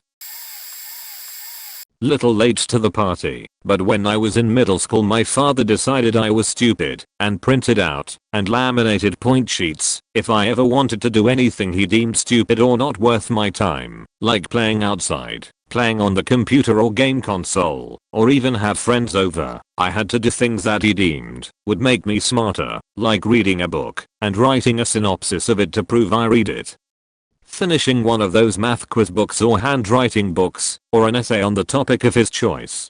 The points system was ridiculous, like 50 points for an hour of computer time, but the highest you could earn was 10 for an essay, so 5 essays and you get an hour on the computer. Basically every other weekend was spent just playing with Hot Wheels in my room, because that was free. Eventually he decided I wasn't getting any smarter, so he tried to get my mom to adopt the system. which she did for a week, until she saw it was stupid. He also had a problem with my distaste for mustard. Every time we had burgers or hot dogs he would put mustard on it, because he loved it. I hated it and would complain, but he always yelled at me claiming there's no mustard on it. Also bear as belt spankings for any marks less than a C, which he also tried to get my mother to do. All of this took place over elementary school, until I decided I had had enough, and was not going back there. Mom was pretty cool about letting me do whatever I wanted. I was a well-behaved kid with few friends, and with good grades. Didn't really like spending time outside, and ate pretty healthy. I played sports, but was never really that into them. This made me a horrible kid in my dad's eyes. Only saw him on the weekends, and he was always super ticked at me for just sitting around. He thought boys should be running around in the woods, though he had a rule about no going in the woods, and beating the shit out of each other. I was an embarrassment, and it ticked the shit out of him, especially around his friends. Usually just stayed inside, whenever they were over. In high school I got busy, and had to study a lot on the weekend due to my app classes, and every weekend he'd show up drunk off his ass, complaining that I wasn't spending time with him. At one point he got so pissed he screamed at me for 5 minutes straight, then stormed out leaving me in tears. Never wanted to see him again, but good old Mark convinced me to give him another chance. Still showed up every week drunk. Eventually we held an intervention, and got him clean in time for my high school graduation, but by my going away party, he showed up drunk again. That was years ago, and I've only seen him a few times since then. One particularly memorable Christmas he showed up, and passed out on my bed. Neighbors thought he was dead. Kinda wish he had been, and honestly he might be by now. Doubt I'd hear about it. He also still thinks I'm gay. Never told him about my first girlfriend. He doesn't deserve to know. In summary, his rule was, don't study and stop being such an embarrassment. My first time writing about this, and I'm on my phone / on the bus, so I'll clean it up when I get home. I've always wondered if I experienced abuse, or if I just thought it was worse than it really was, but it has the same hallmarks, and when I've asked other people they haven't experienced the same stuff, so I guess I'll contribute. My father and mother split when I was young, and had shared time with me. Mother moved away when I was 11, and came back when I was 16. My dad's girlfriend, which he met from work, was physically abusive. I called her out on hypocrisy and was attacked. When I defended myself, my father said I shouldn't have provoked her. He put limits on me buying games and such, which I understand, but also on the internet despite me being in college at the time. He's a good dad sometimes, and I feel like I give him an unfair opinion because of my mother. I moved in with my mother when I started university, just for the first year in the summers. Limits on the internet again, but by this point I was rebelling and telling them I'm too old to have to deal with this, but they wouldn't have it. Her boyfriend would say he removed the blocks, and then say it must have my computer. That was the issue, because clearly it was infected. I wouldn't let him near it, because the last time he put a watchdog thing on it, so he could lock websites and internet down at will. My mother poisons me against my father. I can feel it when she talks about him. I understand her sentiment about him, but every time she mentions him it's something negative. My brother has it worse. He doesn't get my answer of I'm an adult, so has to deal with their hypocrisy and their controlling nature. Bedtime by 9. Limits on his electronics. The sudden backlash if he answers back. My mum relaxed slightly on the control thing. Since last summer I was earning more than her, but we'll see how this summer goes. She wasn't my parent in any way, but she still made the rules. Here goes small prologue to show how crazy she was. Her children had gone their whole lives afraid of her and her outrages. She had migraines from time to time. Instead of isolating herself, she threw her kids in the closet to do homework. They were not allowed to leave unless they also left the house. She often had issues with her landlord. Among many, she was a steady 1 month late on rent and claimed she had paid that missing rent. One day she and my dad had discussed moving in together, which would be a good idea economically. Then a few months later she called and said she had cancelled her apartment and was moving in with me and my dad. Note that she decided this alone. Once moved in, everything would be on her terms. I was depressed at this time, so my free time mostly went to computer games, some with my friends, but I tried to not be reclusive. However, this was not enough for her. I was not to play after 21 sharp. This ruined most of my WoW raids. If I did not obey, she threatened to drag me up at 5 to eat breakfast. I compromised this to absolute silence instead, but the threat remained. She kept track on whatever was in the fridge and cupboard, so I could not eat a thing. A pack of tzatziki had accidentally opened during her move and she wanted to know who opened it. She trusted my dad and my sister, who helped move, more than me, so it had to be me. She was on me about that tzatziki for months. I could not leave the house without locking. Sound in a way, but I could not even throw out garbage. She served cookies for 10 people, if we were only 5, but I could only take maximum 1 of each. If I took more, I was bullying her nephew who was on a diet. She stocked up on bottled juice for another nephew. She had like a gallon, but if I took even a glass I had to tell her I got more, but they are off topic. Okay, so here it goes. My dad, who I no longer speak to anymore, I was terrified of, scary dude. I would go to his house on weekends and school vacations with my 2 older brothers. Some of his very strange rules or things he did were, I couldn't have a night light and had to sleep with my door closed. Kids sit on the floor if any adult is present, and if we sat on chairs/couches too hard we would have to stand up and sit back down on the couches 20 plus times correctly, then move to the floor to actually sit. One time my brother ran down the stairs skipping some steps in a hurry. He was forced to run up and down the full flight of stairs 100 times. The 90th time he stepped over 1 step because he was exhausted. My dad, watching, made him start over. We lived in constant fear of him flipping out at us in a violent anger rage. When walking, if I walked too loudly, shuffle your feet. He would correct you no matter where you were and tell you to walk the right way. In a store you do not touch things, or he said he would break your fingers. We couldn't do anything until all the cleaning of the house and yard work were done, so we legit would come over on weekends to be his maid, groundskeeper and servant. This was all while he stayed on his computer and he would come and inspect my work after. I always was told to do it again. I once had a cold and he flipped out trying to force pills down my throat. I never had taken pills and I ended up puking as I tried to swallow them. He made me take them out of the vomit and take them again. I still 20 years later cannot swallow pills the right way from this. I understand he never beat me, but I used to wish for him to hit me once, that way I knew I'd tell my mom and I wouldn't have to go over that awful place anymore. He knew that though, so he never did. Later I found out by my mom he was actually diagnosed as narcissistic among other things. If I talked back in any way whatsoever, there was no specifics here. It depended entirely on the mood of my mother and stepfather at that particular moment. I was taken to the dining room, which had a lock. I was locked in the dining room and got to watch every toy, game, teddy and book taken one by one from my room to the garage, as the dining room doors were those framed glass type.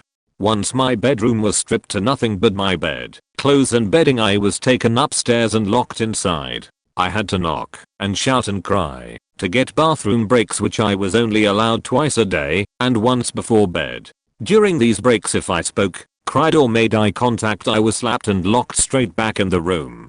I would have a sandwich left outside of my bedroom door at lunchtime and another brought with soup at tea time, and the door was left unlocked during this meal so that I could put my tray straight back outside when I was finished.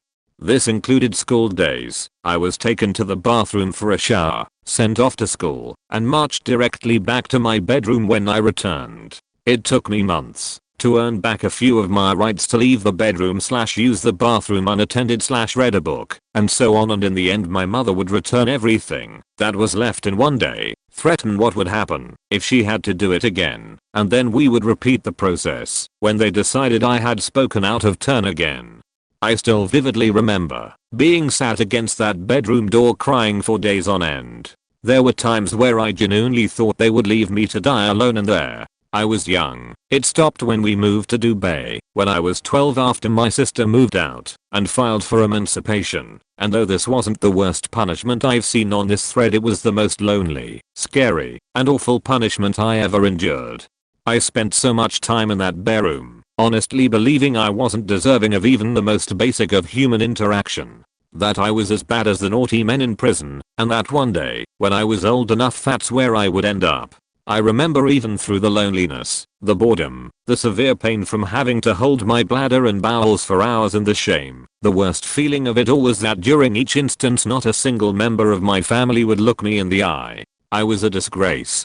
My sister would walk past as I was walked to the toilet with my head down, and I would see her stop and turn away as I reached her. My eldest sister left when she was 11, and I honestly barely remember much of her being around. My middle sister left at 16. She saw it all and turned a blind eye.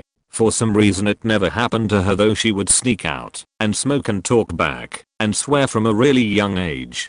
I honestly think I was just the weak link. I was the only one who was genuinely afraid of them, and the only one who actually cared about making them think I was a good girl and deserving of their love. It's funny, my stepdad's gone now as it progressed to physical abuse from him when my mum stopped punishing me in eBay, and then one day he lost it when she found out about his affair, and he dislocated her jaw, broke her ribs, and perforated her eardrum in front of me. He was never charged with anything as he ran away, though that's a whole other story. The dynamic between myself and my mum changed completely that day, and ever since we have been much closer. I've forgiven her for everything I went through, a lot more than I will go into here, and it's incredibly difficult for me to even think that the same person could have done those things to me. It's all just faked up, and usually I just try to forget and move past it all. Couldn't use the bathroom for at least 2 hours after dinner. I'm a kinda nighttime pup girl. It just usually happens about 7 PM. It's just my body routine. One foster home we would eat at 630 on the dot every day. If I went to the bathroom after dinner, in that 2-hour time frame they'd come in on me. No, I didn't have any eating disorders or anything, but they would also make loud comments to anyone over that. I ate too fast, so it must go right through me. Kicker. I wasn't allowed to have more than roughly a 1 centimeter bit of food on my fork, so it'd take me an hour or so to finish dinner depending on what it was. I loved soup cause you couldn't eat 2 big spoonful of liquid. Also no being in the bathroom. So when I got my period I had to walk through the whole house to the outside bin with a bloody pad, wrapped in a wrapper and toilet paper even with guests there. Wasn't allowed a light bulb in my room. Wasn't allowed my door fully shut ever. Wasn't allowed to be alone in the house. Even if I was so sick I was hugging the toilet. I'd be dragged to the shops like that, or made to sit outside while they did stuff. Wasn't allowed friends over, or to speak to them if I saw them in public. Was only allowed to get water as I wanted it. Wasn't allowed to really speak unless I had a question related to school. I was dressed like a 50 years old, and even my hair was cut super short into a bob cut, and I wasn't allowed to complain. I wasn't even allowed to know the home phone number. Was only allowed to sit on a certain lounge chair. No posters. My room was actually half made of their BO daughter wardrobe along 2 walls cause she didn't want a wardrobe or drawers in her room. Point most of my foster parents faking sucked and just controlled. Returning home from the library several blocks from my house 5 minutes late in the early evening. I was maybe 12. No cell phone and I didn't have a watch and just lost track of time / didn't check the library clock frequently enough. I had my CD player smashed on the ground, had to pick up the pieces, and was locked on the front steps. This was my dad. A couple days later he told me none of that happened, and I was making it up for attention.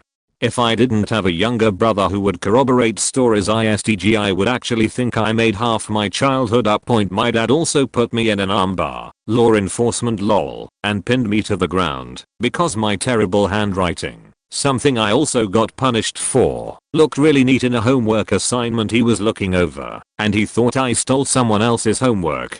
My mom never let me have sleepovers or hang out with my friends, really. One time I finally got her to let me sleep over a friend's, and she showed up in the dead of night to pick me up because she changed her mind. Also one time we were arguing while she was cooking, and she threw a knife past me into the wall. Her defense now, years later: I wasn't throwing the knife at you, so I don't see the problem.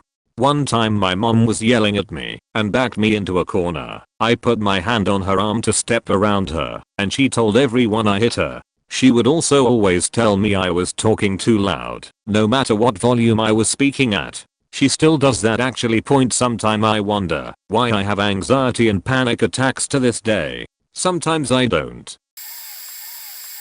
Growing up in the 70s in Southern California. Couldn't say dang sounded too much like damn. Couldn't say booty but as bottom or tier end only until Casey and the Sunshine Band came out with Shake Your Booty. We drove my mom nuts singing shake shake slake your bottom shake your ear end. 3 could not say God. Unless we were praising the Lord. Lol. 4 had to use all of the toothpaste.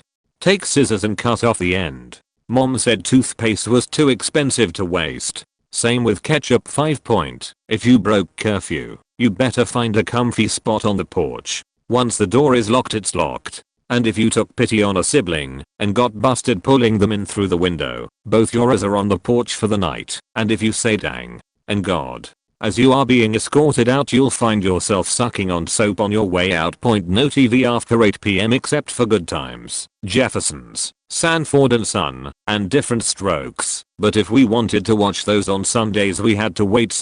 Wholesome shows. Little House on the Prairie, Wonderful World of Disney, and, wait for it, Lawrence Welk. I was the only black kid in the neighborhood who knew how to foxtrot and song Perry Como. Did wonders for my street cred. 5 minutes on the phone. You're 11. You don't have business longer than 5 minimums. Dang. Okay, 2 minutes then. Kids can listen to 3 songs on an album and then give it to the next kid. Parents can listen to every Richard Pryor album.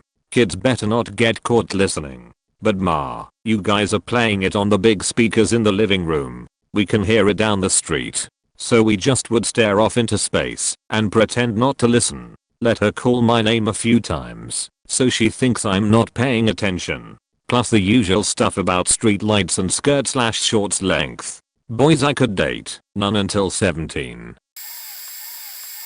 I had so many ridiculous rules that there's no way to just pick one. My father died when I was only 1 year old and I had no siblings. So since I was my mother's entire world, she was excruciatingly overprotective. After being raised with 11 siblings in extreme poverty, she was crazy discipline wise as well. Best of both worlds. During the summers, I'd get a post-it every morning with my long list of daily chores, and every single day, at the end of every note, there would also be written, "You can't go anywhere and no one can come over." Sometimes my friends would need an extra player, and they would knock on the door. It made me so afraid and nervous when they did that. I'd either act like I wasn't home, or eventually answer the door and make up one of my 1 million excuses I was forced to have. When she was home though, no whistling, no humming, no noise, no eating whenever, no flushing the toilet after I peed, unless it was the first pee of the day, etc.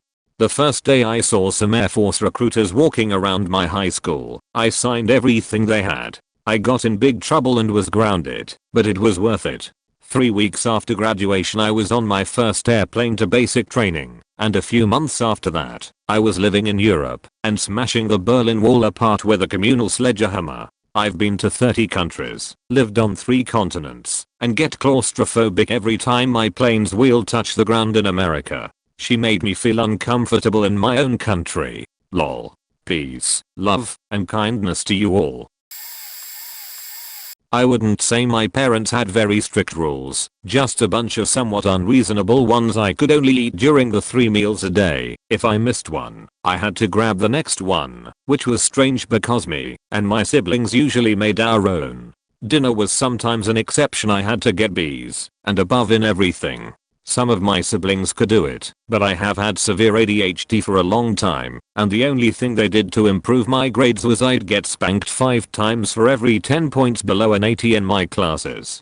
If my room was dirty, I had to do 50 push-ups. If I said my room was clean and it wasn't, it was 100. A kid's standard of clean is usually different from a parent's, so it was usually 100. If you touched the floor, you started over. If you weren't flat with your face forward, you started over. If my pants were sagging at all, I had to do 50 push-ups. As I got into 6th grade, things started to change. While most of those rules remained the same, the punishments became more abusive. If I talked to a friend they didn't like, I had to fight my dad. Only fought him once. I had to tell him I wasn't allowed to talk to him again. If I flipped a burger too early, on accident, I had to fight my dad. If I missed a football practice for any reason, I had to drag a monster truck tire chained to me across the yard. If I went too slow, I got hit with a belt. I'm sure there's more, but this is what's coming to mind right now. Some of the ones I haven't yet repressed. No talking at dinner table. No talking when dad watches the news. A's in school plus high achieving in required extracurriculars. Basketball, dance, swimming, tennis, piano, lacrosse, etc. Not allowed to quit any of the extracurriculars, even the ones I was forced to do. Can't miss school even when sick, but I was never in danger of having too many absences. Family computer was locked 10 p.m. to 7 a.m. during middle school, made doing homework kind of hard, leading to more punishment. Got cursed at all the time in Romanian and English, but I wasn't allowed to say stupid or shut up. No crying ever because other people have it worse. Every emotional outburst by my parents, even if abusive or not my fault, was valid, but I was always too sensitive and needed to grow up. Found out while at college I have ADHD, depression, anxiety, OCD, and PTSD, but they couldn't be bothered to take my feelings or mental illness seriously. I decided to go to college for music, and spent the whole 4 years convincing them to let me pursue that. Senior year of HS, after being accepted into several programs for music, they threatened to stop my piano lessons because I had a C in App Calc, which was an extra class, since I had already taken the required science/math courses. Dinner time, we had to wait until dad was served before we could eat. He came home late a lot. When mom and dad were done, they left the table regardless if we were still eating, and the 3 of us kids had to wait for the rest of us to be done before we could leave the table. Older brother often took his plate to his room after the parents left, so my sister and I usually ate alone. We were 6 and 7. Also, we had mac and cheese for lunch like every day during one summer. If we didn't finish it for lunch, she saved it for dinner. I haven't eaten mac and cheese since then. When my parents split up, during our weekends at dad's, we were not allowed to talk while we ate. If we did, supposedly we ruined dad's appetite, and he would often throw his food in a fit a toddler would approve of and leave the table. Also, as I got older, living with my mom while my sister stayed with dad, I got grounded a lot for being a nerd. I always loved reading and would get caught up in a book when I should be doing my chores. I got grounded quite a bit from reading. I wasn't allowed to read Harry Potter, not because of the magic but because my aunt thought it was for geeks and God forbid I be a geek. I had to wear what my mom wanted me to wear. I was and still am a t-shirt and shorts kind of girl. She would make me go out wearing a midriff and short shorts, and before the boobs came in she'd have me wear a sports bra with cut-off shorts. If I was invited to play outside by the neighbors, I think I was 10. You'd think she was trying to get me wrapped or something. My parents were separated by this point and we lived in a different state. Where mom and I lived, my brother and I were really close to our upstairs neighbors' kids, especially after my uncle started dating the mother. My mom had no problem letting me spend the night if my brother was too, but she would make me call my dad and ask for permission. If I couldn't get a hold of him, she'd let me go, but then he'd call right back and demand where I was. And if she told him, he would demand that I be brought back downstairs. She always told him. My dad's amazing. My mom isn't terrible, I guess, but she does some weird stuff. I guess it's not really a rule, but when speaking to my mother, I have to focus more on the face that I'm making and the tone of voice that I'm using more than the actual conversation. There have been times when I'm driving, she's in the passenger seat and screaming at me over something that shouldn't matter as much as it does. I haven't vacuumed my car in a week. There was a shirt and some socks on the floor. I didn't put my drinking cup away. Yada yada yada. And she start yelling at me to stop making that face at me. You ungrateful bitch. I'm always left a little shocked because I was just sitting with a normal face. Another thing is that my mom refuses to take me to the hospital to meet with a doctor about my medication anymore, and she refuses to let me see a therapist. She is constantly asking when I'll be done with my meds, like it'll all go away if I take them for long enough, and one rule she has about this is that I'm not allowed to speak to anyone about it. I take a mood stabilizer for bipolar disorder and an antidepressant. Here are some shorter rules that don't have much explanation. I, a 17-year-old female, have to tell my mom where I'm going, when, why, with who. She'll expect me to update her with what I'm doing at random times, but won't text me or tell me when. If I don't, she'll call me, go ballistic, and make me come home. My room is her room. My clothes are her clothes. My phone is her phone, etc. because she bought all of it. Which is not true. In the case with my clothes /macup/etc, I'm not allowed to wear macup that she doesn't like. Eyeliner makes me a hoe. Red lipstick makes me a hoe. Dark eyeshadow makes me a hoe. For reference, dark eyeshadow for her is medium brown shades. She will often go through and throw away or break my macup that I bought with my money. When I'm not home, she will throw away or confiscate clothing or shoes of mine that she doesn't like. I wasn't allowed to wear thongs until this year, which is a problem for me because jeans don't fit me right and I wear a lot of leggings. I'm only allowed to eat a certain amount, otherwise, she'll give me a side eye and say, don't you think you've had enough? I could probably go on and say more, but this is already long enough. I'm just glad that my mom isn't nearly as bad as a lot of the parents in this thread. My parents don't necessarily have rules, but they do some faked up shit. It varies between everyone. I'm entirely obsessed with Japanese pop culture, and it's made me realize my dream of being a manga author and artist. Constantly, and I mean constantly, at least 5 times a week, I'm being told by my parents and my siblings that I won't succeed and that I'll be stuck living in their basement. My mom is very into the news as of late, following the election and her hate for Trump covering every fiber of her being. This is fine with me. I hate the man too, but it has gotten so out of hand that she will ignore us and her husband just to watch the news whenever I speak, sing, etc. in Japanese. I'm constantly met with her and my brother and sister pulling their eyes back and speaking in the most stereotypical accents. My mom does more than just bring me down, though. She constantly will degrade me for getting confused, forgetting things, etc. and yell at me, what kind of disability do you have? You're like a disabled person, and other things. She also regularly hits me with rolled magazines, books, paper towel rolls, and her bare hands. My sister is basically mad at me for being bullied and makes it very clear I'll save writing 3 billion more paragraphs and cut it short. A girl my sister was friends with bullied me and made me the school we attended because it got so bad. She defended this bully and actively participated in bullying me with her. Ever since then, she has been bullying me passive-aggressively and has resorted to randomly beating me. When I ask her why, she says it's because I make no effort to defend myself. My brother has extreme anger issues and constantly rains hell on everyone. He actively insults our stepdad and wears our mom out by exploding at her and everyone else. My siblings find solace in excluding me, claiming that I would rather be by myself. My stepdad is the only one with some sense, but he relentlessly agrees with my mother over the fact that I will fail my dream and end up a freeloader at their house. I lived directly across from a library, less than a 2-minute walk, and my parents refused to let me go without supervision. Not in middle school, all the way through high school, hell, maybe even now. Their reasoning, which they would scream at me for hours, was that I would be murdered or kidnapped. Might I mention that the library was connected to a police station. I was never allowed to hang out with friends for the same reasoning.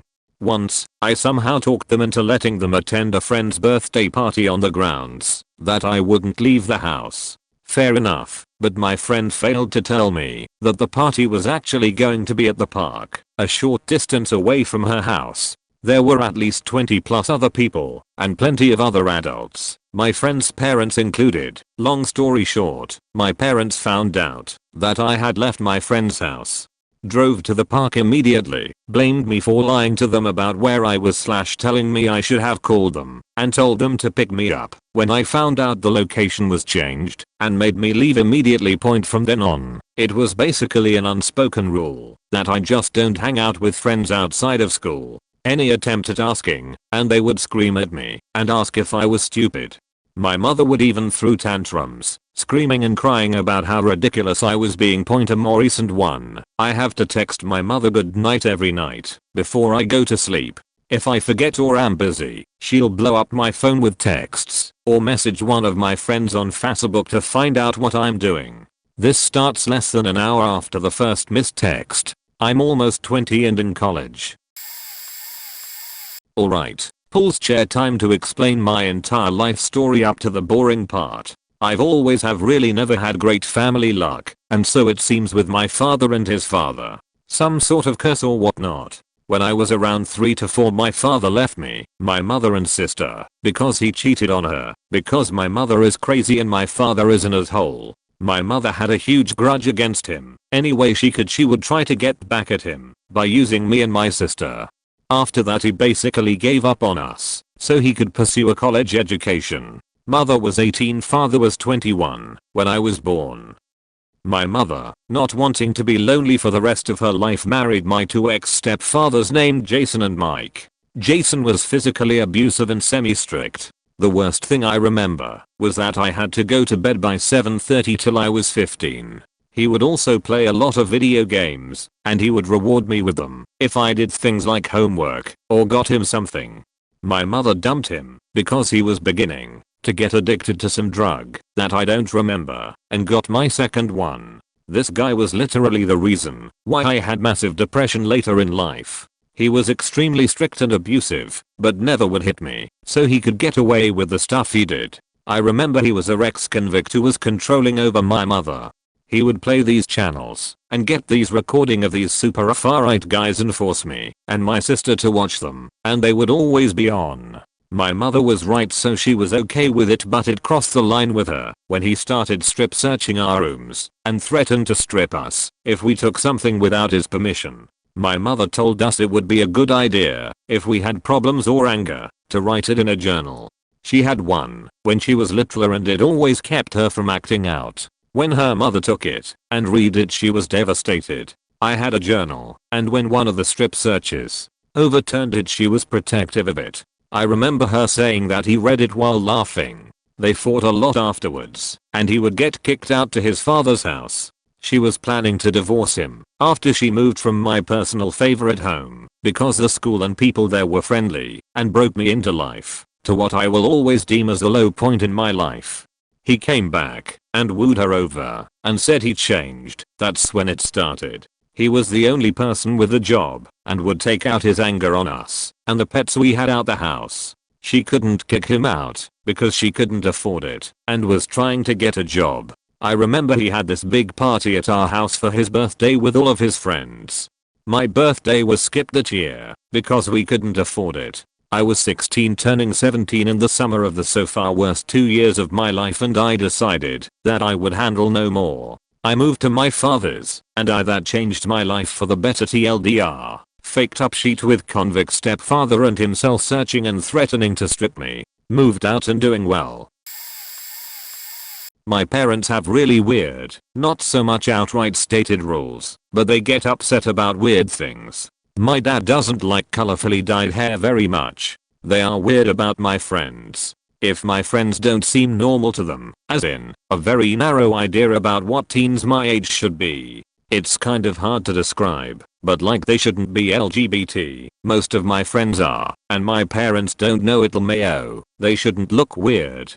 Shaved haircuts on girls, cute they think is too much, etc. And they have to kind of act in a certain way. My parents don't particularly like cosplay or that type of thing, and they hardcore prefer my social butterfly type friends, no matter who is actually good to me. They've even gone so far as to tell me to stop being friends with certain people. They did it the first time when I was in middle school.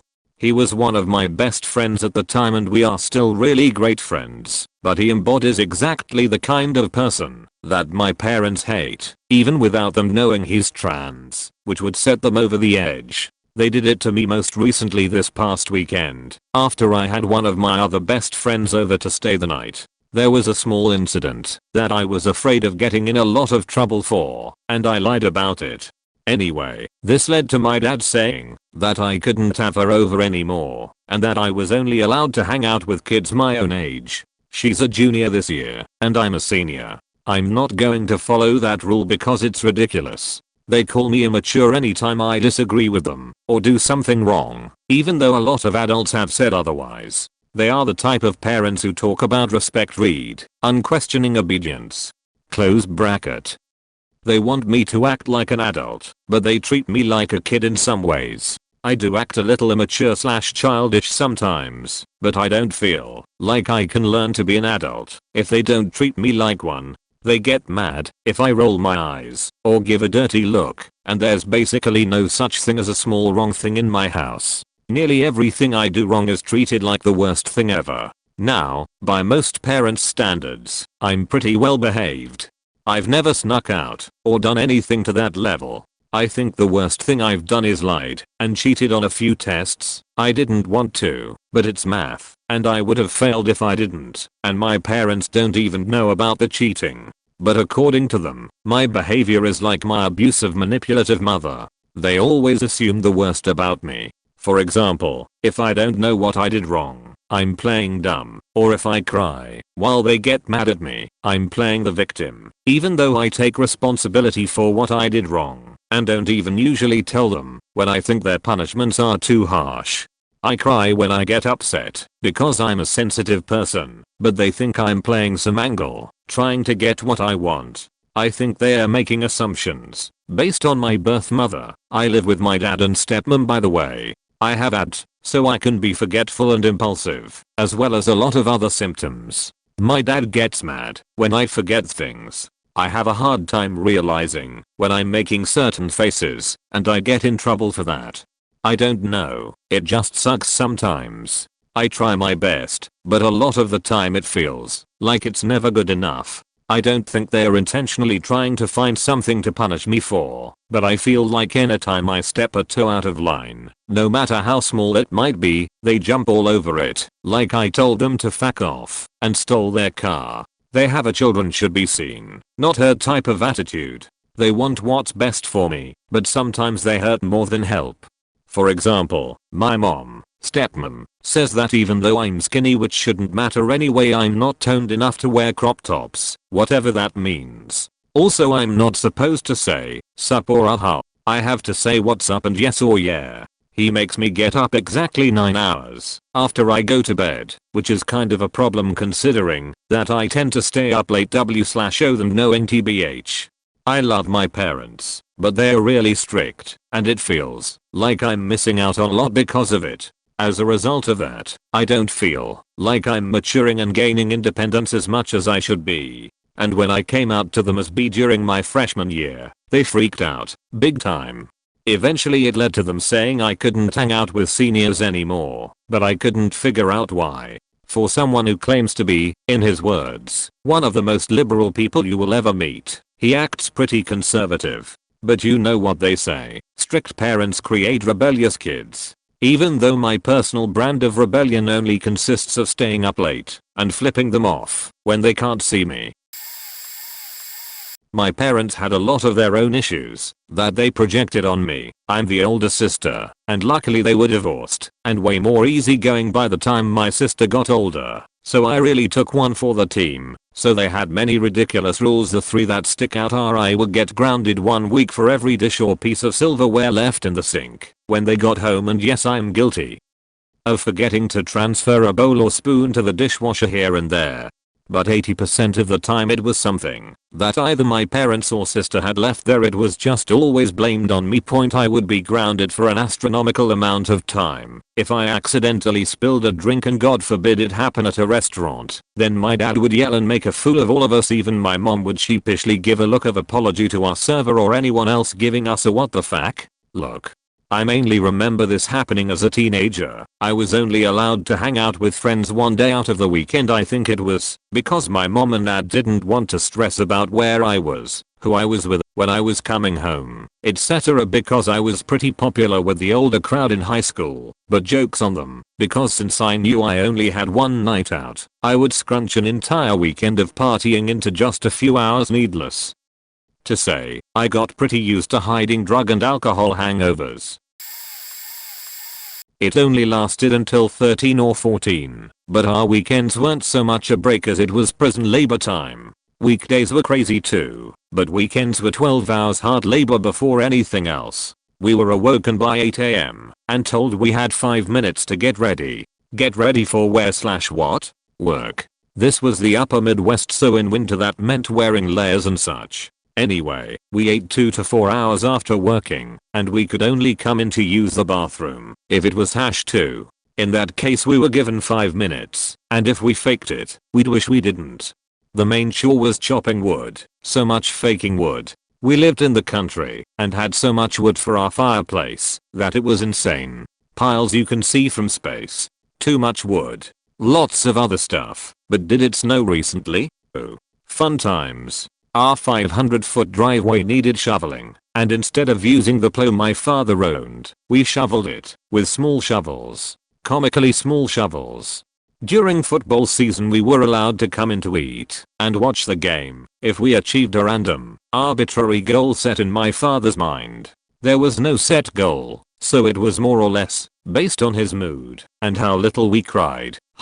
Now, that's just work. We were kids, and it was a mix of because you live here for free, go outside and we want the house to ourselves amp. It wasn't as bad as the above probably reads. It was just hard work that was not open to negotiation and a bit much. Like, our farmers' children friends would be in shock over how many chores we had, and the style of how we had to do them. Other stuff, if we went to a friend's house, or asked to stay somewhere he'd always check if we were really there. It wasn't a healthy, safety check type deal, but, like, trying to catch us in a lie, or something. He'd eventually call and ask for us. When on the phone he'd only say you're lucky. Good night. LMAO, I shit you not. He also wouldn't allow us to shut our doors until bed, and he took the locks off the door. He would randomly check our rooms, mostly when not in the room, but sometimes in front of us. It was a prison shakedown system, lol. FYI for parents, being too strict and nosy makes your kids want to rebel and get stuffed by you. It becomes a literal desire the more you make it clear that they have no privacy. My father realized this around age 13 or 14 and chilled out a lot until driver's licenses came. He'd do the mileage checks and such, but it was still more of basic discipline than the former prison warden stuff. A lot more, but this is long enough. Edit. Oh man, so sorry, but a few other quick, goofy ones. Couldn't eat anything without asking. Nothing. He kept all snacks in his bedroom and had a padlock on his door. Lol. Much like another comment, we weren't allowed to ask where we were going if not told.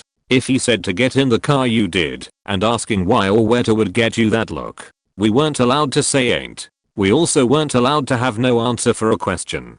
Tons more goofy stuff that I find hilarious now. TLDR early years were like a prison. Actually became more relaxed as a teen. It was insane as a kid, but I see the heart and intention of it now. He wasn't abusive or anything. Quite the opposite actually.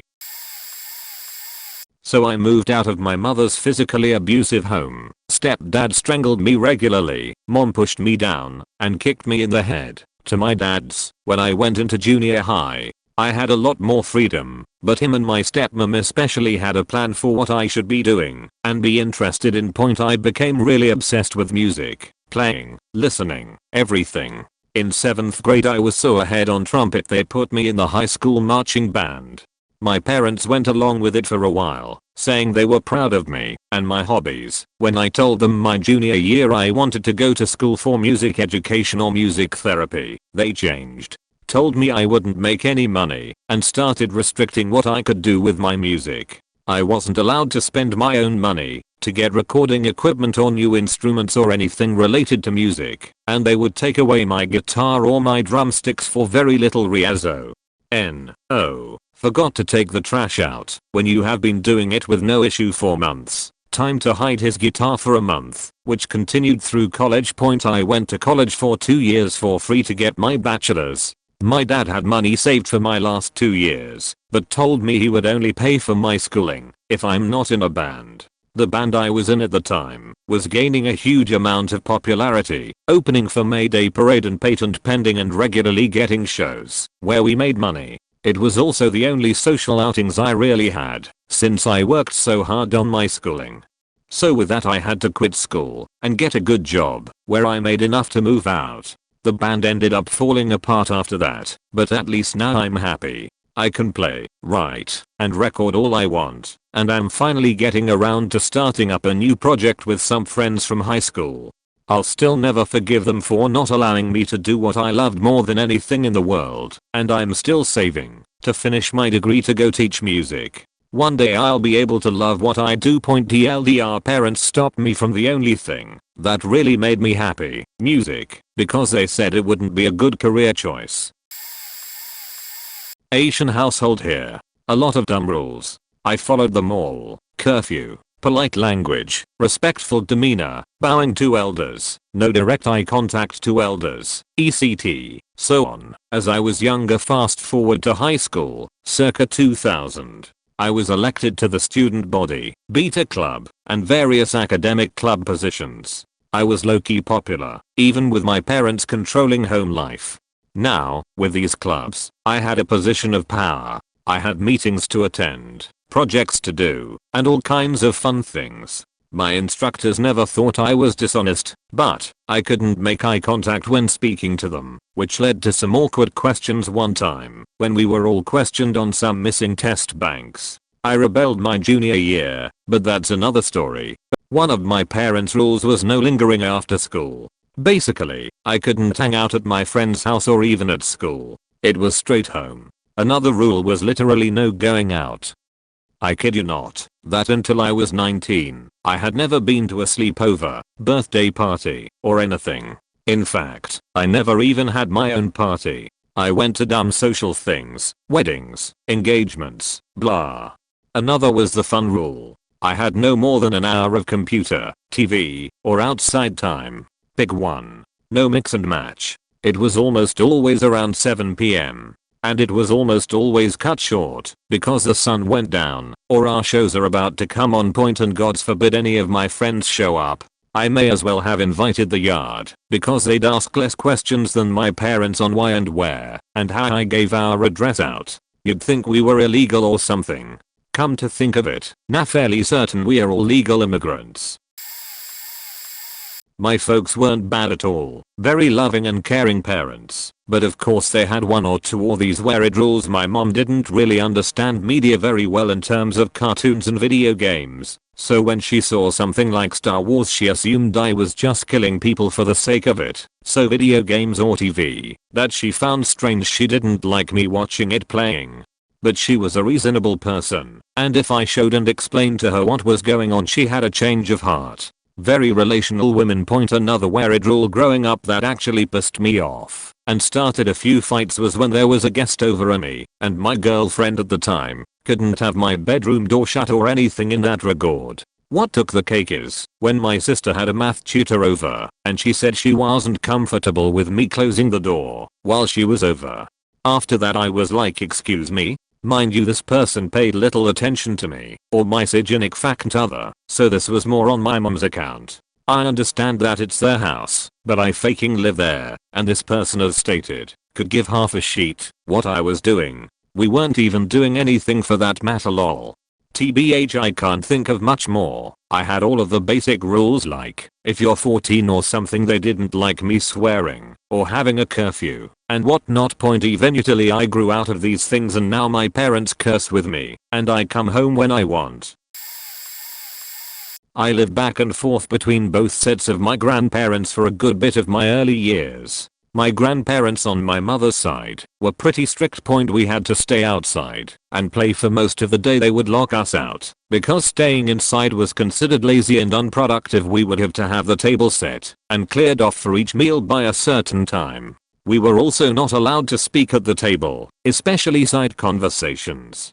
If my grandfather was speaking, you better not be, or you'd have to leave the table. Still a rule today. Another rule is still, have is no snacks. At all. You received 3 meals. These days, when my family goes to visit them, we pack and hide snacks in our rooms. Another is we were only allowed a certain amount of time to watch TV, and if my grandfather wanted to watch, we would have to leave and let him watch what he wanted.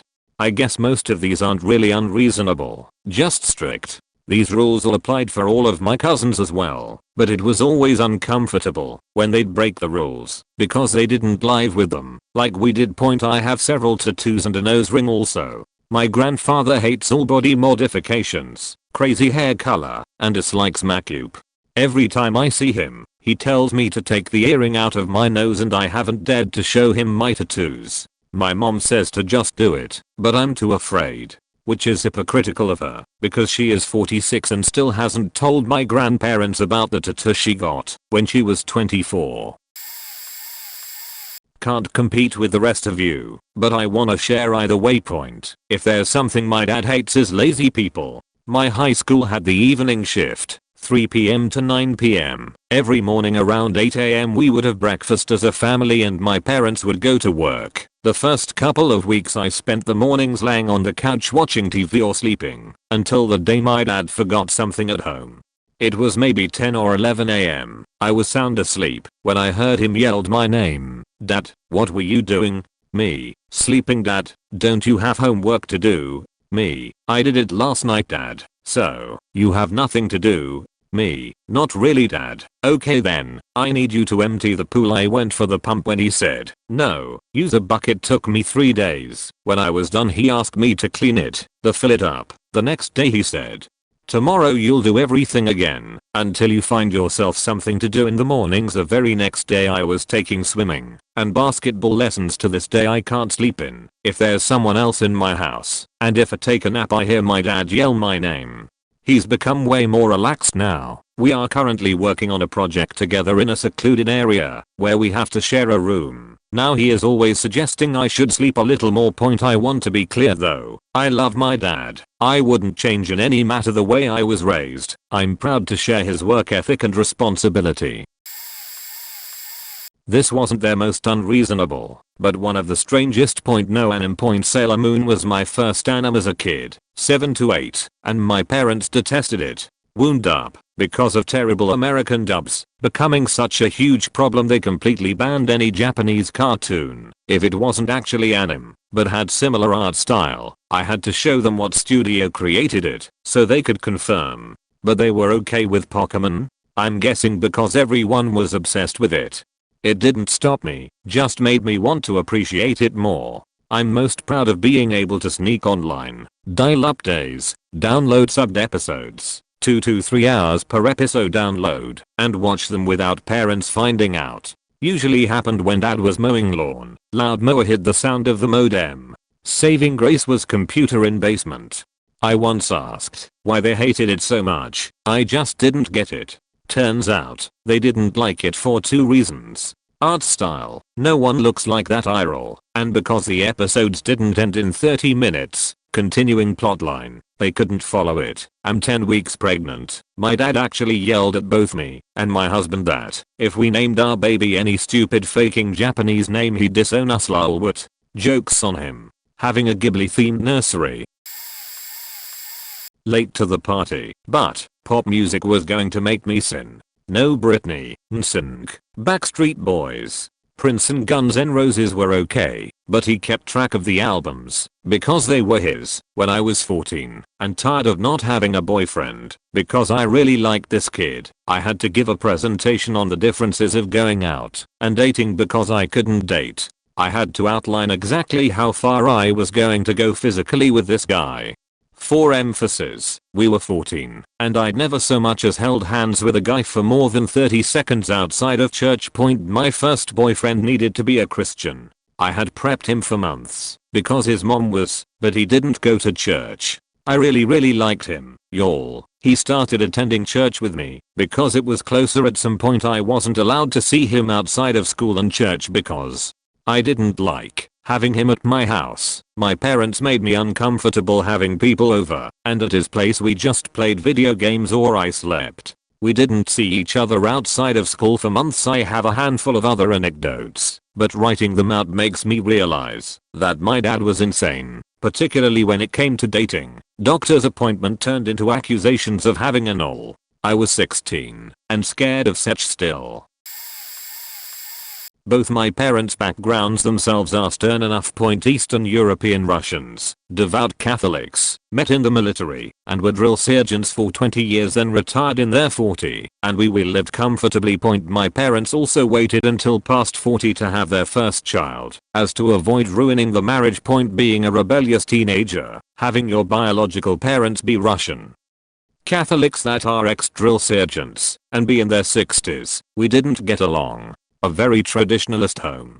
The first one that comes to mind is the word okay. If I said the word okay, I would be faced with two consequences. If they were in a good mood, rare, I would have to drink a bottle of Tabasco. Keep in mind this was a rule in the home. Since I started preschool, 4-year-olds don't handle Tabasco well. If they weren't in a good mood, which was more common, I would be beaten mercilessly for showing such blatant disrespect.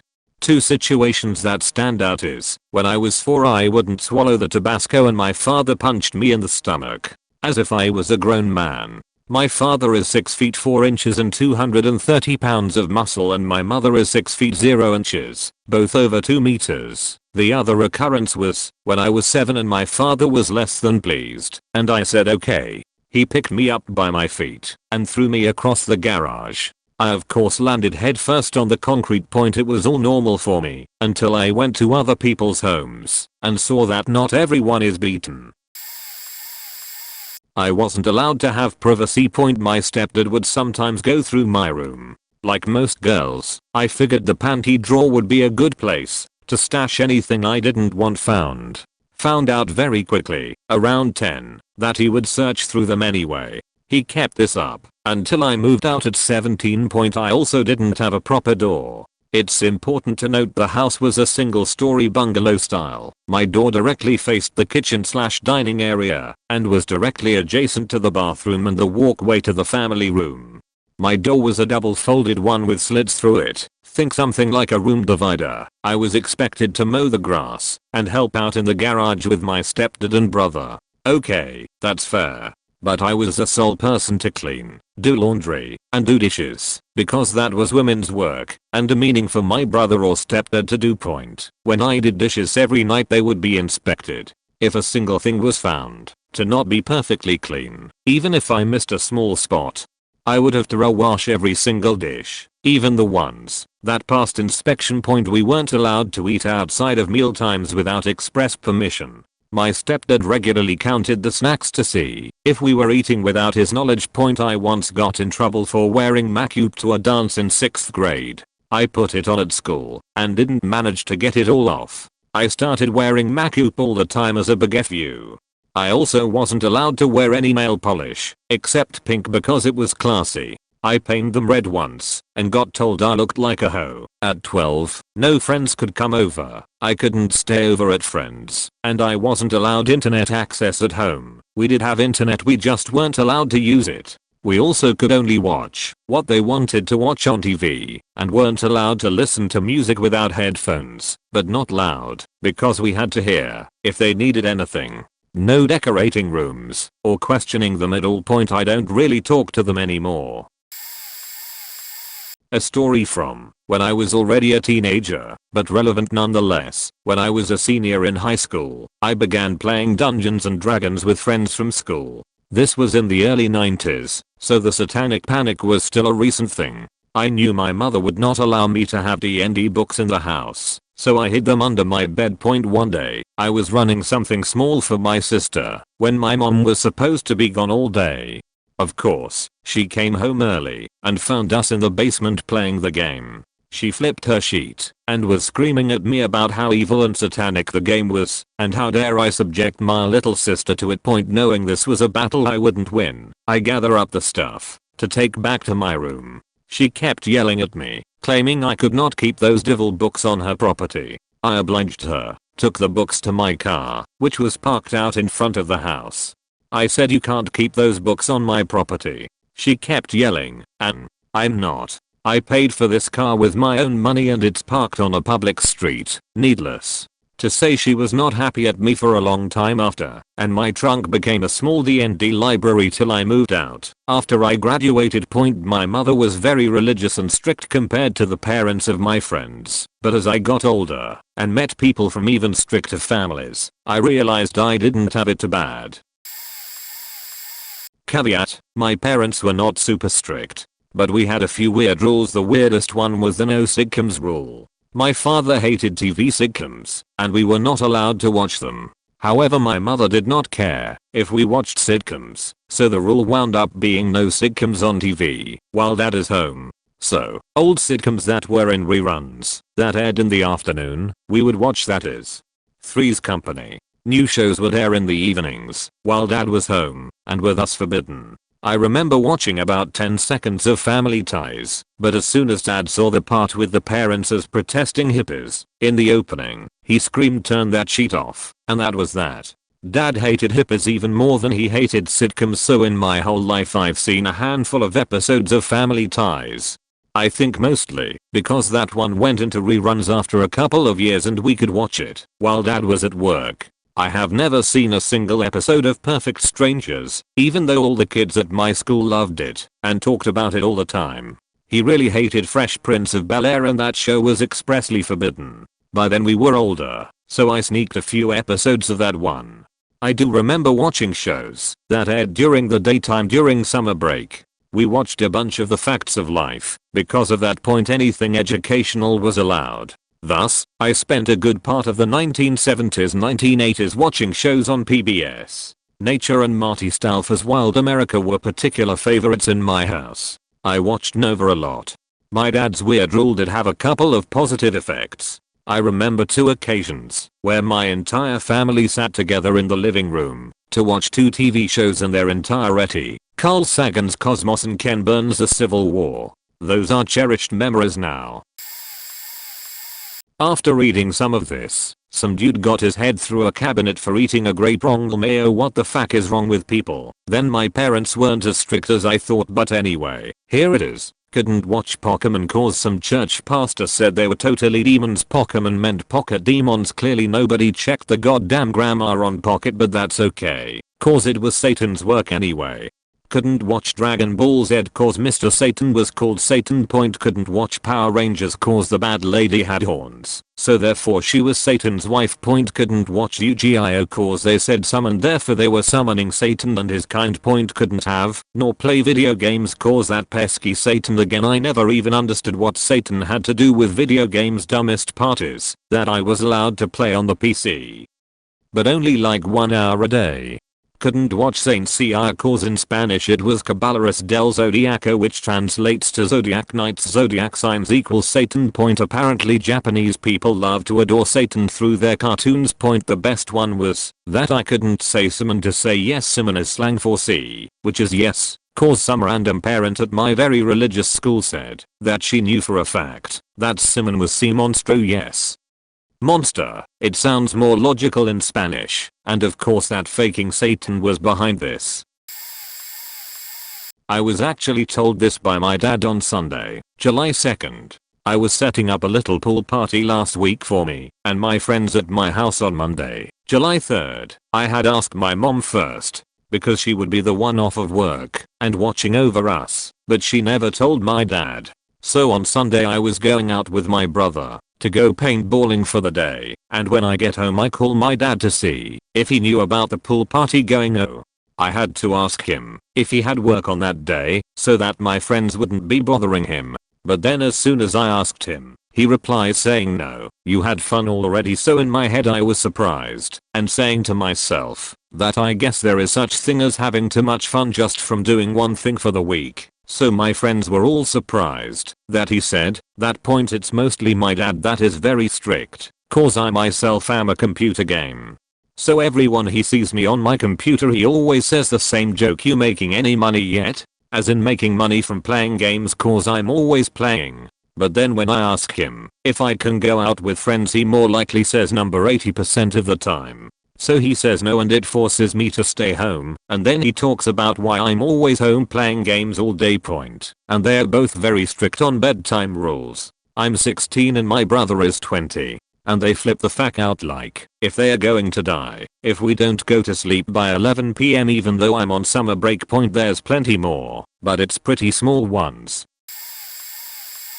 I don't know if this was so much a rule, but my mom would not let me do anything. I had to beg to get contact lenses, my glasses broke once, and my mom wouldn't get me a new pair. My parents could definitely afford it, but my mom said no. I'm the only person that needs to wear glasses all the time in my family. My mom would hold my contact lenses for me, and she would decide when I would get a new pair. I wouldn't be allowed to drive anywhere unless my younger brother came with me. My mom would not let me take my driving classes until I suddenly did something good enough to be able to take the next lesson. I would have to beg her to let me go to football games and dances in high school. I was rarely allowed to hang out with friends and couldn't stay the night at anyone else's house. I cheered my sophomore year of high school, and my mom was so against it that I would have to ask friends for a ride home every game. Luckily my dad was not as strict, and he would come and pick me up when he could. He works a lot and loved coming to my school's football games as we were a football school. When it was time for me to be in high school, my mom sent me to private school for the education, but did not let me take the SAT or ACT because I was to stay in our hometown for community college. My mom wasn't as huge on education, but restricted me from pursuing opportunities, which in turn made me hate school. I'm now 25 and feel like I've missed out on so much. My younger sister was not sheltered like I was, and I'm so happy that she seizes every opportunity given and makes the most out of her life. I think my mom now feels bad that I missed out on so much that she tries to compensate in other ways. I don't live at home anymore. I left our hometown. I'm only 2 hours away to get a great education and to get more opportunities. It has made our relationship better. But when I go home, best believe my curfew is 8 PM lol. Extremely overbearing plus mentally abusive parents must say good morning to them every day, regardless what time is it, as long as it is the first time I see them in the day. Will be hours of scolding if I did not, and for most times it is that they went out before I woke up. I must be up by 8 by the way, even though I must stay up to study every day. And I thought at 10 I have already saw them and greeted them, not knowing they were out. Must address my parents as daddy and mommy at all occasions. Must stay very polite and formal. My dad is extra upset after I turned 18. He is insecure and got a lot worse in his mental abuse. I was yelled at multiple times for saying thanks to my mom in a friendlier conversation. He want me to say thank you mommy. All she did was handing me the cream cheese. Dad will not allow me to act friendly to my mother because he decided it was me being disrespectful and acting out of place. For a few years, 13 to 15, I was not allowed to trim my own nails because I don't trim it pretty enough. I must always look super presentable to the relatives as they love bragging. No talking to my cousins beside formalities though. Dad thinks they are not good enough for me to talk to. No going to anyone else's house. Can only go out with friends once every school break, so 3 times a year after I turned 15 for less than 6 hours.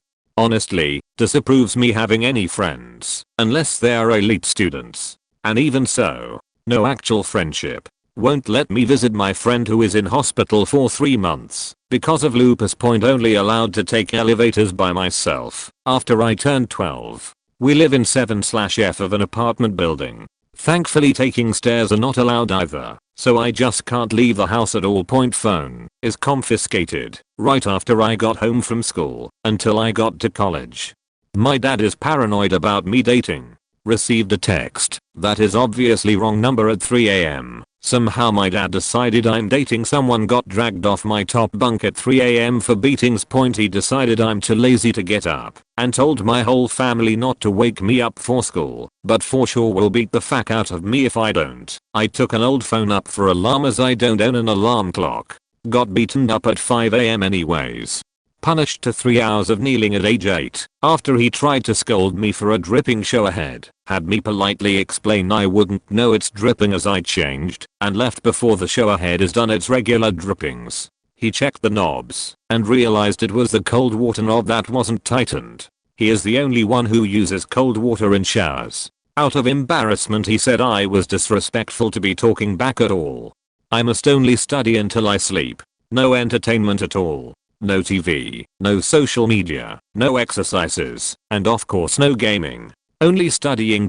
No part-time jobs, because we have plenty of money. No keeping IDs with me. No getting actual driver license. Screw my work experience, right? He knew I'm only there because of financial reasons. Who knew I would meet a guy who started building web development experience and skills since 11 the first day in college, and would fall in love, and would take me out of that hellhole through the second floor window anyways. Edit for structure. Mom styled our hair the way she wanted it until high school. Very long, combed straight down, but not shaggy, tapered to the head point. I had to wear socks all the way up to my knees. She said it looked bad to have them slacked. We couldn't eat or go outside until she got up, which was later than noon every day, and we weren't allowed to go in her room. To get her we couldn't listen to rock meaning anything except country. That music did not honor the Lord. We couldn't sit on the living room furniture, including couches and chairs. Any phone call we had, she had to listen. Any mail we got, she had to open and read. Spankings, at least daily through about 6th grade, were pants down bare bottom with a belt. About 10 to 20 hits with me jumping up and down. I thought that was normal. We weren't allowed to stop sneezes as she called it. If we sneezed and didn't let it come out full blast, we got whipped. We also weren't allowed to touch our ears. If for some reason we had to scratch our ears and they bent a little, she'd make us bend them back the other way. She hated hearing coughs. If we coughed at night more than twice, we had to sit up and drink cough syrup. If we still coughed again, of course we always did, we'd have to drink more. When I'd have a cough, I used to lay there trying my hardest to repress it. Once in elementary school they called my mom to come get me because I had thrown up a couple times, but I didn't have a fever. They wondered why I'd be sick like that without a fever, and I told them I had been fed a bottle of cough medicine the night before. They didn't believe me. I got chastised for saying it. It's probably the one time I revealed something abnormal about my life. Because I thought it all, including that, was normal, and it was totally unbelievable to the people I told. Honestly, I think the most unreasonable rule was this unspoken rule, that nothing was allowed to bother us. If we ever tried to say something had hurt or upset us, it was met with chastising, and let it go. It seemed normal, such that siblings would even respond that way toward each other. Where to begin? On a note, I'm putting it out there that I'm still technically a minor at 17, so I still follow these rules. I know I'm going to repeat some that are here, but oh well. List. Strato bedtime on school nights is 9:30 p.m. Bedtime on weekends is usually 10:30-11 p. School is out for summer, but I still have to follow those rules. I wasn't allowed to have an email until about 3 years ago, despite school requiring one for work. Basically everyone had a school email and I wasn't allowed to buy my mom. Joke's on her, I made one without her knowing. Joke's on me, because she found out and made me delete it. Now I'm only supposed to have one email address that she named for me, but I have multiple. Sorry mum, can't talk back or defend myself/opinions without being deemed disrespectful. I'm pretty sure this is why I got bullied in elementary/middle school. I didn't know how to stick up for myself because I thought I would get in trouble. Why don't you want to go place with us? My anxiety is skyrocketing for reasons and I would prefer to not go this time. Stop making excuses. I wasn't allowed to get a phone until my 15th birthday. I had to ordeal 4 months of an overcrowded high school without music to drown out the darn baboons. I'm still not allowed to spend my own money without their permission. 5-minute showers. I'm only allowed to stay home alone for a few hours. I have to go to my grandma's house during the week during vacations. I know I have crazy high anxiety and a pinch of unkept depression, but I'm stable. I don't actually plan on drinking bleach.